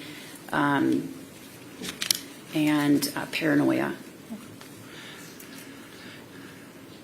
You also mentioned a year prior there was a diagnosis of at the Nicolay Psychiatric Center. Is that right? Yes. And did you consider, I guess, the applicability or the appropriateness of a bipolar I disorder? I did. And what was your conclusion with respect to that propriety of that diagnosis? After considering the diagnosis of bipolar I disorder, I did rule it out because I am aware that being intoxicated or having a methamphetamine-induced psychosis can look virtually similar or indistinguishable from a manic episode with psychosis. So the two look similar. And so what I would be looking for if I were to support a bipolar I disorder diagnosis is the presence of that psychosis and the mood elevation when there's no methamphetamine use present. And are you aware of any of those symptoms absent in the context of methamphetamine use? I'm not aware of a time ever that Ms. Schabusiness displayed psychotic symptoms or elevated mood outside of the methamphetamine use. And I guess you are aware, though, that bipolar I diagnosis was applied to Ms. Schabusiness in April of 2021. Yes. Are you aware, though, that there was concerns about recent methamphetamine use around that same time? Yes, I believe that she tested positive for several drugs, including methamphetamine at that time. So that's why that's not a diagnosis you are willing to give to Ms. Schabusiness. Objection leading. Just clarifying the testimony. I'm just clarifying the testimony, Your Honor. Overruled. Thank you. So I guess in sum then, is there any mental disease or defect that you would diagnose Ms. Schabusiness with? Yes, also offered at Nicolay, or Nicolette, I'm not sure the pronunciation. There was a diagnosis of I believe it was polysubstance abuse or something to that effect, meaning multiple substances were being abused at that time. I believe that's an appropriate diagnosis for her. I do believe I believe firmly in the diagnoses that I offered in my report. Okay. But those are not diagnoses that I guess are mental diseases or defect. Correct. Okay. Did you also then reach an opinion with respect to the, I guess, second question or the second part of the NGI evaluation, whether she was responsible for the conduct? Yes. Okay. And what was that opinion? I found insufficient support for the conclusion that as a result of a mental disease or defect that she either A, was unable to conform her behavior to the requirements of the law, or B, was unable to appreciate the wrongfulness of her conduct. What are some of the reasons you reached that conclusion? Well, first, and most importantly, I was not able to find support for a diagnosis that would qualify as a mental disease or defect. So really, at that point, then the analysis could end. That's a requirement of the plea. But I found in my report, I outlined various different factors, but focusing on the two issues, one's ability to conform their behavior to the requirements of the law and one's ability to appreciate wrongfulness. First of all, I did pull from her behavior outside of the moments of her known intoxication to observe that she was able to engage in very goal-directed behavior. So I assumed that any alterations in her behavioral control were directly related to the methamphetamine use. So that was the first issue. And the second issue having to do with wrongfulness, it was my opinion that she did demonstrate appreciation of wrongfulness. There were several comments that were made to law enforcement expressing apologies to the victim's sister, indication that she was trying to conceal the body was dismembered because she wanted to conceal it. These all speak to awareness of consequences, appreciation of wrongfulness, that she grasped wrongdoing had occurred. And did you also consider, I guess, the validity of the professed amnesia for the time surrounding the offense? Yes, I did not find the self-reported amnesia to be credible. First of all, there was that disconnect between what she was reporting to me in the interview as compared to the recollection she had during an interview with the detective immediately thereafter. And then I also found indication in the results of the MMPI-3 that she was not, that she was reporting non-credible memory impairment.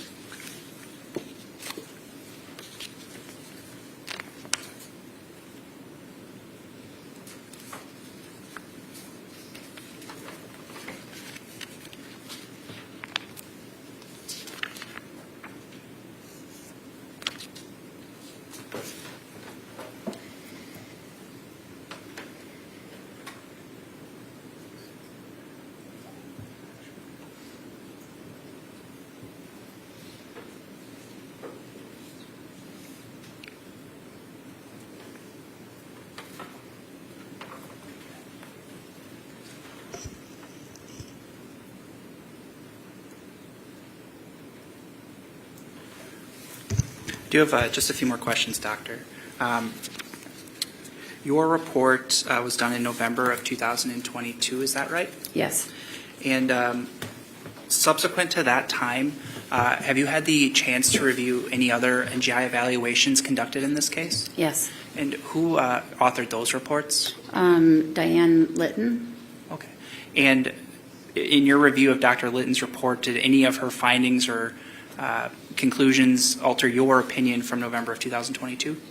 No. I guess the same opinions you're testifying here to today? It did not alter my opinion. Okay. And then all of the opinions that you're offering here today, are they to a reasonable degree of professional certainty? Yes. Thank you, Doctor. Nothing further, Your Honor. Cross-examination, Mr. Freilich. Would we be able to take a break right now or not? Okay. Ladies and gentlemen, we'll take a 10-minute break, and then we'll resume. All rise for the jury.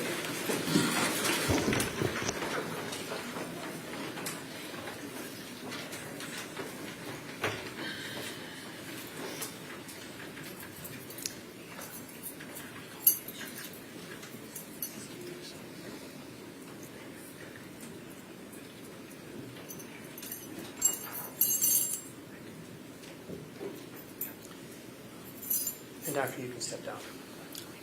All right. We'll be in recess then for 10 minutes. I'd like the attorneys to return. Obviously, 10 minutes is a little bit before 3. I'd like to hear a little bit before 3, so I can speak to you a little bit about these instructions. Okay? So we're in recess. Thank you.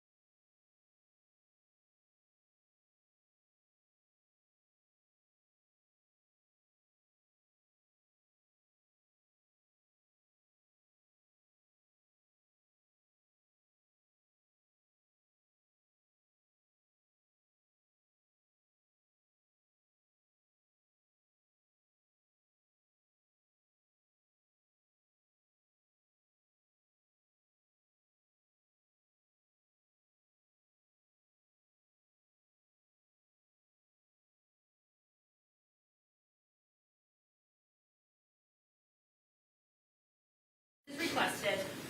Okay, be seated.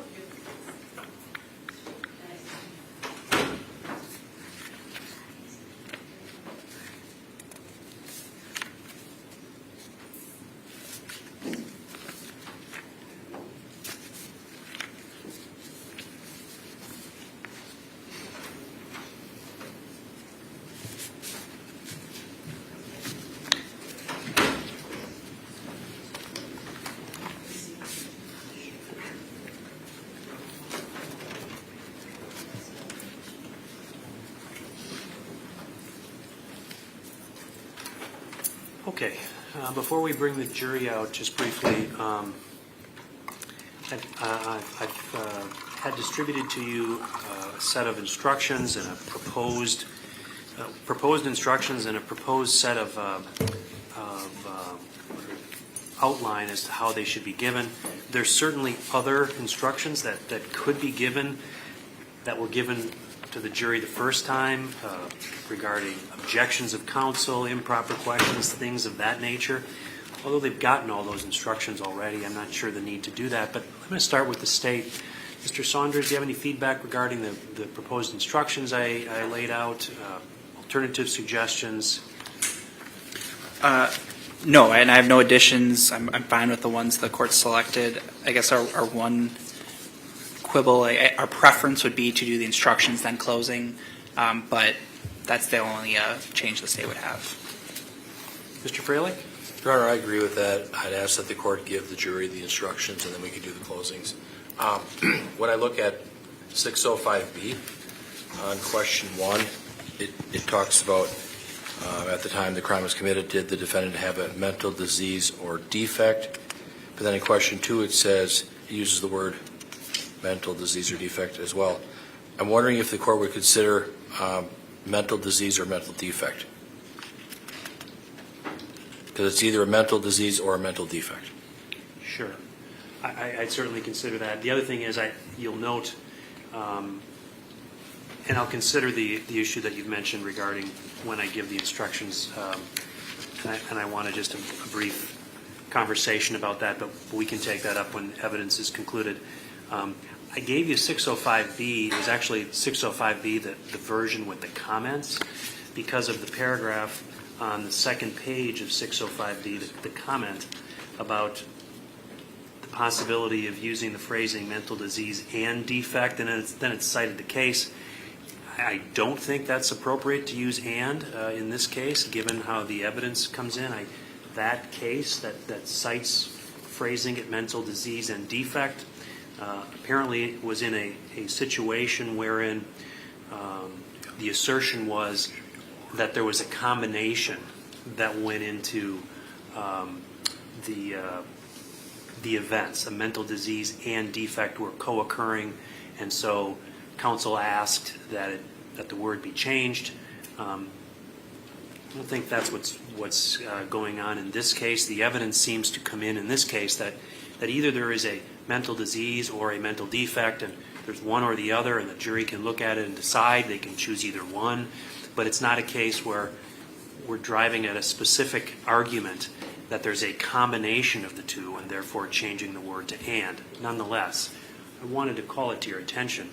I don't have any problem with your request, Mr. Freilich, to change that question 2 to "as a result of the mental disease or mental defect." Any problem with that, Mr. Saunders? No. Any concern with leaving it as an "or," Mr. Freilich, versus an "and"? I've always thought that it was an "or," Your Honor. And that's the pattern instruction. I only provided that one case note to indicate that there is a situation in which it was changed to "and," and that's permissible. I don't think it's it's appropriate for how the evidence is coming in this case, but I'm going to leave it as or. You're not asking for anything else. You don't have any objection to or, do you, Mr. Saunders? No. Okay.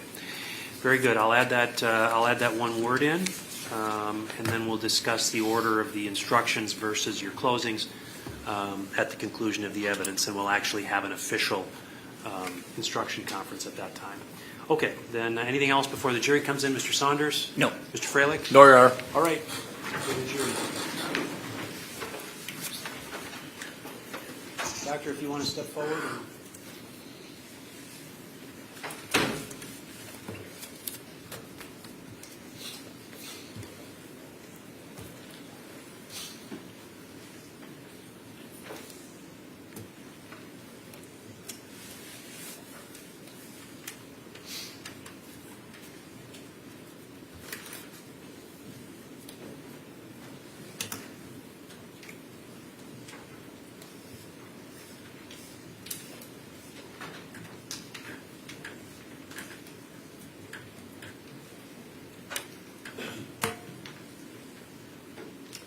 Okay, be seated. All right. Then we're back on the record, and we're up for cross-examination. Mr. Freilich, do you have cross-examination? Yes, I do, Your Honor. Thank you very much. Dr. Engine, good afternoon. Hello. Hi. So you work for Behavioral Consultants, is that correct? Yes. That's in Milwaukee. Yes. Is that part of the Wisconsin Forensic Unit? Wisconsin Forensic Unit is a division of behavioral consultants. Okay. And with regards to this case, you did not do a competency evaluation. You did an NGI evaluation? Correct. You met with Taylor Schabusiness, correct? Yes, You recognize her here? I do. And, ma'am, you met with her at the Brown County Jail on October 12th and October 21st of 2022? Yes. Have you met with her since? No. So it's been, is it fair to say that it's been about 9 months since you've seen her, correct? Yes. The first time that you tried to see her, there was some sort of a security issue going on and you were not allowed to see her, is that correct? I was allowed to see her, but only cell side, and I thought that would be inappropriate to conduct an interview cell side. As far as the things that you did to, put your report together, you relied on the 2 clinical contacts on October 12th and October 21st of 2022, correct? Yes. You administered the MMPI, the Minnesota Multiphasic Personality Inventory 3, correct? Yes. I see that number changes oftentimes. Has it changed? It actually, I can't recall how long it was the MMPI-2, but it was that edition for several decades, and the MMPI-3 was based on 2017 population estimate, so it's a relatively recent edition. And it gets updated and upgraded every few years, is that fair? No, it was many decades before it was updated. Okay. And it's essentially a true-false test? That's the response format. It's more complicated than that. Okay. What kind of questions are on this MMPI? So I provided, an example that I made up, but there's various statements, and the respondent is asked to respond true or false if they agree or mostly agree with the statement, or disagree or mostly disagree with the statement. Strongly disagree? I can't recall the test instructions, but something to that effect. Do people that have, education issues or lack of education, do they struggle with the MMPI? There is a reading level that's required to administer the MMPI. I don't recall it off the top of my head. Okay. How many questions are on the MMPI? About 335. Okay. How long does it take to get through the test? In the case of Ms. Schabusiness, I believe it was completed within about 90 minutes, maybe an hour and 45 minutes. Sometimes longer if you have difficulty reading? Could be. So that was done. You reviewed some police reports in this case? Yes, A criminal complaint and some video footage, is that fair? yes, Photographs? yes. How did you get that information? It was provided as part of the entire file. That's standard. It comes along when we receive a referral for an NGI evaluation. Was it sent to you by the district attorney's office? My office would have taken care of that. I received it from my office. Okay. And then you looked up some information on CCAP, the Circuit Court Access Program? Yes, Basically a search on the internet of her background, correct. specifically her prior record. Yes, And then you looked at some Brown County Human Services records. yes, Would that be the Nicolay Psychiatric Center records? yes, So you looked at those? yes. And then you looked at some jail records? I did not, I requested the jail records, but they had not been received. And was there a request to see some Purveya health records? Yes, Did you get to see those? no, Did you review any Bellin health records? no, Was it your understanding that Taylor Schabusiness had some treatment stays at Bellin Health in the past?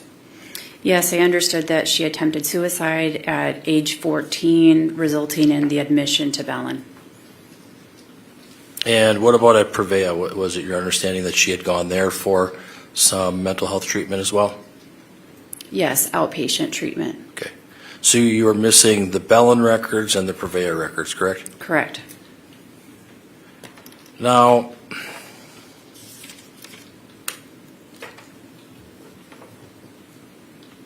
you got some relevant history, some background information about my client, correct? Yes, You found out that she was born in Chicago, correct? Yes. She was raised in Lindenhurst, Illinois, is that fair? yes, And then she moved to Green Bay in 2009 at maybe age 11? yes, And that same year her mother passed away? yes. Was it your understanding that her mother died in the house when she was there? I don't know those details. Was it your understanding then that she was raised by her father, Arturo Coronado? Yes, And then did she also relate to you that she moved to Cotulla, Texas when she was 16 to live with her grandparents? yes, And that she had a series of moves. She lived in Cotulla and Alice, Texas, and Jackson, Mississippi, yes, then came back to Green Bay? yes, That's kind of the progression, is that fair? correct. You found out that she was also married in February of 2020? Yes, And when you were involved, had she given birth to her child? yes, that was October 2021. Ultimately, the child went to live with the grandparents, correct? Yes, In Texas. yes, Did you garner information that she was in an abusive marriage with her husband? what I gathered was that she was married. There was discord within the marital relationship, which led Ms. Schabusiness to rekindle her friendship and romance with the victim in this case, and that would have been in 2020. I can't speculate beyond that, the did you- nature of the relationship. Did you get any information that her husband was hitting her in the head? Objection No. asked and answered. Which is a no. No, that's a different question. Overruled. No, Okay. So you got some background regarding her life, correct? yes, Did you find out that she went to middle school in Green Bay and went to Bayport High School as well? I don't recall that specific detail. I know that she graduated high school in Texas. As part of the educational, assessment, as part of your report, did she report a history of some learning disabilities or difficulties? She did. She attributed them to a diagnosis of attention deficit hyperactivity disorder. And was it such that she had some issues with school, suspensions, ultimate expulsion? Yes, she was expelled, the result of fighting.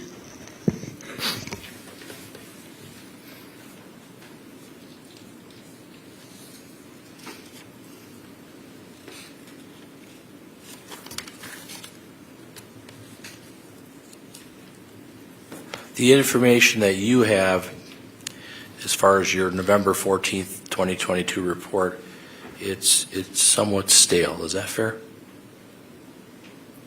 I would disagree with that. It is from last year, though, correct? Correct.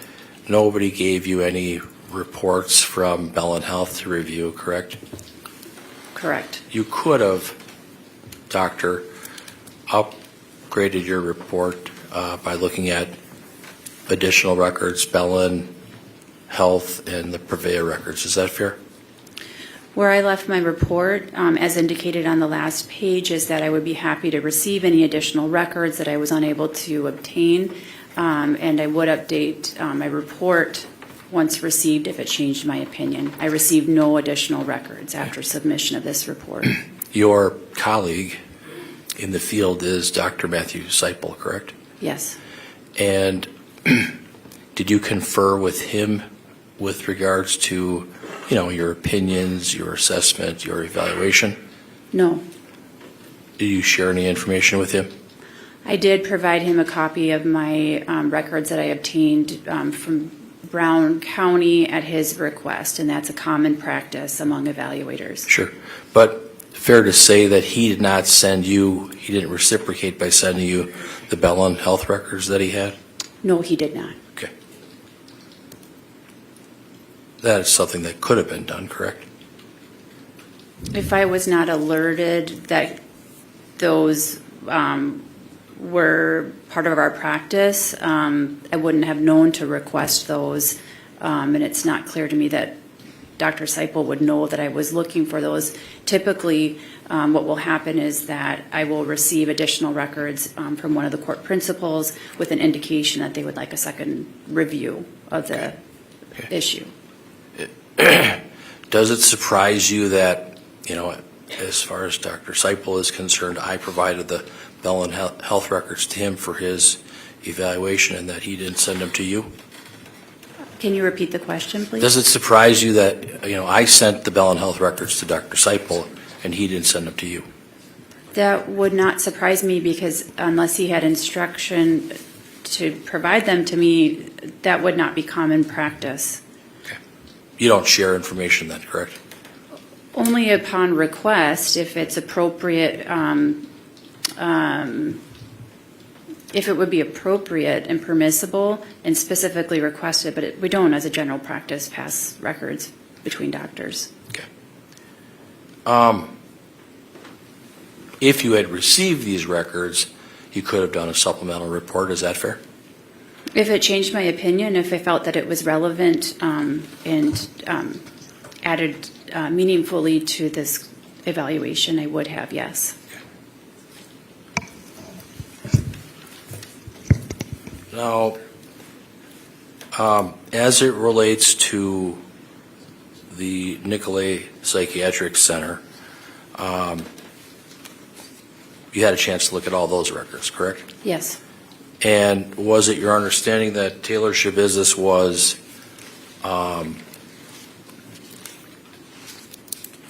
committed and she was sent to that facility for, mental health treatment, correct? Yes. And you were aware, tell me if you were you aware of an order for civil commitment for her? I was not. Okay. had you ever been made aware that she was under an order to take psychotropic medications? No. If I told you that she was civilly committed in April of 2021, where the court, a court of law, determined that she was mentally ill, would that cause you to have any concerns? It would certainly be relevant, but it does fit with the information I already had, that Ms. Schabusiness was discharged from that facility to outpatient treatment with the goal of receiving substance use treatment. And did you know when she was at the Nicolay Psychiatric Center that she was under an order to take medication? No. Did you know that she was required to take antipsychotic medication? Yes, I was aware that she was prescribed Abilify, an antipsychotic.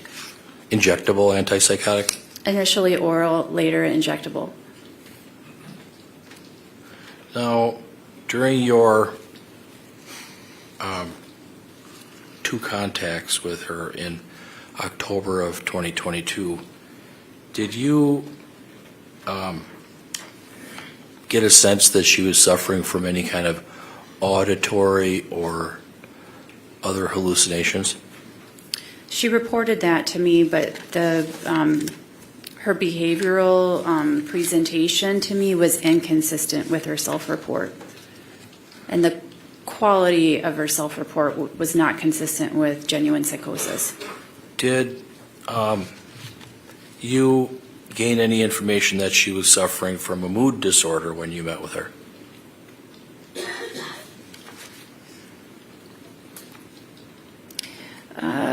Her emotional expression was odd when I met with her, but I would, she did not present as acutely depressed or hypomanic, let alone manic. So I wasn't seeing significant indication of a major mood disorder. You did see in the Nicolay records that there was a diagnosis for her of bipolar 1, correct? Yes. With psychotic features, is that correct? I don't recall that qualifier, but certainly the record does indicate that she was experiencing psychotic symptoms at that time. And that is a qualifiable mental disease or mental defect, correct? Yes. Do you agree that if someone has an underlying mental health disorder, that using or abusing drugs can exacerbate that mental health disease or defect or condition? I would agree with that statement.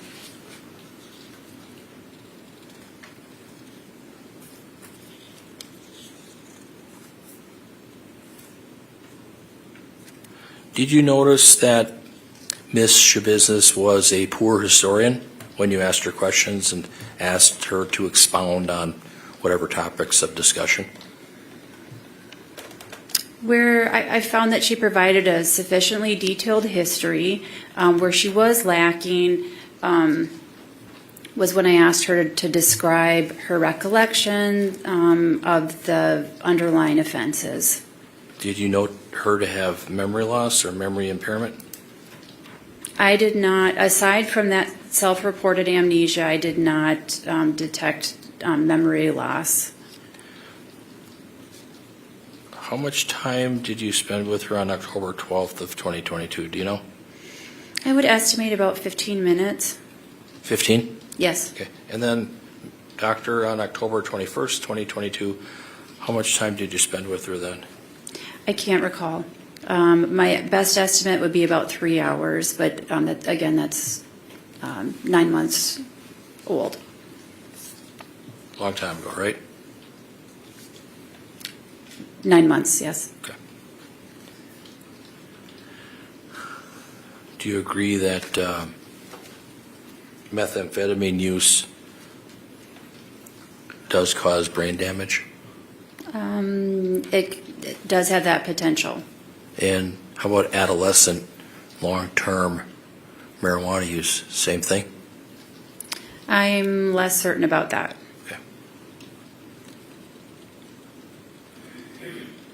Certainly, if you're using heroin or cocaine or drugs like that, that can cause brain damage as well. Yes.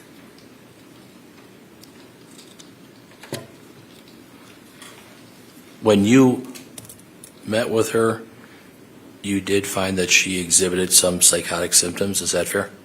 No. In some of the records that you reviewed through Nicolay, did you recall reading anything about a recommendation for her to be on Haldol? No. And then to be clear with your last question, I did not personally observe psychotic symptoms during the moments of my evaluation of Ms. Schabusiness, but I did see in the record indication of past psychotic symptoms, to be clear. Okay, yeah, thank you. Did you see in the records there was a recommendation for her to be on Haldol? No, I don't recall that.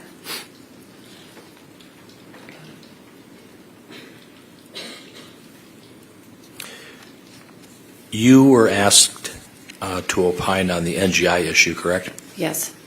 Dr. Seipel was asked to opine on the competency issue, correct? That is correct.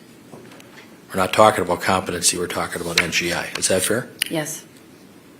You had a chance to review Dr. Layton's report. Is that fair? Yes. You read through the entire report and you're familiar with Dr. Layton's opinions, correct? Yes. And do you agree with her findings? No. You would agree that Dr. Layton's report is more current than yours. Is that fair? Well, it was authored more recently, but the authoring of the report has little to do with its relevancy because we were both doing an evaluation that was retrospective. So if you're looking at it, my evaluation would be more current than Dr. Layton's because mine was in closer proximity to the alleged offenses. So that's another way to look at it. But another way to look at it is your, with due respect, your report is lacking because you don't have you haven't reviewed the Bell and Health records, correct? It is missing that piece of information, but I would like to point out that it's not common for me as an evaluator when I'm looking at an offense that occurred in 2022 to be requesting records from when one was a teenager. Those would not be, they're certainly generally relevant, but they say little about what was going on in 2022. Did Taylor Schabusiness tell you that she had no memory of the alleged offense? She tell did. you? When did she tell you that on both dates? October 12th and October 21st? I did not ask her about the offenses on the first date. I only asked her on the second date, which is when she reported the amnesia. That was on October 21st of 2022. Yes. And in reviewing those Nicolay records, it's true that she was hospitalized, correct? Yes. For about a month, right? A A couple weeks. Somewhere between a couple of weeks and a month. Okay. And that she was prescribed some medication for nightmares? I believe that she was prescribed Abilify. And I can go ahead. refresh my recollection. Page 3. Thank you. Okay, sure. She did say Prazosin for nightmares. Okay. And it was such that when you talked with Taylor Schabusiness that she was actively hearing voices, those were the comments that she made to you? Yes. Did she indicate to you that she was hearing voices, in her cell? Yes. Who were they of? I think she was less clear. They were very vague. She may have suggested that she was hearing voices of her coworkers, pejorative in nature. She also said that she was hearing a voice saying, "I love you." I don't know who she said was saying, "I love you." Can you help me with this? What is a manic symptom? That would be extreme mood elevation, increased goal-directed activity, decreased need for sleep, decreased risk appraisal. Those are some primary characteristics. Extreme mood, like throwing a chair at a doctor?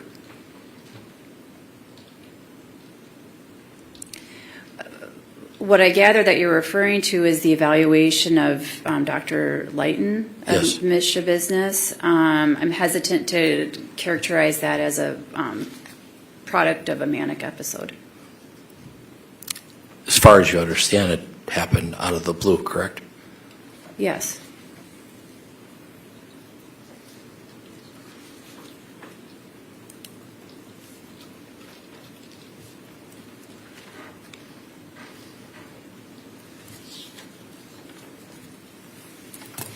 Did you have the occasion to review the report from Dr. Tracy Lucetta? No.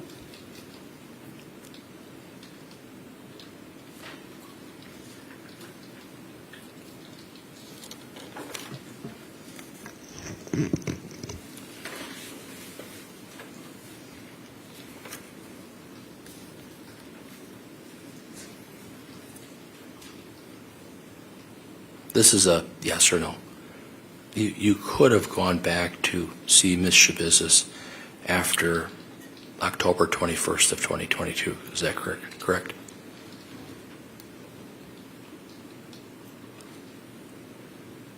If you're looking for a yes or no answer, I'm not able to answer that in a yes or no fashion.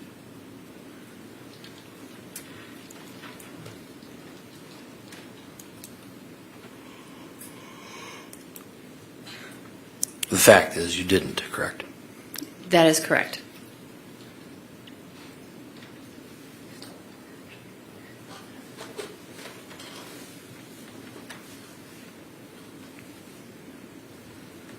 Did you see, when you met with her in October, did you see her use odd or unusual facial expressions? Yes, I believe there were instances of her smiling inappropriately. It didn't track or it didn't follow, correct? It was out of context, is that fair? Yes.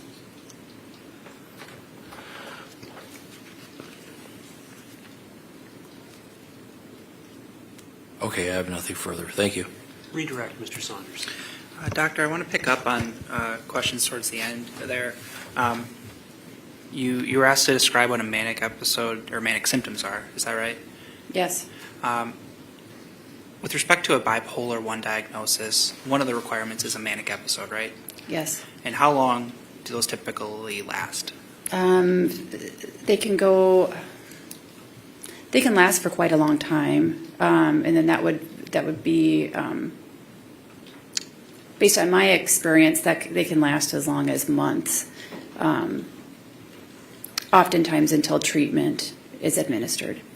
The diagnostic criteria sort of requires there to be a week of manic episode. Is that fair? I would need to look at the DSM, but that would make sense. All right. So you said that you were hesitant to say the instance of chair throwing was a manic episode. Is that what you said? Yes. And can you explain why? There are many reasons for a person to throw a chair. One of them could be due to a manic episode. But before I would make that conclusion, I would want to have compelling evidence that such a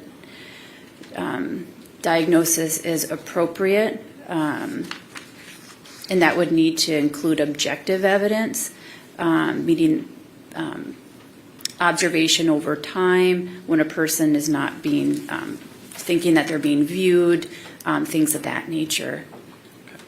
So I guess then, would some of that objective evidence be to consider time periods both before and subsequent to the manic episode that you're observing? Yes. Why would that be helpful to know? It would speak to consistency of behavior. There's a lot of information that can be gathered by looking at behavior over time. When is the onset?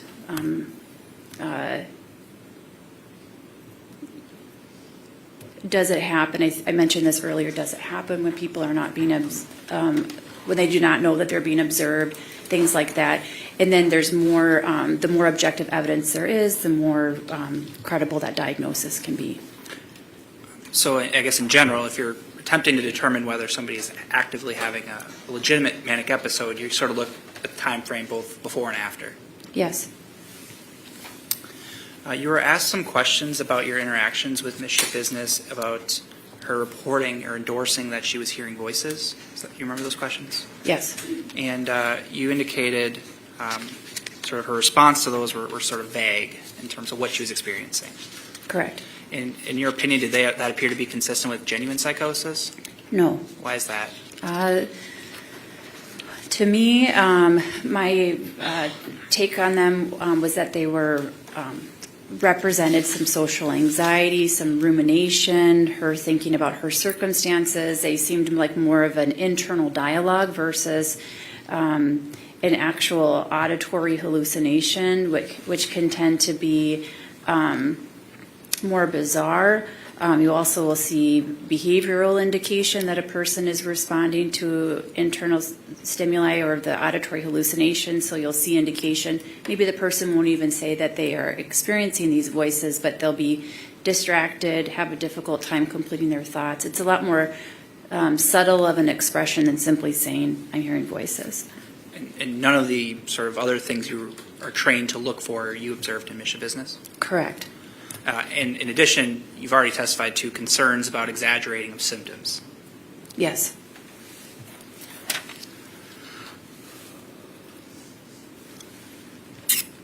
You were asked questions about review of certain records, particularly the Bellin Health records. You were aware that there was a prior attempt of self-harm previous in Ms. Schabusiness's history? Yes, at age 14. Okay. And records from that age, 10 years or so from prior to the date of the offense that you're attempting to determine here, do you believe anything in those records would substantially change the opinions you're testifying here to today? As I know it, there's not anything that would speak specifically to the issue of the NGI plea.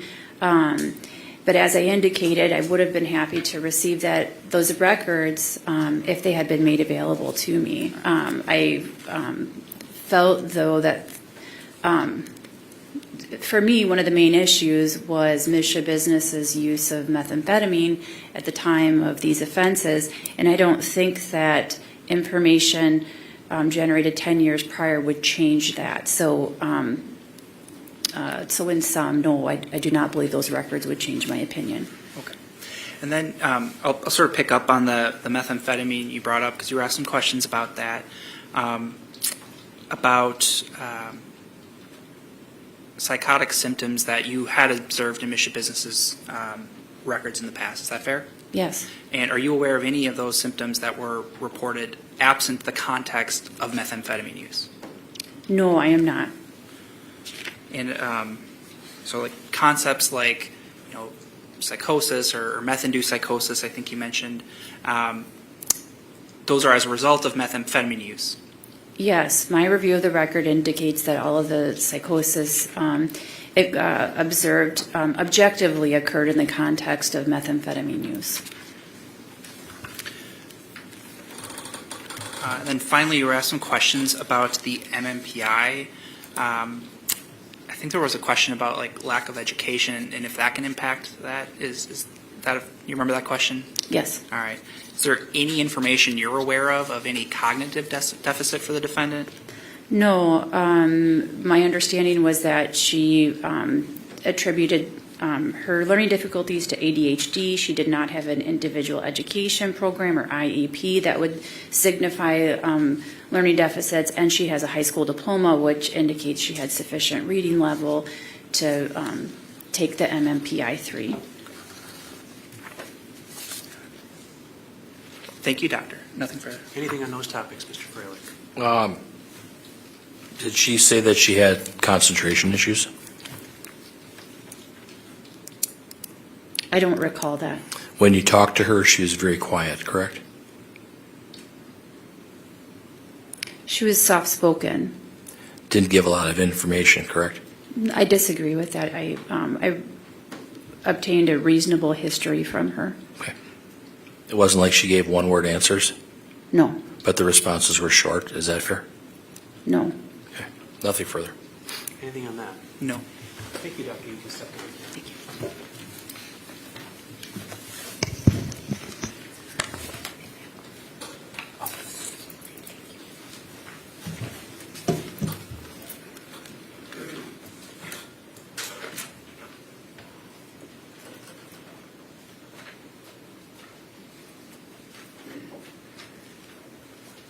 Any other witnesses from the state? No, Your Honor, the state rests. Any rebuttal testimony, Mr. Freilich? No. Okay. Ladies and gentlemen of the jury, the evidentiary portion of this case is now closed. So to give you a sense of what's next, it's similar to the process that you've already experienced, and that is I'm going to instruct you as to the rules of the law that you need to apply. The attorneys will make their closing arguments, and then you'll deliberate. I need a few minutes to work with the attorneys. The instructions are much shorter this time, so I won't need as much time to work with them on it. But I do need a few minutes to finish those up, so I'm going to excuse you at this time. All rise for the jury.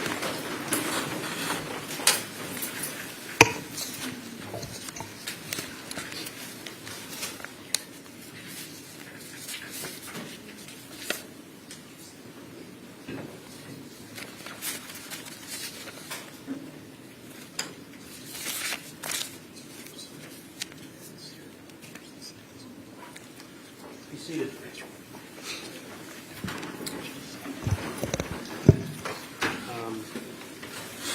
So, counsel, I want to address some of the issues that you raised before when we were talking about the instruction.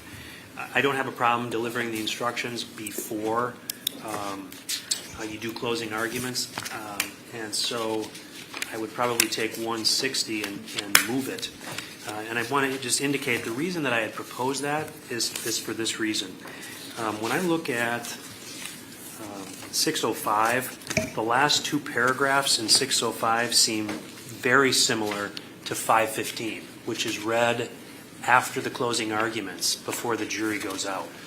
And so I was looking for something as a way to kind of conclude the matter as opposed to the last argument is made and I just say, go. So my suggestion is if I read the instructions in the order that you've proposed, other than moving 160 to after 605, other than that, I'm proposing that I give a modified 460 just before the jurors leave. So after closings, I give a modified 460. 460 is the instruction, and I'm having my judicial assistant draft that up. That's the one that says something as follows, and I know you gentlemen have heard it before. Now, members of the jury, the duties of counsel in the court have been performed. The case has been argued by counsel. It's that instruction. And the only thing I would eliminate is the second paragraph of that instruction, which says, you are to decide only whether the defendant is guilty or not guilty of the offenses charged. Any consequences of your verdict are matters for the court alone to decide and must not affect your deliberations. I delete that paragraph because, first of all, this isn't a question of guilt or innocence at this phase, and secondly, because they're actually informed about the consequences of their action when I read 605. So I think that paragraph should come out, but in exchange for giving the instructions before you close, my suggestion is give that modified 460 after your closings. I then swear the bailiffs and send the jury out. Any objection to that, Mr. Saunders? No. Mr. Freilich? No, Your Honor. Okay. I gave you the proposed verdict forms, and what I noticed, as I was looking at them. There's spots for the dissenting jurors to sign, but there was no spot for the foreperson. My judicial assistant is making that change. So what I'm going to do is I'm going to go make these revisions and then bring them back to you. But there are a couple of other things I need to call to your attention. First of all, a change that I made in 100, the opening instruction, is in the third paragraph. You should have that. I put it in bold. That if any member of the jury has an impression of my opinion as to the issues in this phase, disregard that impression. That would take the place of the language that's given in the first phase, which is, if any member of the jury has an impression of my opinion as to whether the defendant is guilty or not guilty. So I switched that. Any objection, Mr. Saunders? No. Mr. Freilich? No. Okay. Then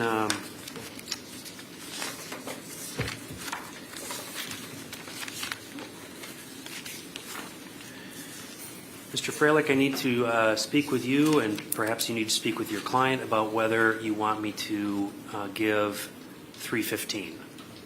That's the instruction that your client, during the first phase, elected that I give. That's the instruction that says a defendant in a criminal case has the absolute constitutional right not to testify. And that's really, she has an option to have me give that or not give it.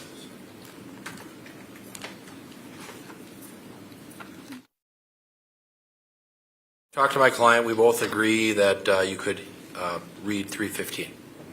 You're asking that I give that. Yes, I am. Mr. Business, you've had an opportunity to speak with your attorney about that decision? Yeah.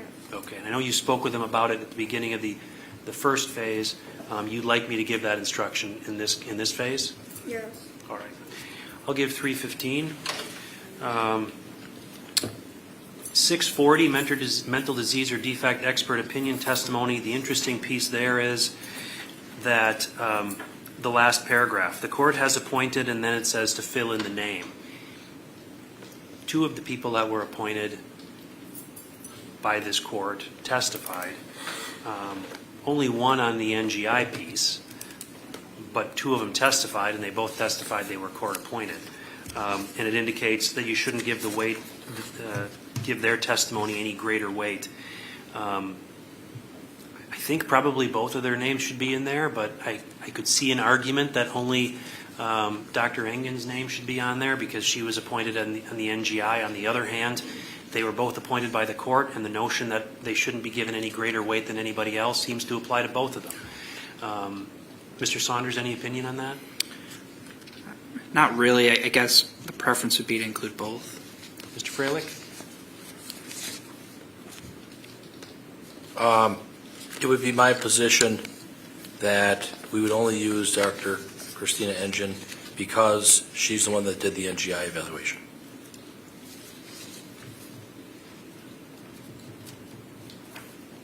Okay. I'll just give Dr. Engen's.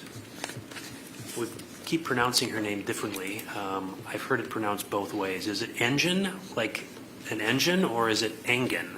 I thought I heard her say Engen. It's the latter. Engen, I think.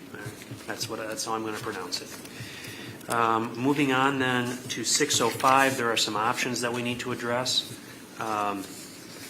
And that is under the subheading meaning of mental disease or defect. I have some thoughts about which ones seem appropriate given the evidence, but let's just run through them.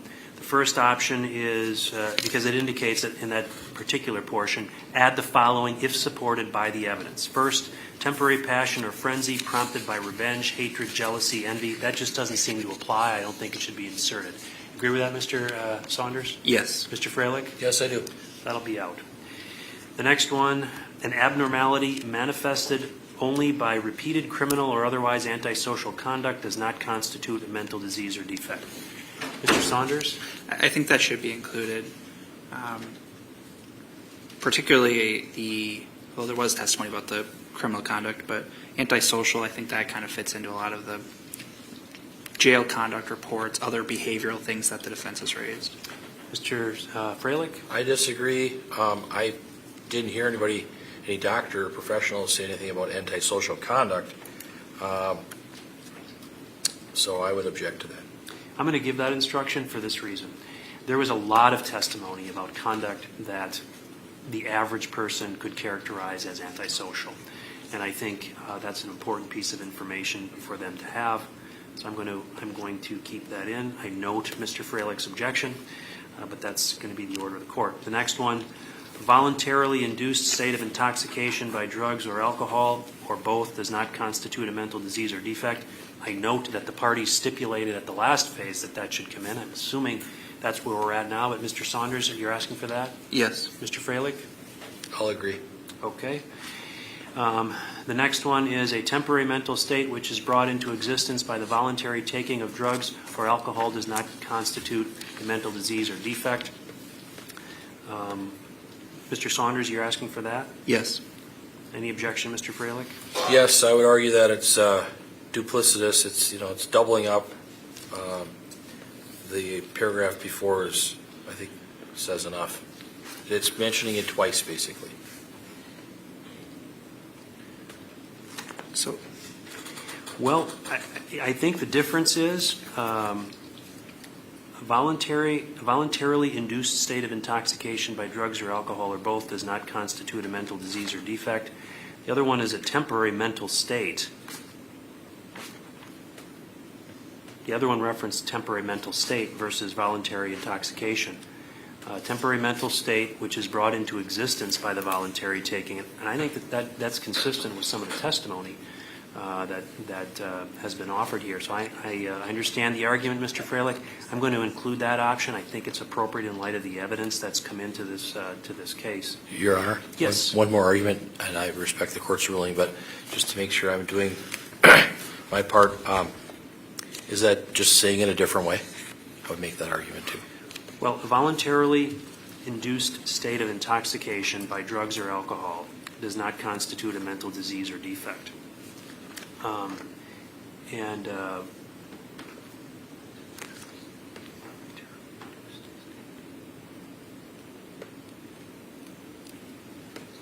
was just saying it a different way, in my opinion, my humble opinion.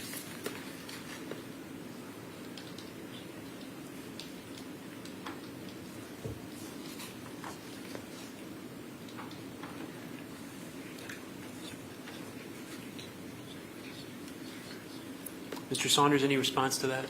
yes, I think they're pretty clearly different. A voluntary induced state of intoxication refers to using methamphetamine, using alcohol, using some other illicit substance. A temporary mental state brought into existence, I think, refers to the circumstances that Dr. Engen testified to about meth-induced psychosis or symptoms that are brought about by use of substances, because that speaks to the mental state. Induced is basically the same thing as which is brought into existence. So I think they're different. Okay, I think the difference, Mr. Freilich, in response to your objection, is for someone to be in a voluntary induced state of intoxication, the jury couldn't find that that's a mental disease or defect. The next option is if a mental state exists, if there's a potentially a diagnosable mental state that exists on a temporary basis, so not just the intoxication, the mental state, which was brought into existence by the use of drugs, that does not constitute a mental disease or defect. I think they're different, so I note your objections and your amendment to your objections, but I'm going to give both of those because I think they're different. Thank you, Your Honor. The next then is chronic use of drugs or alcohol may produce a condition that can constitute a mental disease or defect if the condition has become permanent. Mr. Saunders? I don't think this one should be given. We didn't hear testimony about the latter part of that there is some permanent, and we talked about this with Dr. O'Donnell, that there is some permanent condition that the defendant has. So I don't think it's an appropriate instruction to include. Mr. Freilich? I strongly disagree with the state on this. I think this language should come in. The court should consider it. I asked, I believe, Dr. Engen and Dr. Seipel, and I believe Dr. Layton, that using drugs over time can cause brain damage. And so I'd ask that you allow that as part of the jury instruction, Your Honor. Anything else? Well, yes, it can, but there's been no evidence that if the condition has become permanent, that is something the defendant's afflicted by. So I don't think it's proper to instruct the jury on something that can be out there if there's no evidence that this actually is in existence. I think it invites speculation. I think it kind of is confusing to some extent as well. If counsel wanted to have an expert to testify about a permanent condition the defendant has, they could have done that. Your Honor, Yes. it's crystal clear to me that this should absolutely come in. This young lady, Taylor Denise Schabusiness, was under a court order for involuntary medication and an order for civil commitment, which it doesn't happen very often. She was found by a court of law, by Judge Lee Joyce, to be mentally ill. And she was at the Nicolay Psychiatric Center for approximately a few weeks, where she was receiving injectable Abilify antipsychotic. She was getting treatment, and it was clear, the record's replete with the fact that she had a chronic problem with methamphetamine, marijuana. So I think it's totally on point, and that should be something that the court should consider. The operative word, in my humble opinion, is can. That word can. I think that makes it such that it would be applicable in this particular case. I think the focus is if the condition has become permanent, and whether that's supported by the evidence. There's no doubt that chronic use of drugs or alcohol has come into this case. I'm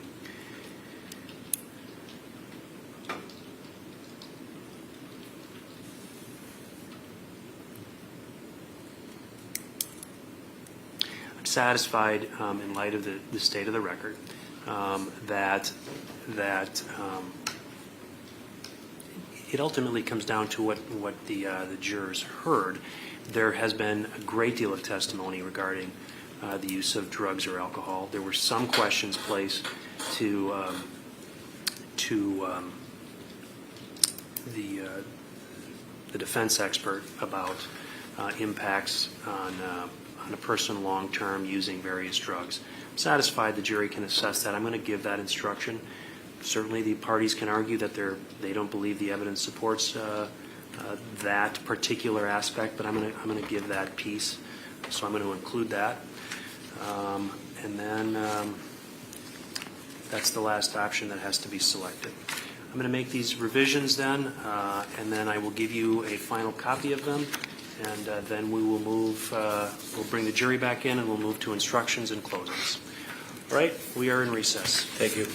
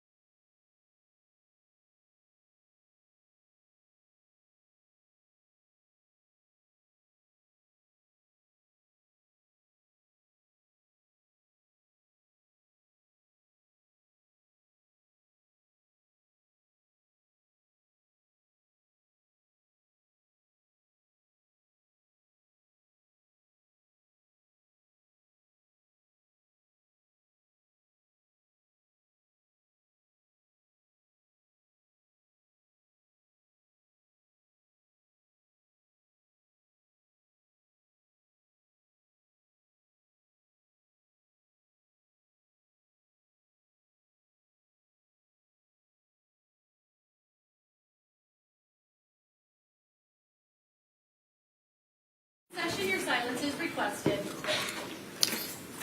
Okay. Be seated. All right. You should have now a copy of the instructions that I propose to give to the jury, and again, I will give this before closing arguments. I'll start with the modified 100.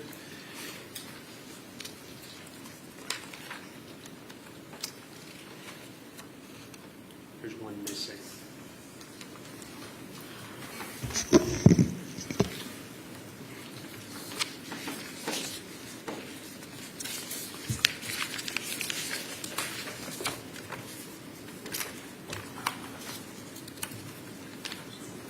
Well, in any event, there's the add-on at the end of 100, but I'll get to that in a minute. I'm going to give 315. I'll give 640, the mental disease or defect expert opinion testimony. 605, instruction on the issue of the defendant's criminal responsibility.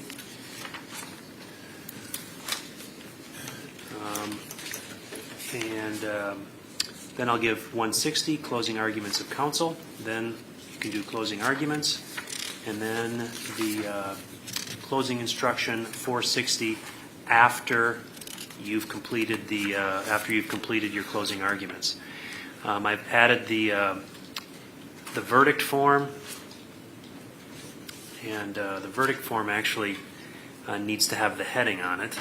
And I'll make sure that gets corrected before it goes into the jury. But I did fix the request you had, Mr. Freilich. So the question one is, at the time the crime was committed, did the defendant have a mental disease or mental defect? And I did that for question two as well. And in the instructions, when I indicate you're going to be getting this verdict form, I made that correction there as well. Thank you.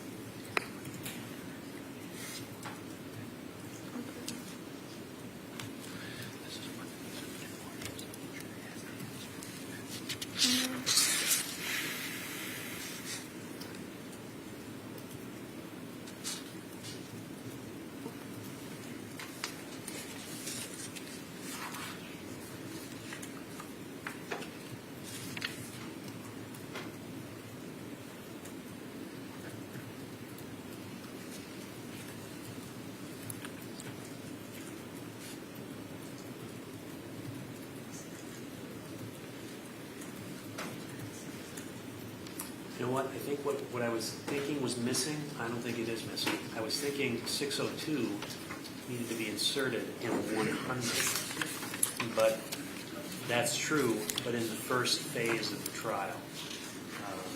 And so I think that's where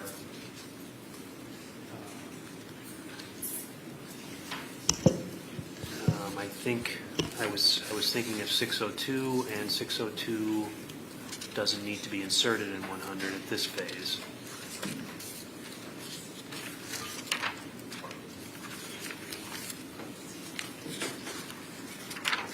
Okay. That's what I propose to give, counsel. I'm going to start with you, Mr. Saunders. Any objection to the form of the instructions or the verdict form? Just on the verdict form, question one, I think it should read at the time the crimes were committed, plural, instead of the singular. You're right. Because we're dealing with three, so that can be corrected. And then when I give 605, question one, at the time the crimes were.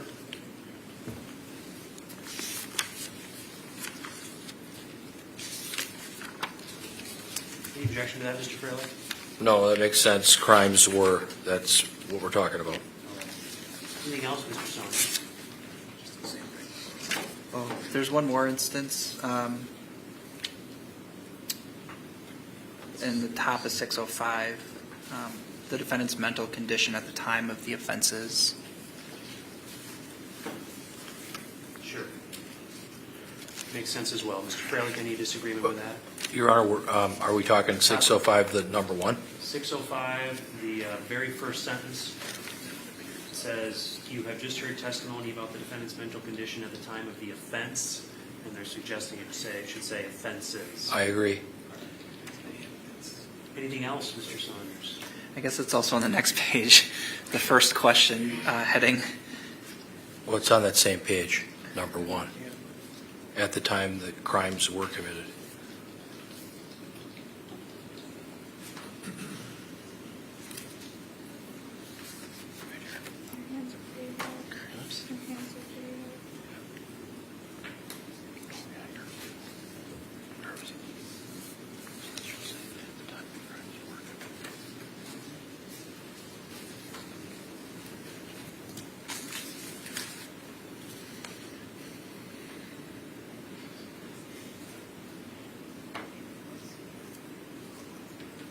Okay. Those are fixed. I don't think it appears any other place. Anything else, Mr. Saunders? No. All right. Mr. Freilich, anything concerns about the form of the verdicts the form of the instructions or the verdict? Your Honor, I see what Mr. Saunders was talking about on that second page, where it's in writing. The first question is, and then it should say at the time the crimes were committed. We've caught that already. Okay, but on the first page, what I was talking about, we corrected that first paragraph with an S for offenses. Yes. But then if we look down, it says two questions, and then it's got question one and question two. Was that changed to at the time the crimes were committed? Yes. Okay, I just wanted to make sure. Thank you. And just so everyone knows, I'm not intending to go back and get that corrected now. I will make sure my judicial assistant corrects that as I'm listening to closings. And so when this is delivered to the jury, they will have it corrected. Okay, thank you. In addition, as I've indicated, I'm also going to have the heading inserted on the top of the verdict form. So instead of the title of 605B, which is where this verdict form comes from, it'll have the heading in this case. If there's nothing else then, I'm going to use the same time limits as we had yesterday, but they're going to be flipped. So yesterday I gave the state a half hour and 10 minutes of rebuttal. That's what you'll get, Mr. Freilich, but the state will get 35 minutes for their closing. I'm not sure if you're going to need that much time. The time that I've given everyone each time they haven't used, but I will keep track of that for this time. Okay. Anything else before we bring the jury in, Mr. Saunders? No. Mr. Freilich? No, thank you, Judge. Very good. Let's bring the jury in.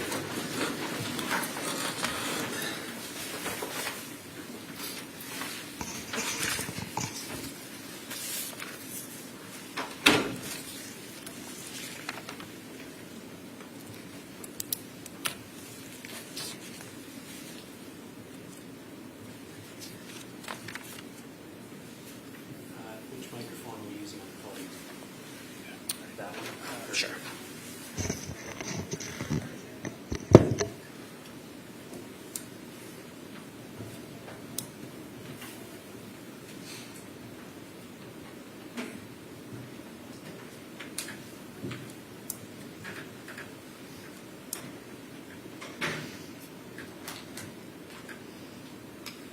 Right, be seated.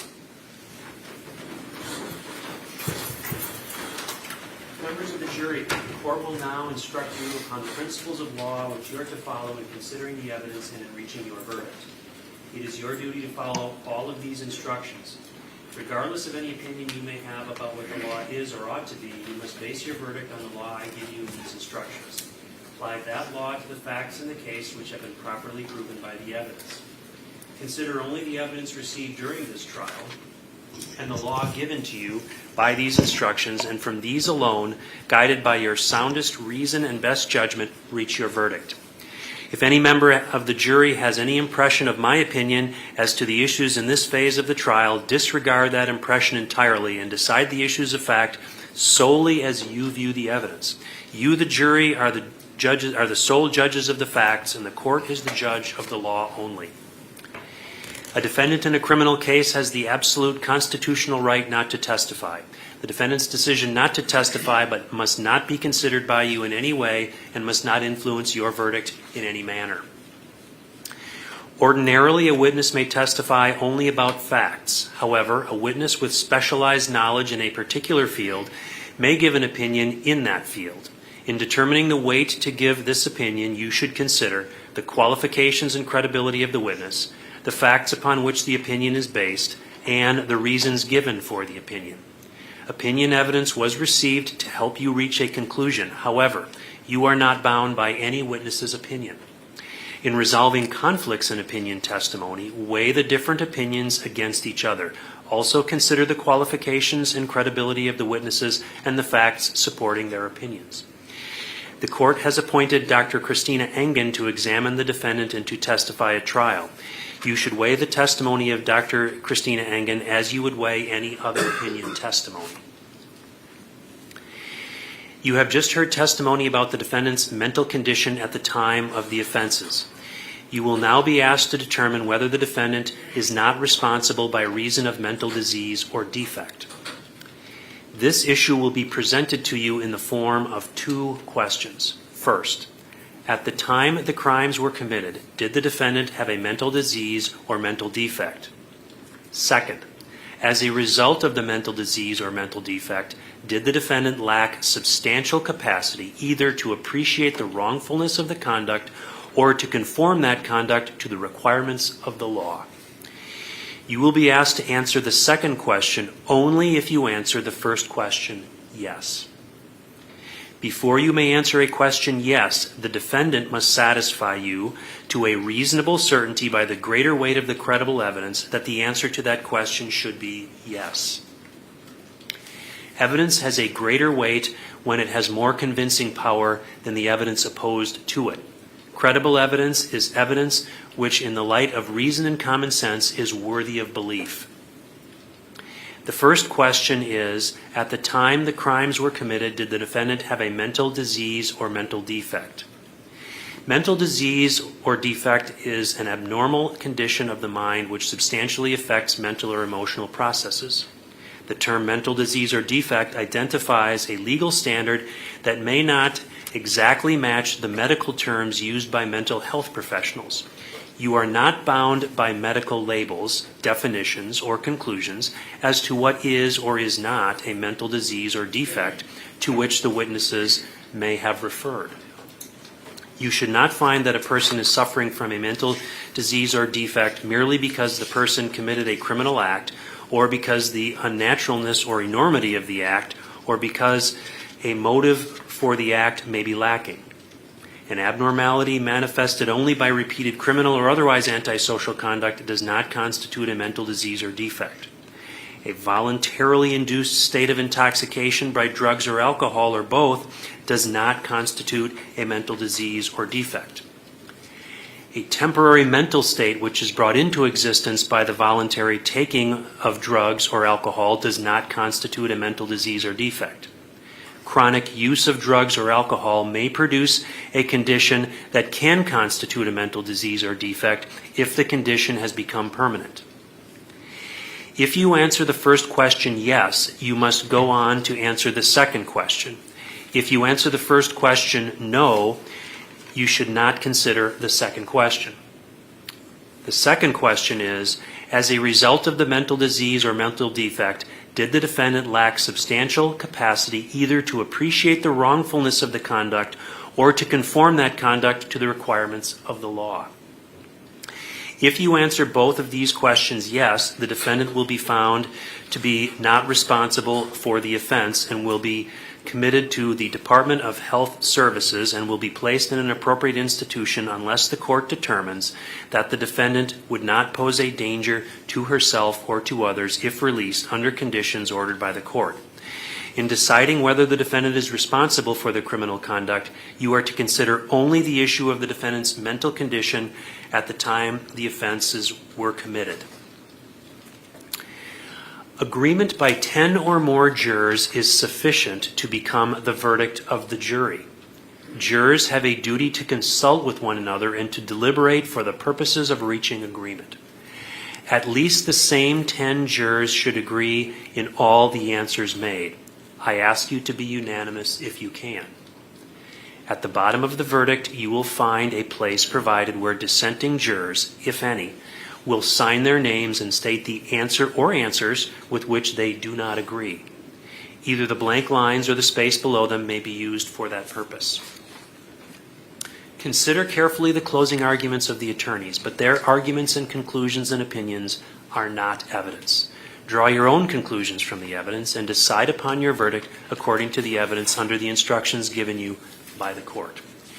Now, ladies and gentlemen, the attorneys will make their closing arguments, and as indicated, because the different burden of proof in this case, Mr. Freilich will start. Mr. Freilich, are you prepared to make a closing argument? Yes, Your Honor.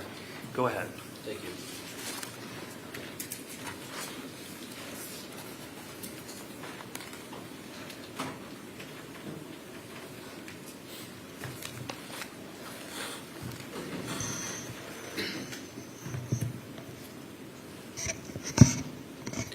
Your Honor, may it please the court, ladies and gentlemen of the jury, Mr. Saunders, Mr. Lissay. I want to thank you again for your attention. I know that you've been thinking and analyzing and listening very attentively to the testimony from these experts in phase 2 of this trial. Now, the question is whether or not Taylor D. Schabusiness is legally responsible for the crimes that she's been convicted of. And in this case, Taylor Schabusiness has elected not to testify. That's her right. You are not to use that against her in any way, shape, or form. This case is a battle of the experts. We have Dr. Seipel, we have Dr. Engine, and we have Dr. Leighton. The case started off by my client's father, Arturo Coronado, who came in and he testified that his daughter had some problems, some mental health problems, growing up as an adolescent, that he got her some treatment, some counseling, some professional help, that he helped her at Nicolay Psychiatric Center, and that my client lived with him for a period of time. So he provided the framework and the background for some of the issues that this young lady has. And we heard about the fact that her mother died in the home, and she was there. And that was I would submit that was a pivotal event in her life because she loved her mother. Then we moved on to Dr. Diane Leighton, PhD, a doctor, forensic psychologist. And she provided testimony as to her extensive background, her training and experience.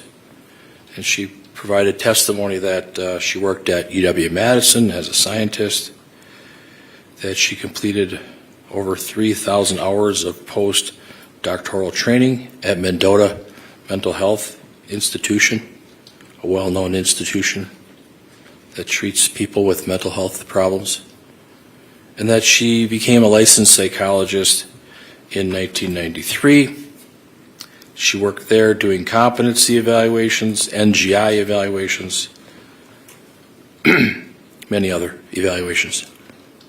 And then in 1997, she went and became an independent forensic psychologist, where she conducted hundreds of forensic evaluations, including competency, NGI, not guilty by reason of insanity or not guilty by reason of mental disease or defect. We call it NGI. Evidence-based sentencings and guardianship. And so she testified about her background and her resume. Lawyers call it a curriculum vitae, her CV. Bores out all of the experience that she has working in this field, technical field. And she went on to testify about the fact that she met with Taylor Schabusiness in February of 2023 at the Brown County Jail, and Mrs. Schabusiness was nonverbal, non-responsive, apparently threw a chair. She tried another approach where Dr. Lighton met with her behind glass and didn't really get any response. Then we heard about the fact that she did meet with Ms. Schabusiness in June of this year, and she was able to conduct her interview and glean and garner information with regards to her mental status and this report that she was tasked with. And I submit that Dr. Lighton testified that she didn't have to do an MMPI, a Minnesota Multiphasic Personality Inventory. She was able to gather enough information from reviewing all of the other materials and information that she had. Interviews, consults with the prior attorney, with me, reviewing all of the other doctors' reports, Dr. Lucetta, Dr. Seipel, Dr. Collins, and other doctors that have been involved in this case.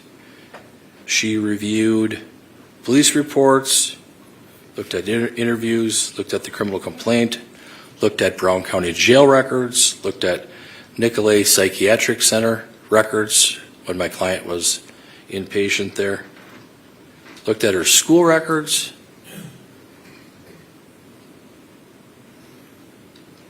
looked at the Bellin Health records, looked at a lot of information.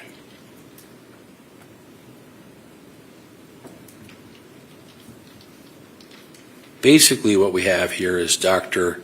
Lighton, who's very experienced. She did the NGI evaluation. You heard from Dr. Seipel, Matthew Seipel, that he did a competency evaluation. He did not do the NGI evaluation. Dr. Christina Engine, she's the one that did the NGI evaluation. Now, as it relates to Dr. Lighton, she is of the opinion, to a reasonable degree of psychological certainty, she testified that Ms. Schabusiness, Taylor Schabusiness, qualifies for the NGI plea based on her diagnosis of a serious mental disorder.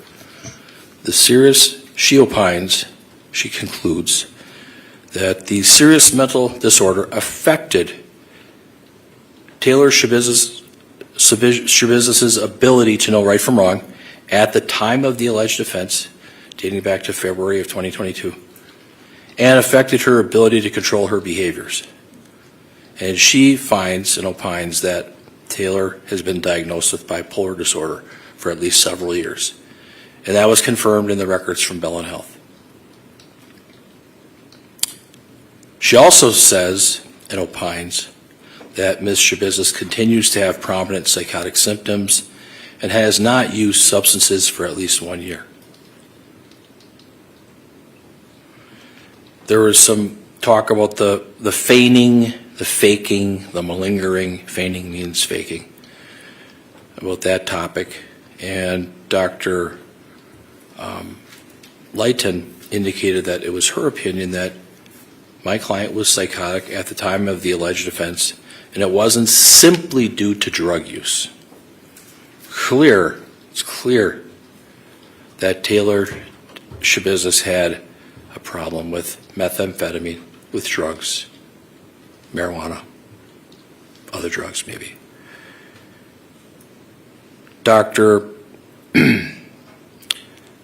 Lighton says that Ms. Schabusiness had a very strange presentation, had facial expressions that can appear inconsistent with the context. If you're talking to her about something, she might smile or grin, and it may not be the appropriate time for that. but she opines that her assessment finds that Taylor Schabusiness has a genuine mental disorder of a psychotic nature, which is most likely bipolar 1 disorder. Now, in this case,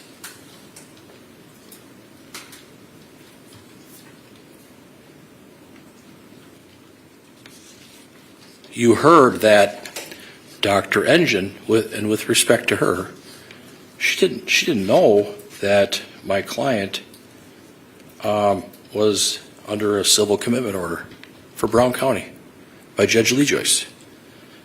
Taylor Schabusiness was found by the court to be the subject of a civil commitment, and that's why she went to Nicolay Psychiatric Center.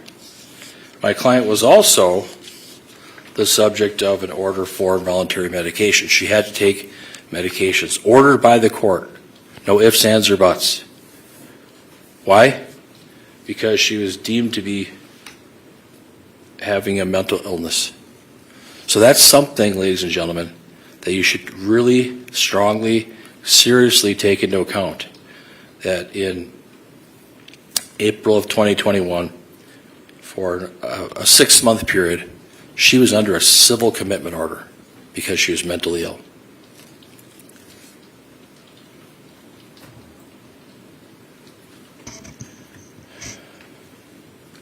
When you look at,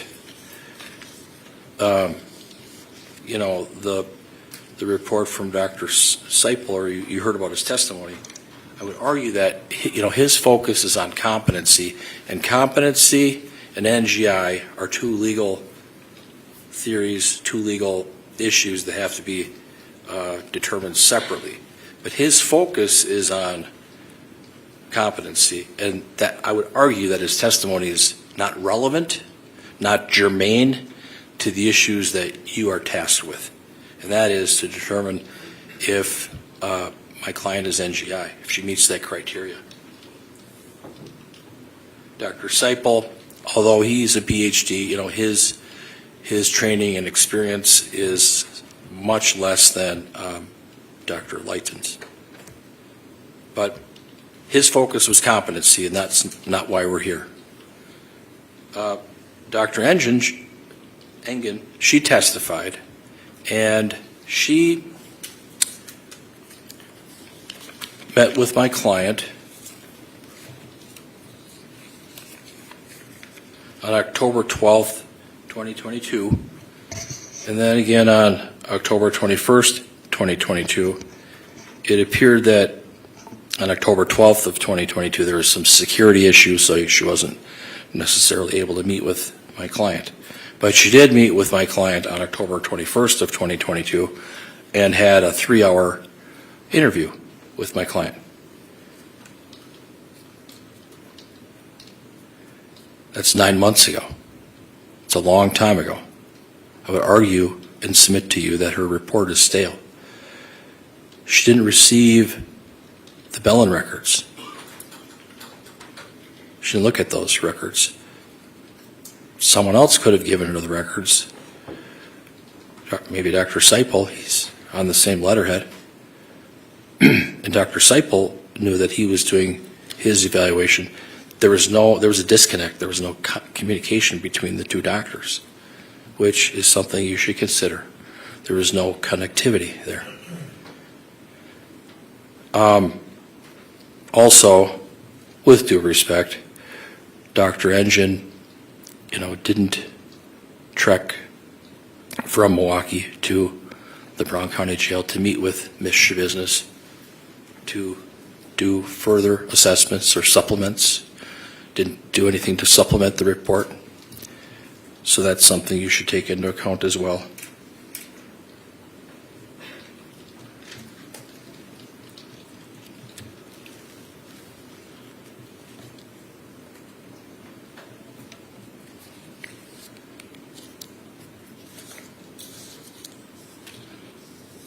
There's an instruction, I believe the judge already gave it to you, but it indicates chronic use of drugs or alcohol may produce a condition that can constitute a mental disease or defect if the condition has become permanent.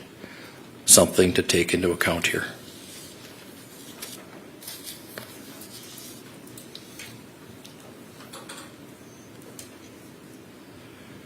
We believe that Dr. Layton was very clear that Taylor Schabusiness has bipolar 1 disorder, that she has psychiatric symptoms, she has mental health problems. And she made that clear. She talked about the fact that Taylor Schabusiness heard the train, heard the whistle,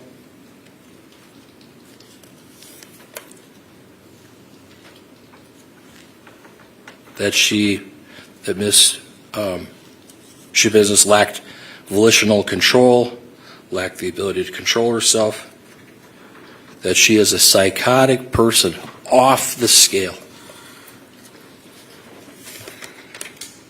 that she has a very unusual presentation.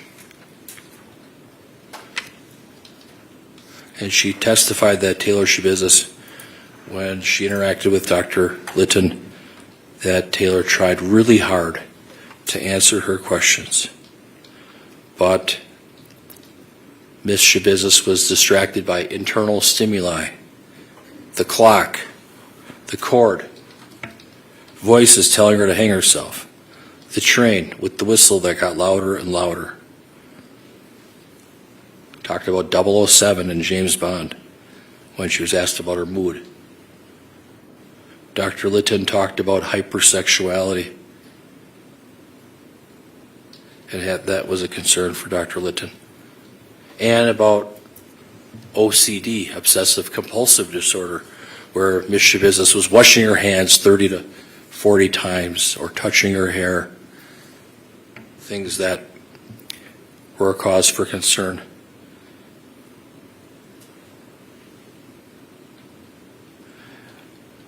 You know, Wisconsin law, we all have to follow the law, and Wisconsin law is such that the defense and a defendant must satisfy you jurors to a reasonable certainty by the greater weight of the credible evidence that at the time the crime was committed, that Ms. Schabusiness had a mental disease or mental defect, and that as a result, she lacked the substantial capacity to either appreciate the wrongfulness of the conduct or conform her conduct to the requirements of the law.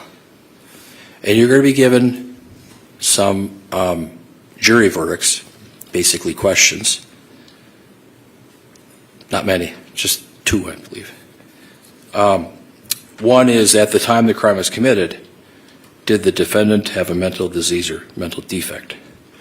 I would submit that the answer would be yes. That's my argument. That's my request that you consider that, and that it was bipolar 1 disorder based on the testimony from Dr. Litton. Then number 2, you'll have to consider, as a result of the mental disease or mental defect, did Taylor Schabusiness lack the substantial capacity either to appreciate the wrongfulness of her conduct or conform her conduct to the requirements of the law? And you'll have to consider that as well.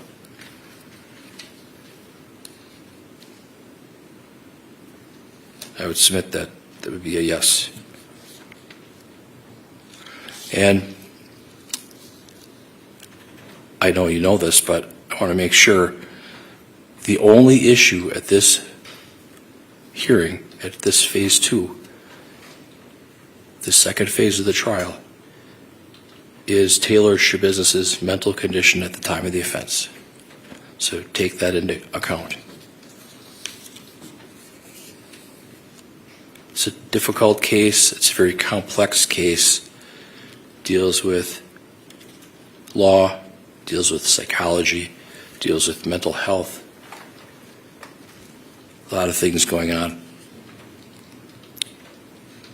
But I would ask that you take all of this into account when rendering your decision. Thank you very much.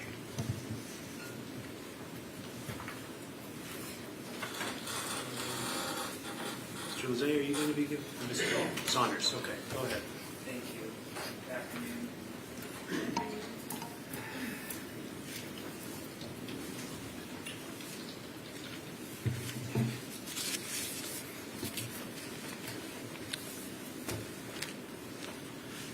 I think it was the dope. I think it was the dope. I blame it on being on drugs and the come down. I barely do drugs, then months go by, then I do drugs. Admitting on multiple occasions, both to evaluators and to law enforcement, about consuming a significant amount of methamphetamine for these offenses, admitting that she and Shad were toking methamphetamine beforehand. She even talks about how she was still tweaking on meth during the dismemberment process. Ultimately, that's what this case comes down to, right? Because as we heard from, I think, every doctor, it's difficult to parse out psychotic symptoms versus drug use. So when we're talking about whether somebody has a mental disease or defect and they're voluntarily ingesting methamphetamine, it's really hard to say that that's due to some other underlying mental health issue, right? And that kind of makes sense in our common sense. But ultimately, that's what this case comes down to. It's the defendant's own words that this was fueled by meth, and now it's, well, no, it's bipolar. It's something else, some diagnosis from way before this offense. And that's not the standard you are to apply. Okay, so first, 2 questions you'll have. Was Ms. Schabusiness suffering from a mental disease or defect at the time of the offense? Not in 2012, not in 2014, not in April of 2021, not in June of 2023 when she's meeting with Dr. Litton, or in July with the other doctor, Dr. Seipel. The relevant question is at the time of the offense. Okay? And I disagree with counsel. And you all sat through Dr. Litton's testimony. I don't think it's clear at all that she's diagnosing the defendant with bipolar 1. She said most likely, seemingly based on the prior diagnosis. But there's never a firm diagnosis, and we heard Dr. Seipel comment on that as well. And you also heard about what bipolar entails, right? What's required? What are some diagnostic criteria, right? We heard about these manic episodes that last a week or thereabout, or even longer, where there's this heightened and manic state followed by a depressive state. You've heard none of that. What part of the interview the defendant gave to law enforcement on February 23rd indicates that she's still going through some manic episode? What part of all of the witnesses and evidence you've heard about the time in the night of February 21st indicates that she's going through some manic episode? You've heard none of that. So this idea that this manic episode arose and dissipated in a flash, just happening to be around the 5 minutes where she's actually strangling him and then the day that she dismembers Shad, it's utter farce. There's no basis for that. Instead, we're relying on a bipolar 1 diagnosis from April of 2021. It's a year before the offense. And you heard from Dr. Seipel and Dr. Engen, both of whom are court-appointed. State didn't hire them to come. They're the court's appointed experts. Both of them have issues with that initial diagnosis. You heard why, about the concurrent methamphetamine use around the time of the Nicolay admission. And that's the same story we're seeing now, right? It's the same thing. Methamphetamine use exhibiting psychosis, and that's unfortunately what led to Shad's death in this case. It's the same thing. So this concept of a civil commitment and the judge ordered voluntary medication, it's not relevant.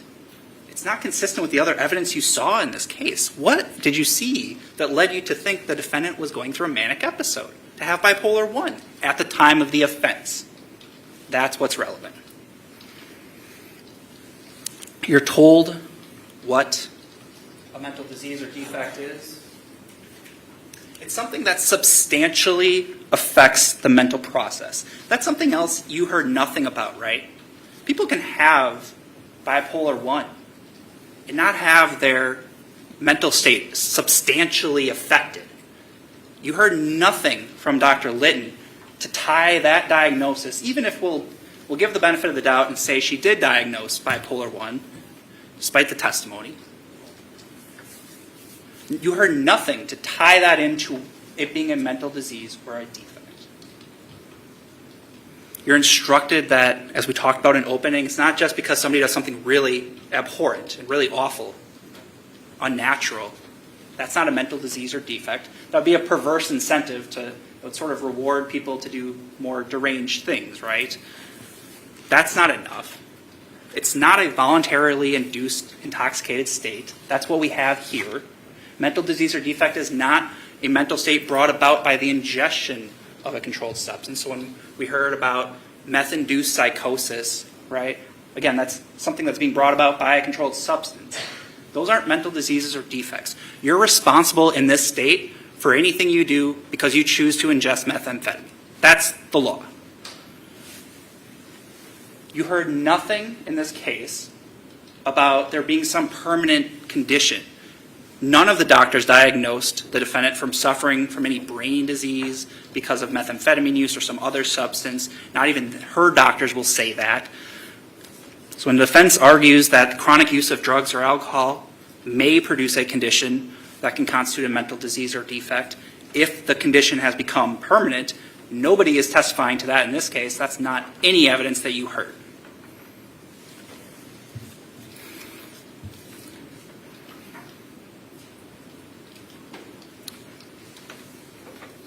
You heard and saw the defendant in the time almost immediately before and immediately after this offense, right? We heard from Dr. Seipel about that, and I think the defense fundamentally misunderstands why the state called Dr. Seipel. Obviously, he didn't do an NGI evaluation. We asked him about that. The relevance is because he highlights flaws in Dr. Litton's report, in her opinion, and that's the sole opinion the defendant's relying on to meet her burden. We heard about why, when you're considering, a bipolar diagnosis, particularly in the NGI context, it's really important to look as close as you can to the proximity of the offense, right? And that makes sense, right? It helps validate if this is actually some manic episode or something that would be throwing a chair randomly at a person, right? But there's a difference between those two things. And we heard none of that. We heard none of that from Dr. Litton, did we? We heard a lot about mental diseases and illnesses that she thinks happened way before, way after. And yeah, she reviewed a lot of material, but Dr. Litton tied none of it into February 22nd of 2022, did she? No testimony about, well, okay, so if somebody has bipolar 1, how is that manifesting? How is that utterly inhibiting the defendant from her awareness of what's going on or her ability to conform conduct? Right? We heard none of that. We heard a statement at the end that, well, I think she's NGI. I would support the plea. And you heard no analysis, right? No analysis of, well, I considered the defendant's actions the night of the incident, and this raised this concern for me. That would support my opinion. We heard none of that, right? And it's their burden to do so. You heard none of that from Dr. Litton. She's, yes, qualified, experienced. We heard about that. But there are real issues with her methodology in this case. Based largely, her opinion is, on her interactions with Ms. Schabusiness on June 19th of 2023. And we heard ample reason why that should be a red flag. People who actually administered personality tests to kind of determine feigning and over-exaggerating of symptoms, including experts hired by the defense, have raised that concern for the defendant that she over-reports symptoms, that she exaggerates symptoms. And Dr. Seipel is exactly right. And you heard the testimony from Dr. Litton. Most of her opinions based on her interactions with the defendant and this bizarre behavior that she's observing. Incidentally, bizarre behavior you haven't observed for 1 second during this trial. for the last 4 days. There's no throwing chairs, there's no outbursts, there's no staring or off, right? So this idea that Dr. Litton's opinion, based on her interactions with the defendant and some old bipolar diagnosis, there's nothing tying it together. There's nothing showing you or that would allow you to agree with her opinion that the defendant had a mental disease or defect on the date of the offense, which is the relevant question you have to answer. You have reported behaviors by Dr. Litton that aren't in any other reports that are observed by doctors. Dr. Seipel meets with her really close proximity, isn't reporting any of these behaviors. And again, one of the questions you have is capacity, right? Substantial capacity to do things. And there's a big difference between capacity and desire to do so, with volition, with choice, right? The capacity to go skydiving. I don't have the volition to go skydiving. I have the volition to dunk a basketball. I probably don't have the capacity to dunk a basketball, right? Those are different concepts. And the information you heard about in the records from the testimony is that it's something that the defendant can control to some extent, right? There's no outbursts or any of the behavior Dr. Litton's talking about that Dr. Seipel observes, that the court-appointed expert, Dr. Engen, observes. None of that, right? To the contrary, you have Dr. Engen doing scientific tests to determine about the validity of some of the observations and determining the opposite, right? And sure, Dr. Litton was under no requirement to do that sort of testing. But when she says she just looked at the prior results and relied on those, well, what she should have been relying on is that the information the defendant's telling her isn't accurate. That's the only prior analysis that we heard about. So again, there's real methodological issues with Dr. Litton's report. Most importantly, none of it ties together with the date of the offense. Her testimony, for the better part of this morning, maybe 2 or 3 questions dealt with the date of the offense, tying it together. Dr. Litton, how are you able to tell this jury that Ms. Schabusiness was unable to conform her conduct, was not aware of what's going on? You heard none of that. She didn't even review the entire video, the recorded interview that you observed, to see firsthand, really close proximity to the date of this offense, what the defendant's behaviors were. She reviewed a transcript. I think she said she may have reviewed 90 minutes of it or something like that.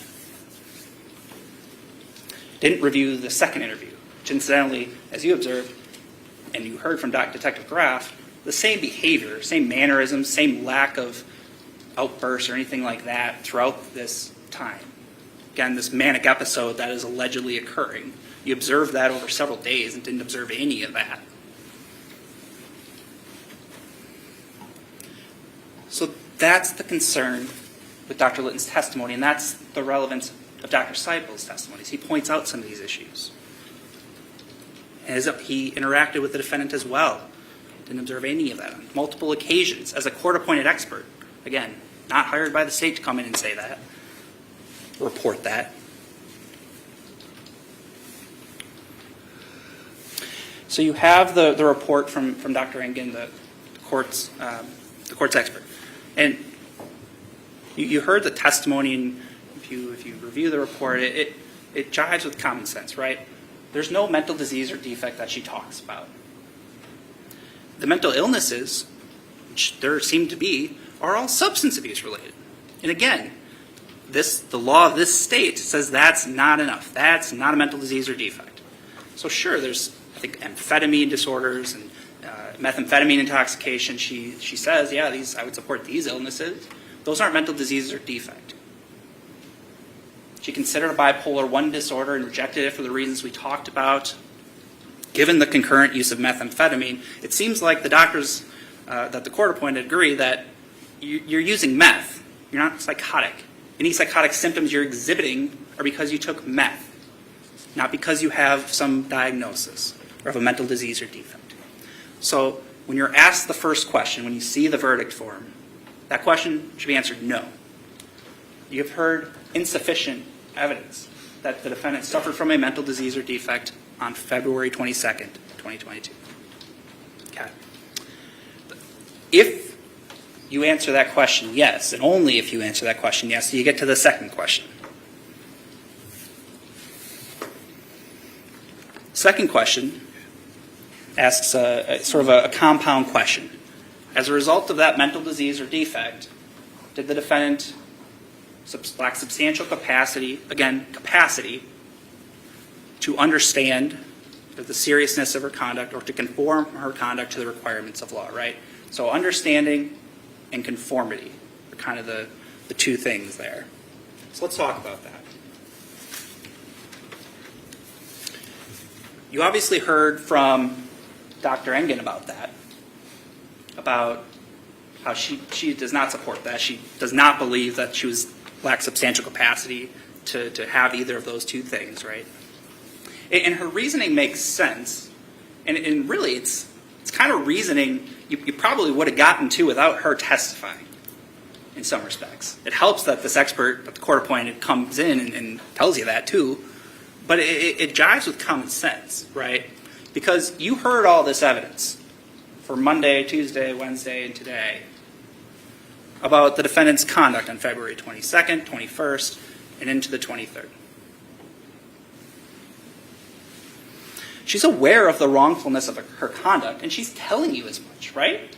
She tells law enforcement, I took these Clorox wipes and I was wiping up, right? Specifically, even accurately remembering it's Clorox wipes and where she put them in the bags. Detective Scanlon on February 28th asks her, hey, we saw some wiping pattern on the floor. I mean, what was going on with that? And she was like, yeah, I was cleaning up. And they're like, well, did you move the bed over? Yeah. She said yes. And why did she say it? Why did she say she did that? She was covering it up. Right? And that's why we ask those questions about the blood that we saw on the floor under the mattress isn't seeping through the mattress. It's coming because the defendant moved the bed over it, because she's trying to cover up her crime. And now they want you to believe that she's not aware of the wrongfulness of her conduct? She's telling law enforcement, how am I going to get away with this? That was her motivation for dismembering his body for a lengthy period of time after the fact. Hearing footsteps upstairs, worrying mom was going to find him. She's telling you she's aware of the wrongfulness of her conduct, and she's exhibiting action and volition to clean up. Everything you're objectively seeing evidence-wise in this case shows you that she knows exactly what's going on. She even remembers details about this night. And now that we hear this professed amnesia in her comments to Dr. Engen about this offense, and you saw the interview, she had every detail down to the T. She could have drawn that entire basement for you from memory. Everything was located. She's telling you where the meth is located, where the dildo is located, what color the dildo was. She's aware of what's going on, even with the meth use. You have her memory of the incident. You're hearing about how she's describing, and you could probably infer from the nature of the offense how blood was going everywhere in the course of the conduct, yet you heard about the condition of that basement, right? It was pretty spotless, pretty clean, especially considering what happened down there. Because she cleaned up. Because she was aware of the wrongfulness of what she did. She didn't just massacre somebody, dismember him, and leave a war zone down in that basement. No, she cleaned up because she knew what was going on. Then you get to the second part, right?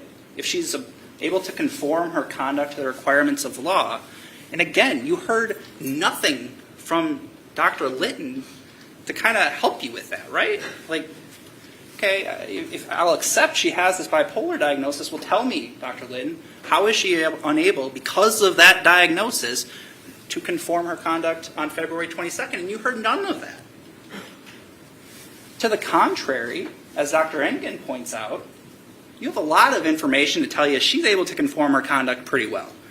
Right? She's employed. We heard about court cases that she was dealing with. We heard about paternity things she was arranging. in the time leading up to the offense, we heard about after the fact, we saw the contact with law enforcement, right? She's ordered to take her hands out of her pockets for officers. She does that. Order to put her hands behind her back. She does that. Complying with orders, complying with commands, complying with questions. She's conforming her conduct pretty well, right? She's following the law enforcement's commands. In her interview with law enforcement, for a lengthy period of time, she's conforming her conduct. She's not exhibiting any manic symptoms. She's not exhibiting any psychosis in that you heard about. There's just nothing in this case to show that she's not able to conform her conduct. To the contrary, you heard a lot of evidence that not only did she not lack that ability to conform her conduct, that what she did to Shad was volitional, was a choice. She liked it. She was aroused by it, right? She told law enforcement that. She wanted to do this. She did.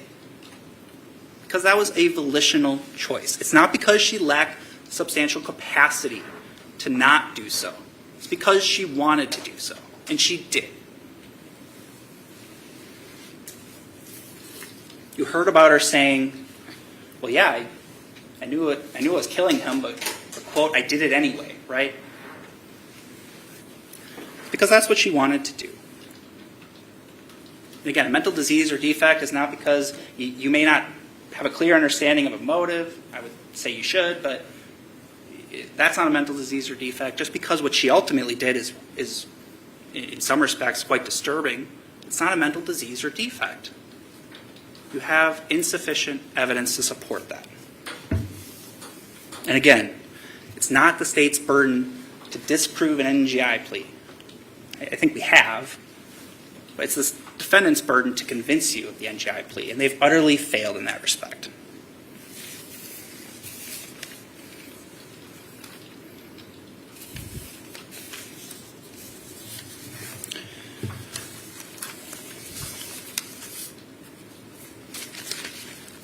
We heard about the burden of proof, that it's a reasonable certainty by the greater weight of the credible evidence. And you should be, even though it's not our burden, I would say you should be reasonably certain the defendant's not suffering from a mental disease or defect.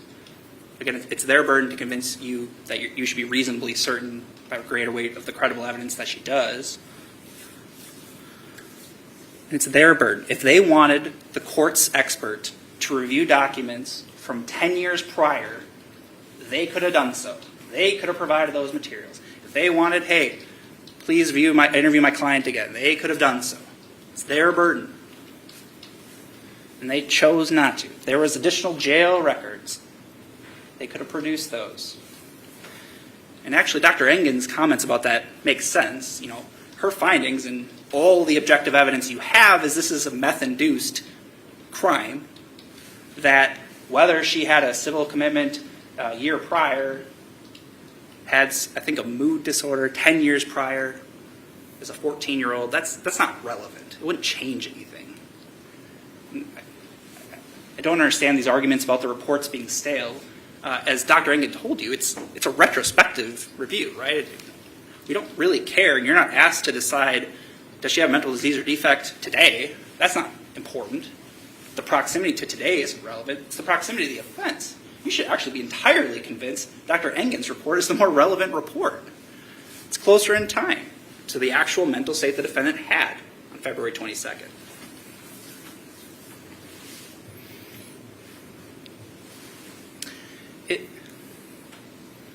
It's obviously a complex case in some respects, right? It's a serious offense that the defendant was convicted of. It's obviously it's an important case, right?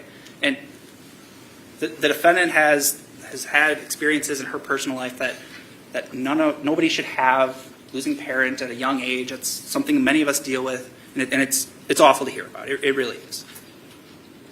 But that doesn't change the law. That doesn't change the standard in this state. because there's simply no evidence to support she had a mental disease or defect on February 22nd, 2022. Not only did she not have a mental disease or defect on that day, you have no evidence to say that that mental disease or defect rendered her substantially incapable of conforming her conduct or appreciating the wrongfulness of her conduct. You simply don't have that evidence here. You have ample evidence to the contrary. The defendant is telling you that meth made her do this. She's repeatedly told that to law enforcement. Every objective piece of evidence you have in this case supports that finding. And it's simply the case that that is not enough in this state. That's not a mental disease or defect. So don't let her now try to come in and say this was some other thing. Now the meth really didn't have anything to do with it. It's important to note a meth-induced psychotic state is also not a mental disease or defect, as you'll read in the instruction. There's no mental disease or defect. There's no lack of awareness. There's no inability to conform your conduct. You have ample evidence to the contrary. And that leads to one inevitable result, is that she's responsible for what she did to Shad on February 22nd. As a result, you should answer both questions no, or answer the first question no, and don't get to the second question. Thank you. Mr. Freilich, do you have a rebuttal? Yes, I do, Your Honor. Thank you.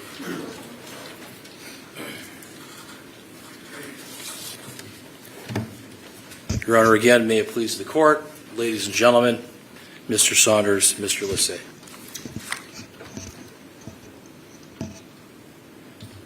You know, this case illustrates that this young lady, Taylor Schabusiness, has a lifetime of mental health issues. She has bipolar I disorder. That is a mental disease or mental defect. You know, who is the state fooling? We have a young lady that was under a civil commitment order and a medication order by the Brown County Circuit Court in 2021. So she already had a mental health disorder, a mental defect, I submit a mental disease. That predated the incident that has brought us here to court on February 22nd of 2022. It's clear in this record that Ms. Schabusiness was at the Nicolay Psychiatric Center for 3 weeks or so, maybe a month, in 2021. You got to see in phase 1 of this trial Green Bay police officer Garth Russell, who parked his squad down quite a ways, and he walked in the dark of night across the snowy parking lot up to the Eastman Avenue apartment at 2353 Eastman Avenue. And Ms. Schabusiness Officer Russell met her at the door, out on the porch. And you could see on the video her face. You could see her eyes. You could see her demeanor.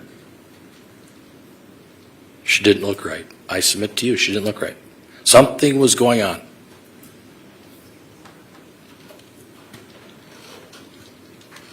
Did this happen when she was in a manic state or a psychotic state?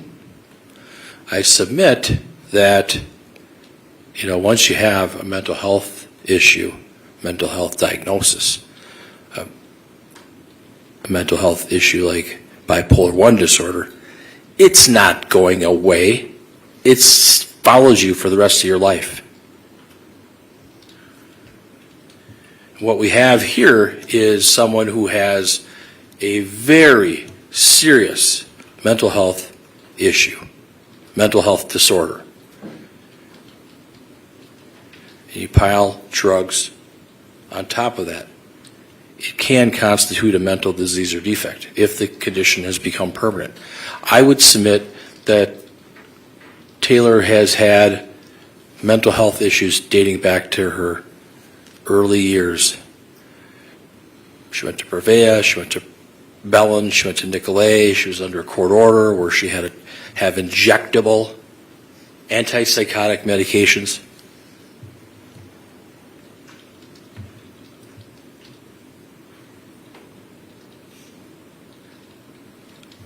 She apparently was psychotic when she was at the Nicolay Psychiatric Center. I would submit that it wasn't necessarily from drugs.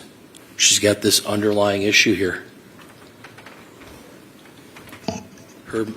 She has ongoing mental health issues. She's only 25 years old, and they've been going on since her youth. I would argue that the mental health issues that she has caused this whole situation, and that'll be something you have to think about. Is she able to appreciate, or was she able to appreciate, the wrongfulness of her conduct on February 22nd of 2022? Was she able to conform her conduct to the requirements of the law at that particular time? And you saw the video. We all saw it. It was very bizarre, very unusual, very odd, her demeanor.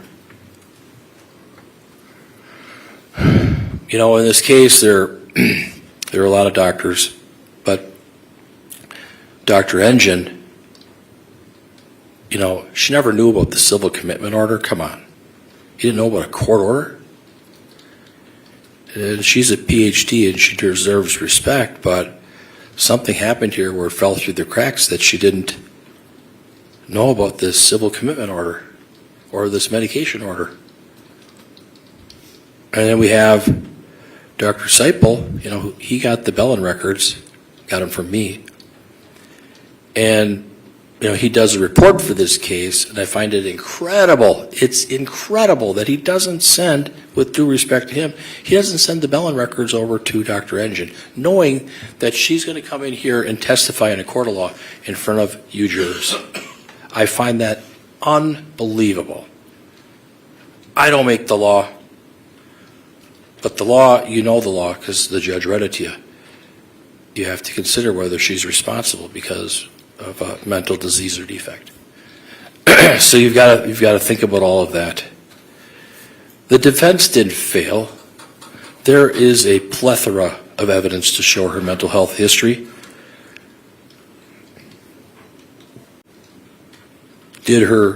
Was her bipolar 1 condition permanent? I submit to you that it was.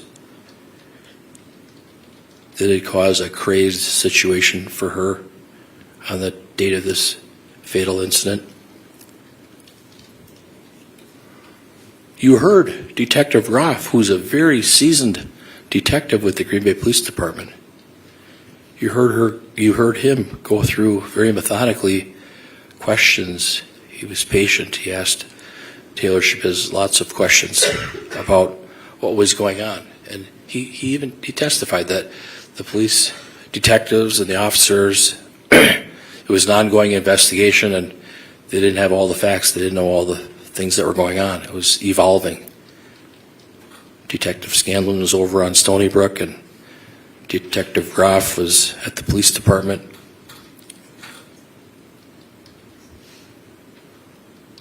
She told Detective Groff, I didn't intend to do this. Me and Shad were buddies. Words to that effect. So I submit that she did not want to do this.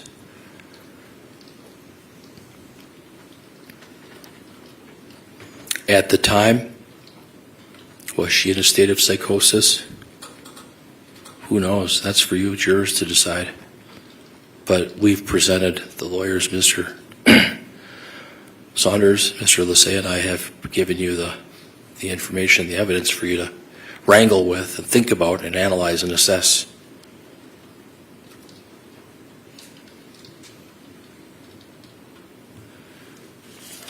I would ask that you consider the fact that Ms. Schabusiness was taking the antipsychotic meds, the injectable meds, when she was at Nicolay Psychiatric. And then once she was released, didn't take it anymore. We all know if you don't take your medications, you're going to have problems, especially if it's a mental health condition. If you don't take your high blood pressure medication, what's going to happen? Your blood pressure is going to go up to the sky and you could have a heart attack or stroke. Same thing rings true for other medications. And in this particular case, Ms. Schabusiness did not take these medications. So I would submit, her mental health problems, her bipolar 1, got worse and worse and worse and worse to the point where it went off the cliff. I would submit that based on everything that's been presented, I'd ask that you consider returning a verdict that she is not responsible for these crimes by reason of mental disease or mental defect as applied with the jury instruction. Thank you very much.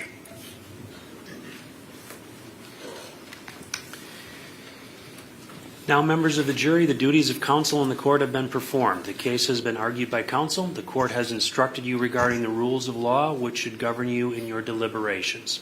The time has now come when the great burden of reaching a fair, just, and conscientious decision of this case is to be thrown wholly upon you, the jurors selected for this important duty. Do not be swayed by sympathy, passion, or prejudice. You will be very careful and deliberate in weighing the evidence.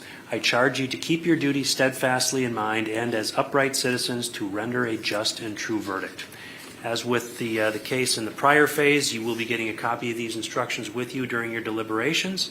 With that, I'd ask the bailiffs to step forward to be sworn.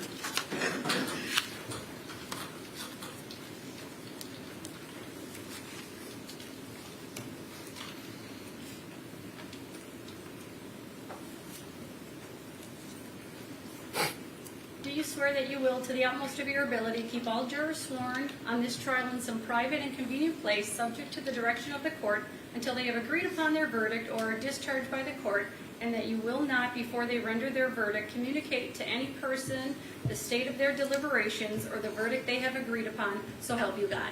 I do. All rise for the jury.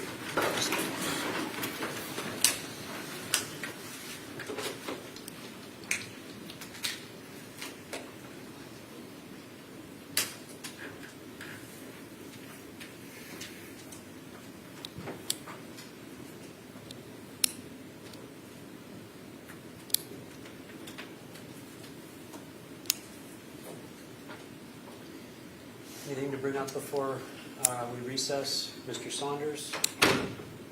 No. Mr. Freilich? No, Your Honor. All right, then I'd ask, as with the situation the other day, I'd ask if everyone remain around for 30 minutes until 6 o'clock or so. After that point, if you want to leave, if you could just leave a cell phone number where we could reach you. And with that, we are in recess. Thank you.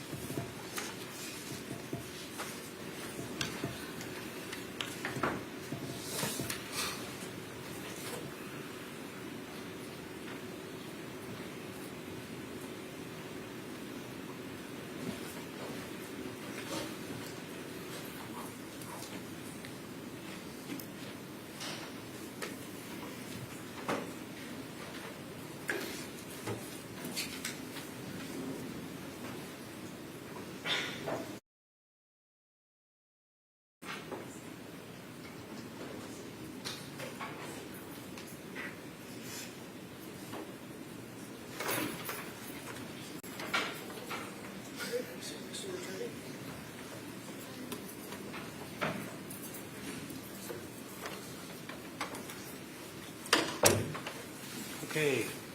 Anything to bring up before the jury comes back? Mr. Saunders? No. Mr. Freilich? No, you are. All right.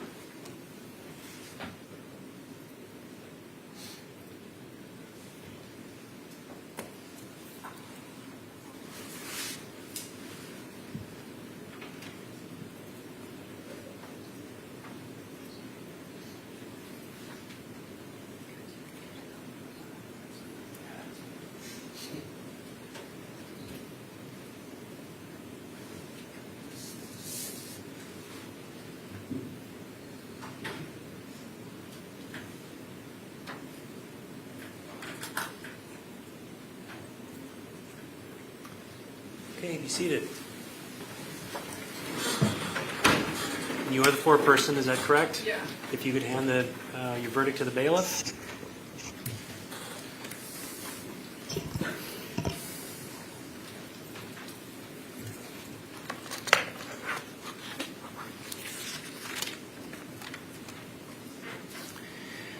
Okay. The verdict seems to be in order, and I will read it as follows. Question 1. At the time the crimes were committed, did the defendant have a mental disease or mental defect? Answer, no. There's no answer then for question 2. It is dated this date, July 27, 2023, signed by the foreperson. There were no dissenting jurors. Is there a request by either of the parties to have the jury polled? Mr. Saunders? No. Mr. Freilich? Yes. All right. We did this the last time, ladies and gentlemen. I'm going to poll you again. I'm going to start in the back. Ma'am, are these your verdicts? Yes. Ma'am, are these your verdicts? Yes. Ma'am, are these your verdicts? Yes. Ma'am, are these your verdicts? Yes. Ma'am, are these your verdicts? Yes. Sir, are these your verdicts? Yes. Ma'am, are these your verdicts? Yes. Start down here. Sir, are these your verdicts? Yes. Ma'am, are these your verdicts? Yes. Sir, are these your verdicts? Yes. Sir, are these your verdicts? Yes. Ma'am, are these your verdicts? Yes.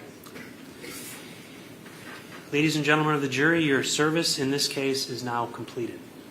Many jurors ask if they are allowed to discuss the case with others after receipt of the verdict. Because your role in this case is over, you are not prohibited from discussing the case with anyone. However, you should know that you do not have to discuss the case with anyone or answer any questions about it from anyone other than from the court. This includes the parties, lawyers, the media, or anyone else.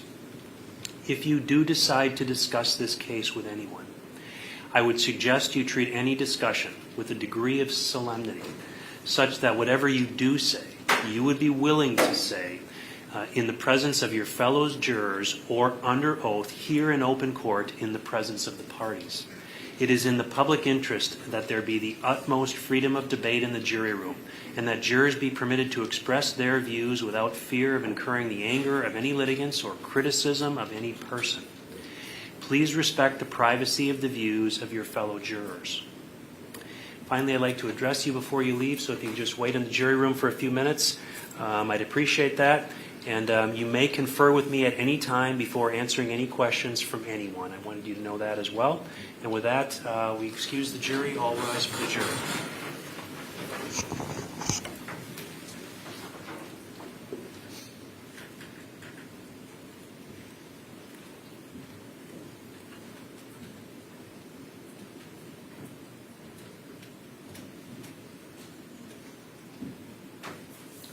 Be seated.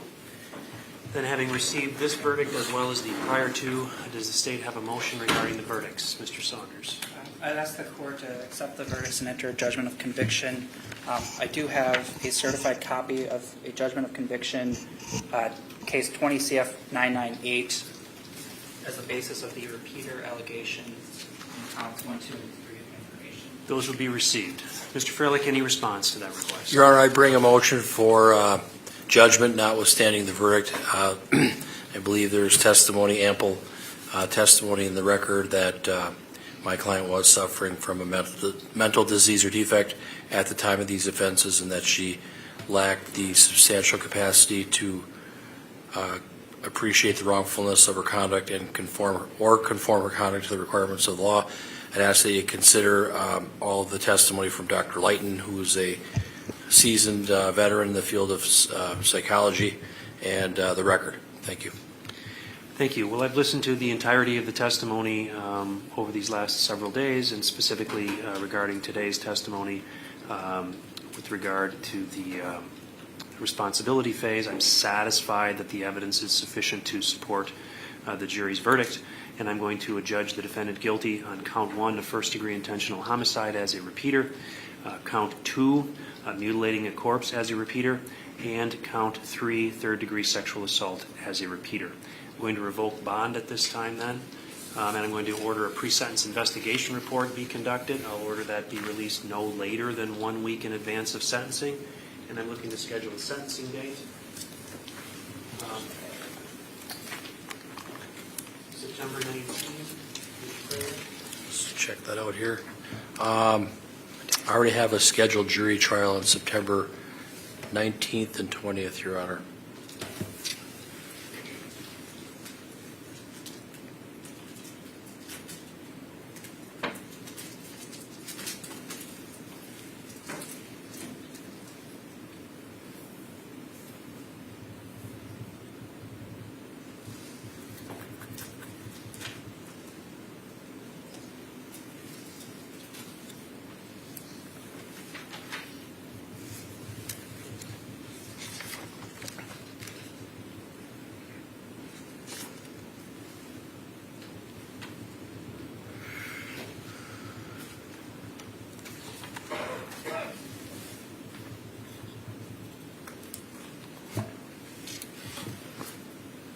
September 26th.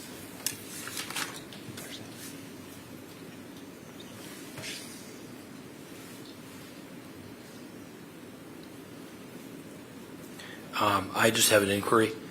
Would it be set for the whole day, for half a day? I've got hearings that day, but I could try to move some things around. I understand, Mr. Freilich, and I'd appreciate it if you could do that. That's 2 months out. I have things on that day too, and Yes. you might be getting a phone call. You might be getting a phone call from my office asking if one of these cases can be moved, which will be easy to get permission for me to do that. But I would schedule it for 8:30 in the morning. I don't know how long it's going to take, but I would plan on the matter taking the entirety of the day. Your Honor, I think I can move everything, but if it could it start at 9:30? Sure, I don't have a problem with that. 9:30 in the morning. Mr. Saunders, I see you checking in the back with, I'm assuming with the crime victim. Is that an acceptable date to schedule? Yes, I believe it is. Okay. September 26th, 9:30 in the morning. I'll have that scheduled for the balance of the day. 9:30. He asked for it to start at 9:30. Yes. All right, very good. Anything else before we adjourn? Mr. Saunders? No. Mr. Freilich? Your Honor, that pre-sentence report, if I only have a week, I can imagine this one's going to be long. Could I have a little bit more time, maybe get it 10 days before? I will. Here's what I'm going to do. I'm going to order that it be released no later than 2 weeks in advance of sentencing. Okay. This hearing is about 2 months out.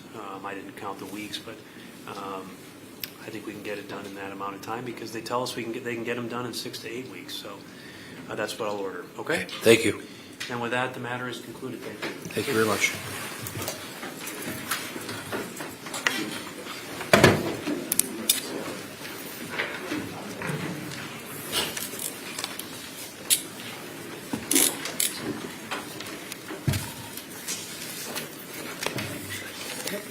second?